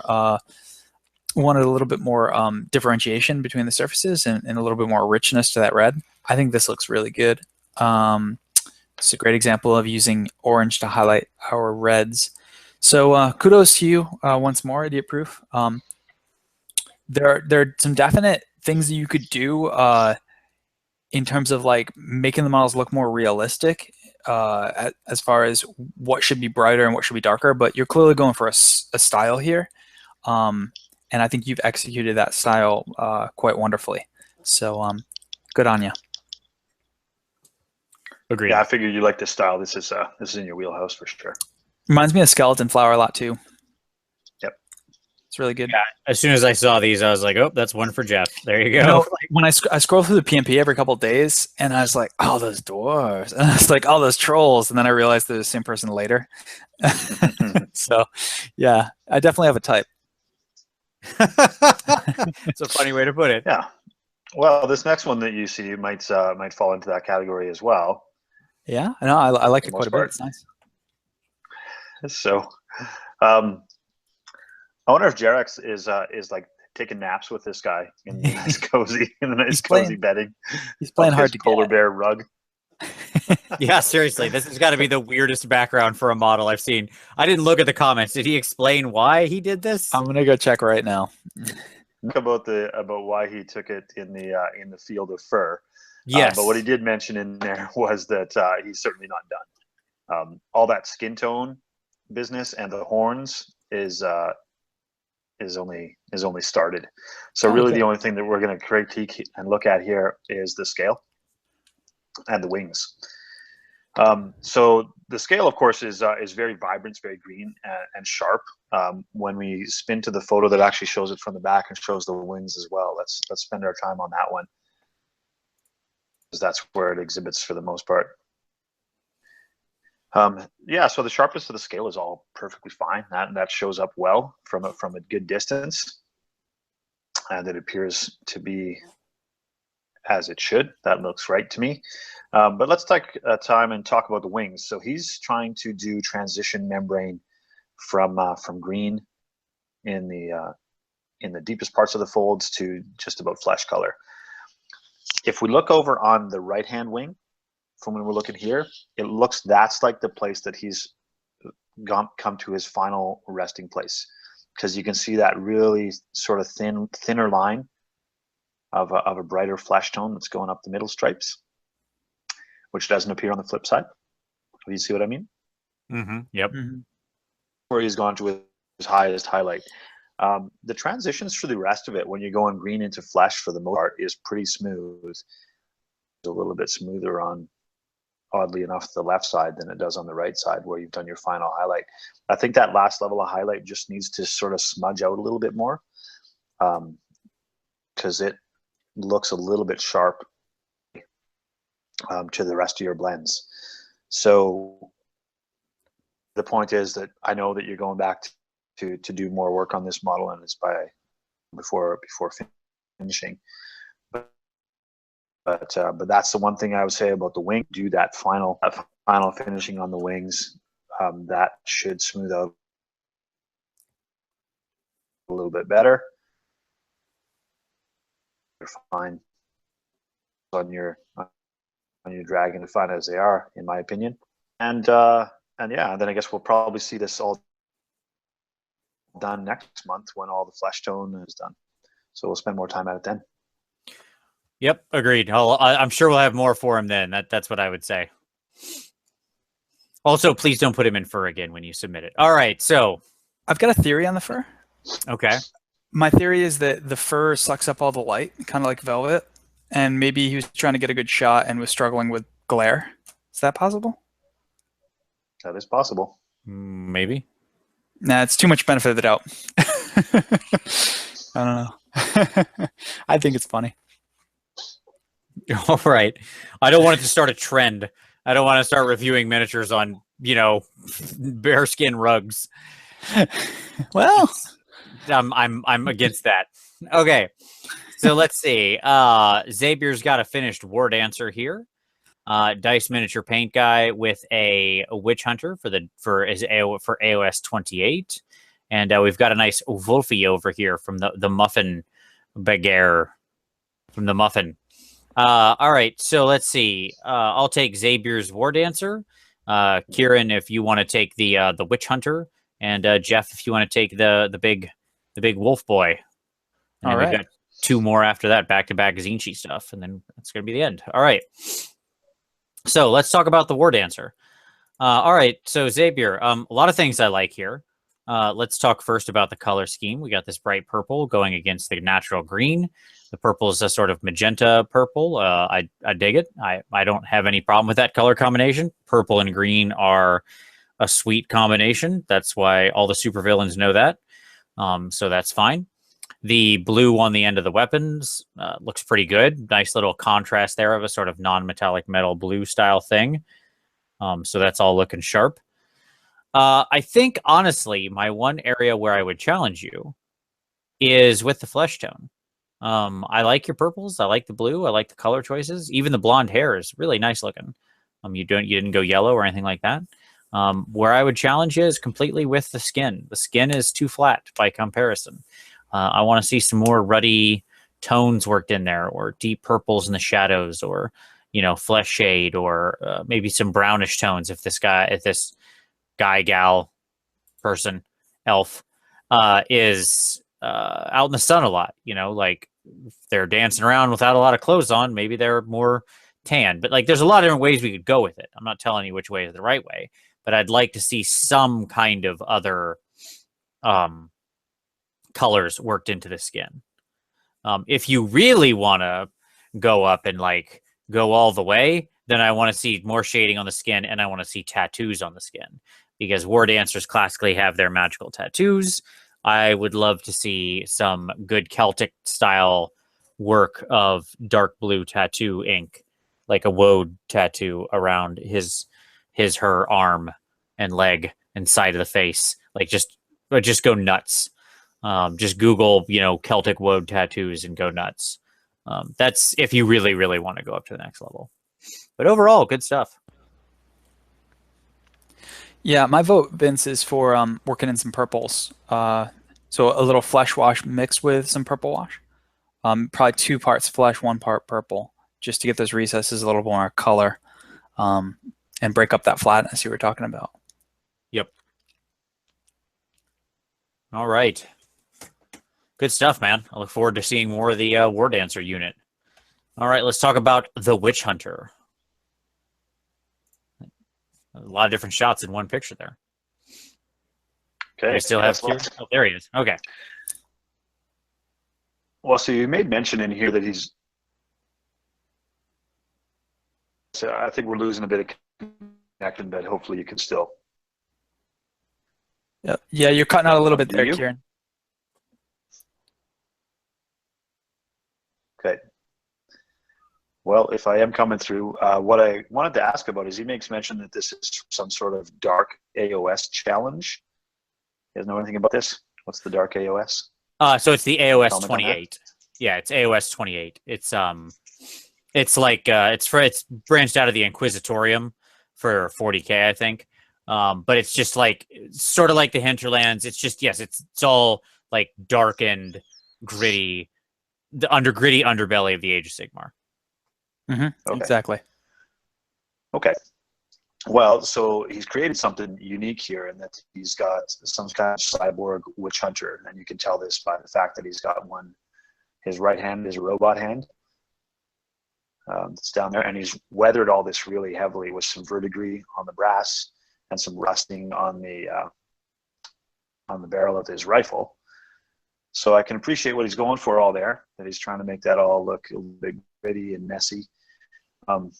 Unfortunately, I think there's some spots where he got a little bit overzealous. We can see that that silver is spilled over onto the wood of the gun barrel and even onto his fingers. And then in the feathering up top, he's got a little bit of red spilling over into the white there, and it ends up looking a little bit chalky.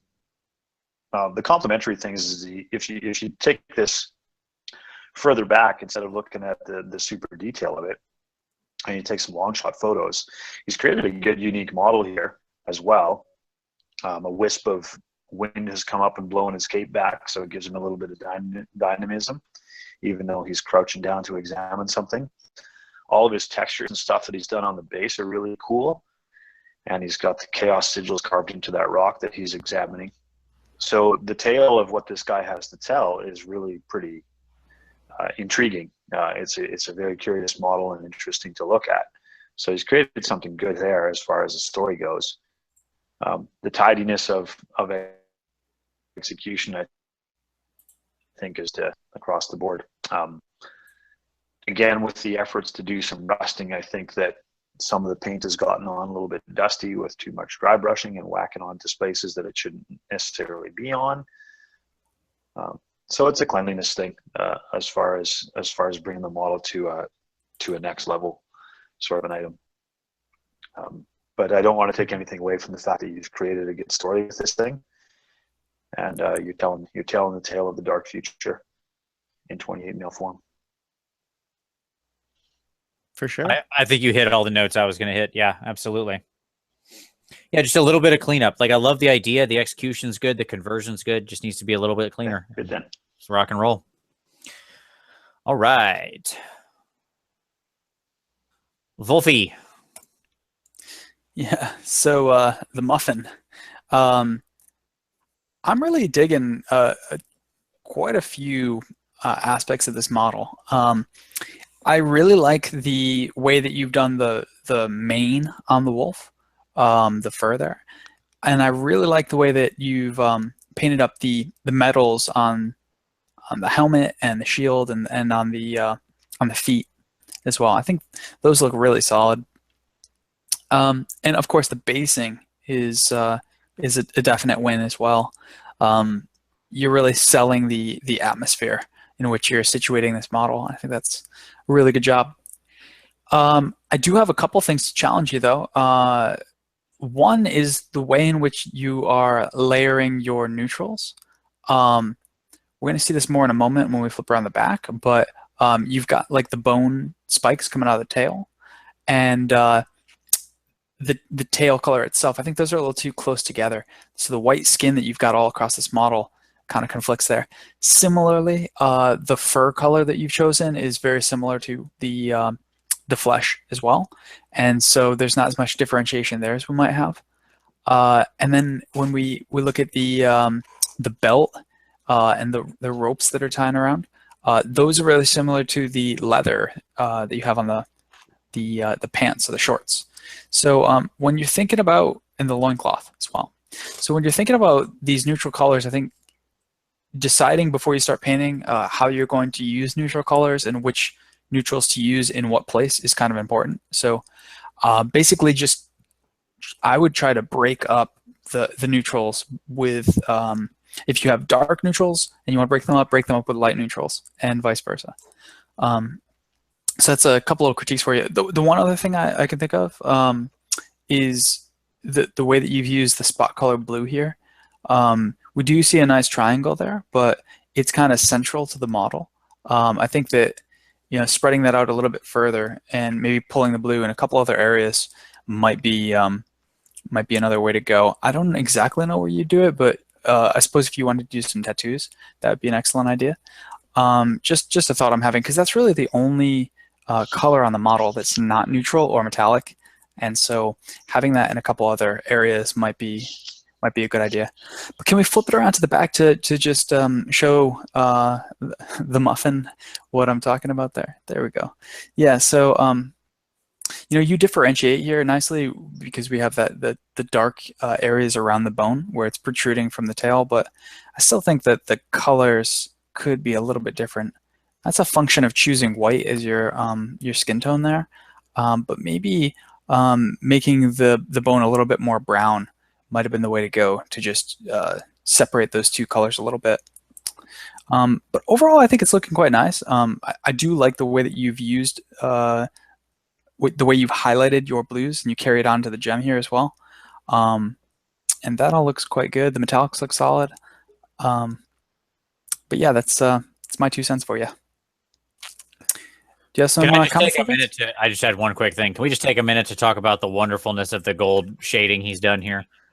I love everything about it. Like, he's done such a good job of picking out the rivets, of creating nice, deep low tones on that gold. I really, really want to call that out because it's something I harp on a lot, and he's done a great job here. So, well done, sir.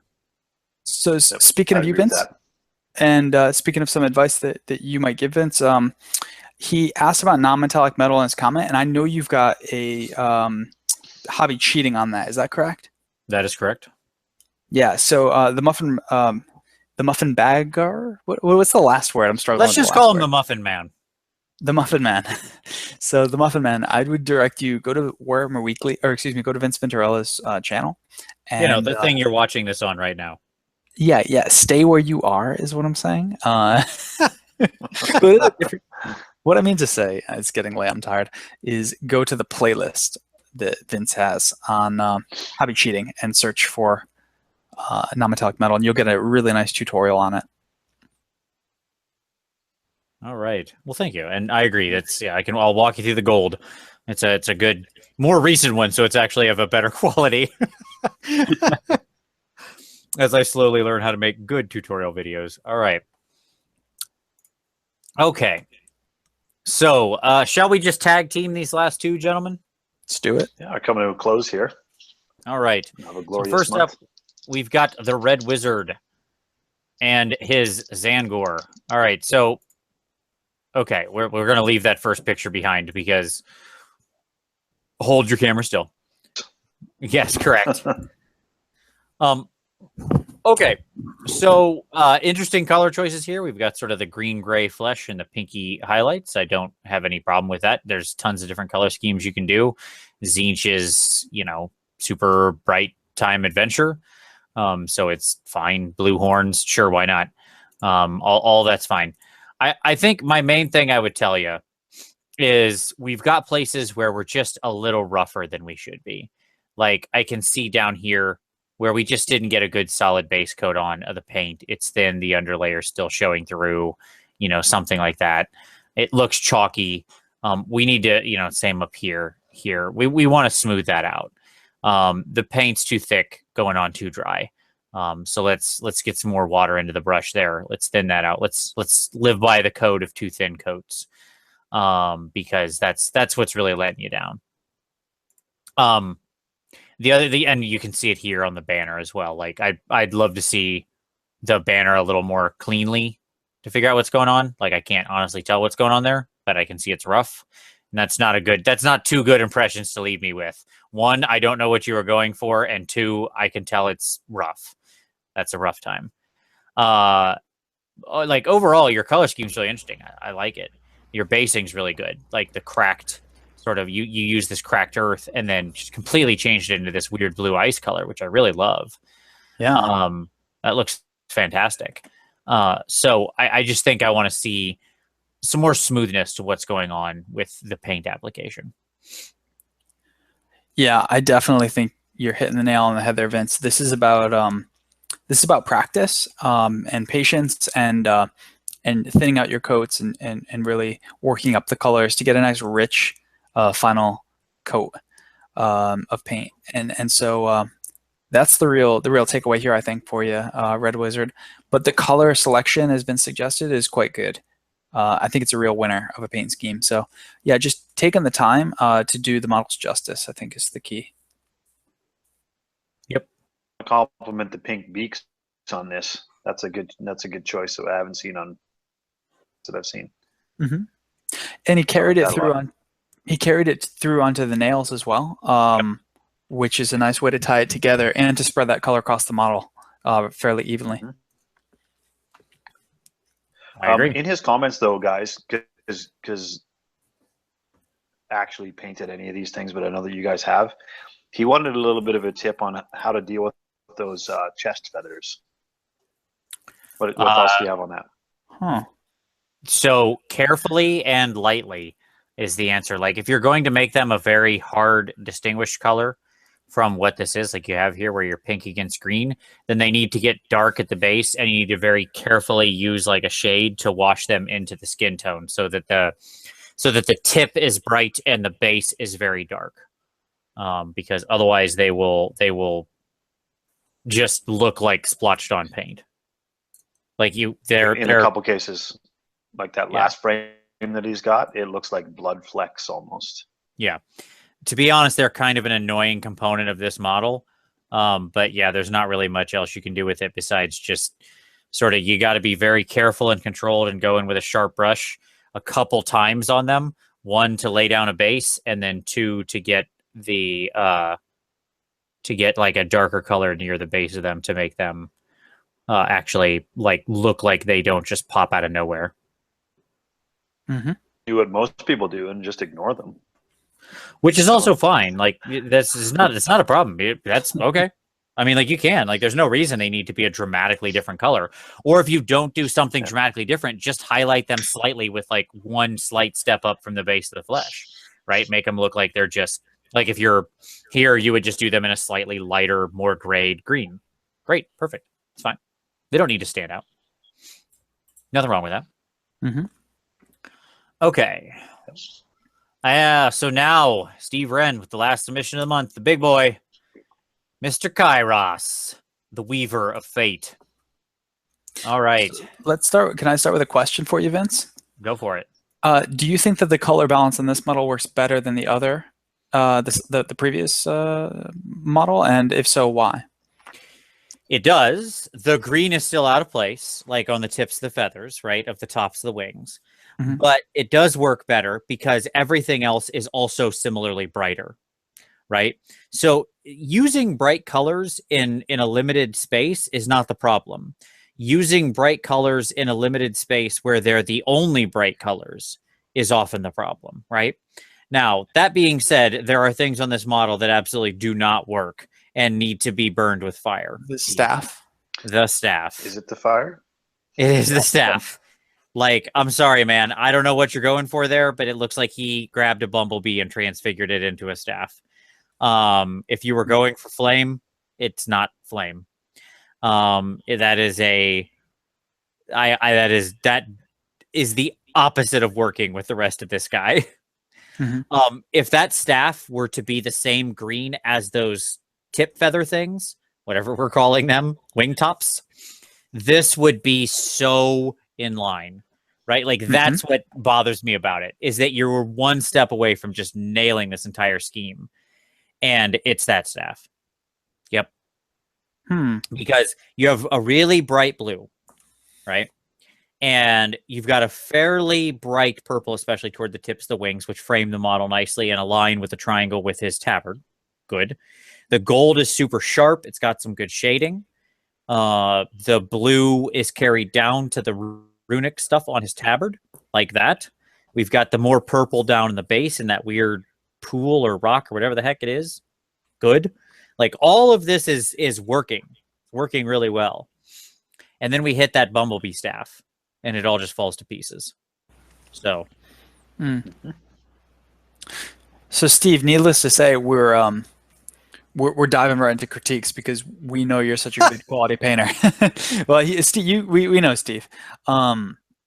But yeah, suffice to say, we quite like the model. But yeah, I think the fact that the three of us all identified that at the same time is key.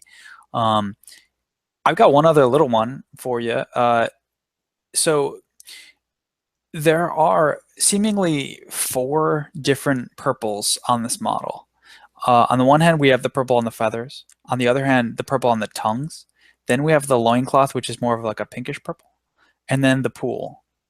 And I'm just wondering, why, Steve, you didn't just carry one color throughout, one highlight progression throughout.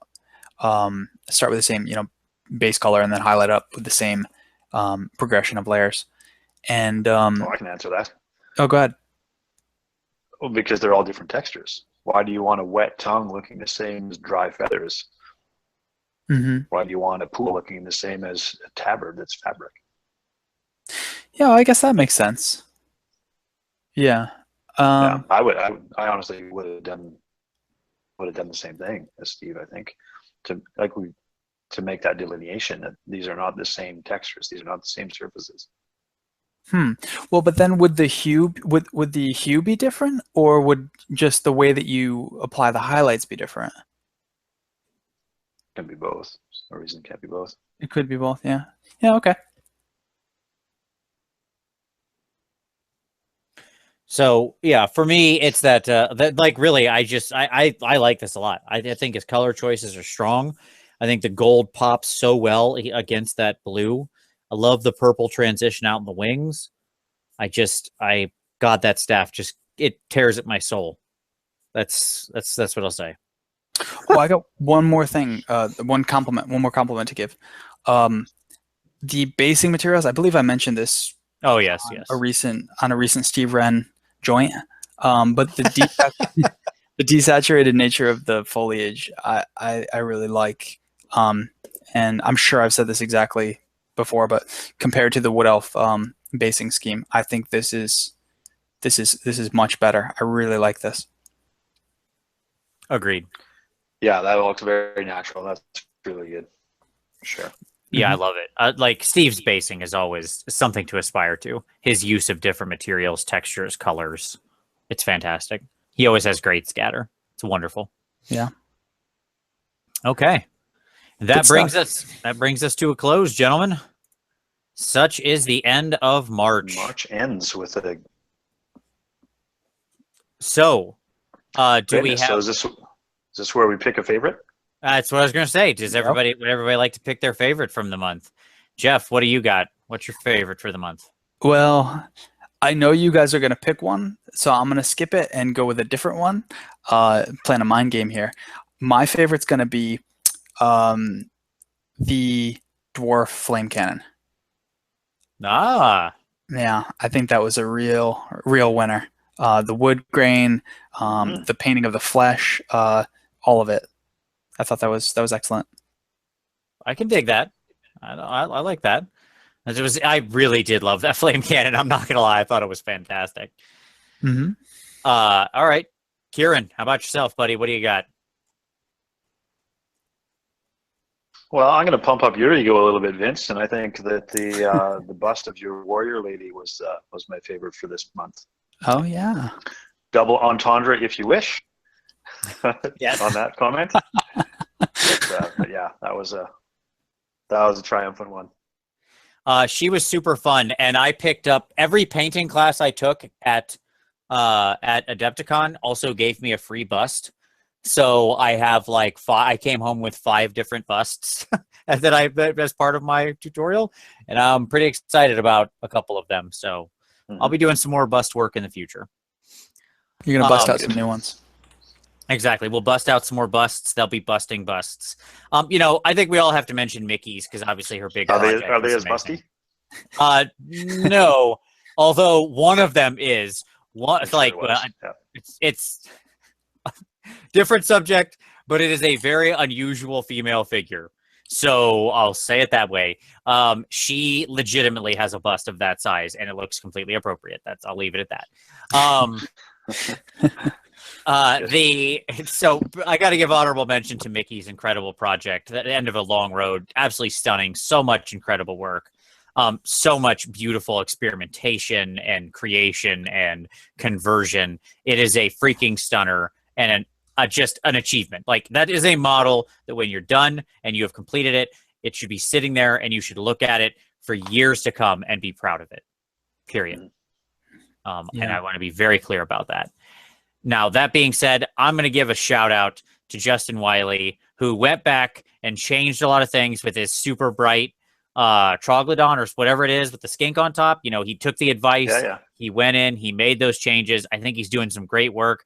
I've watched Justin improve over the past several months and really been impressed at how far he's come. His use of color, his expanded use of shading and contrast. He's pushing it constantly.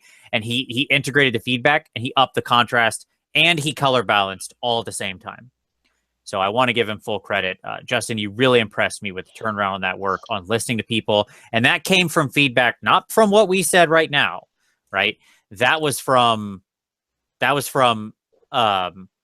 feedback in the comments. Yep.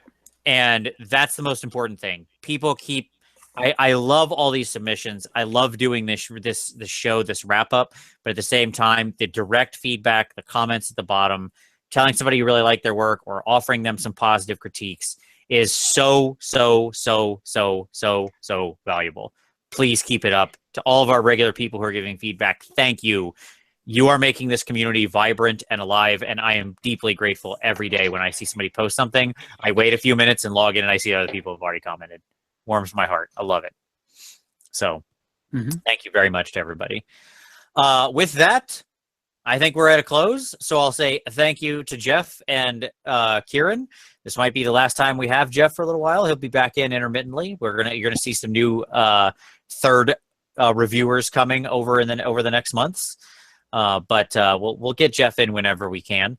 So Kieran, Jeff, thank you very much. Appreciate it, gentlemen. As always, all of your time.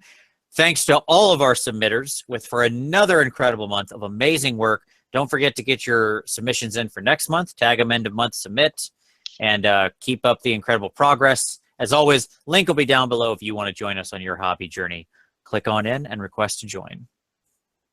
Any other closing thoughts, gentlemen?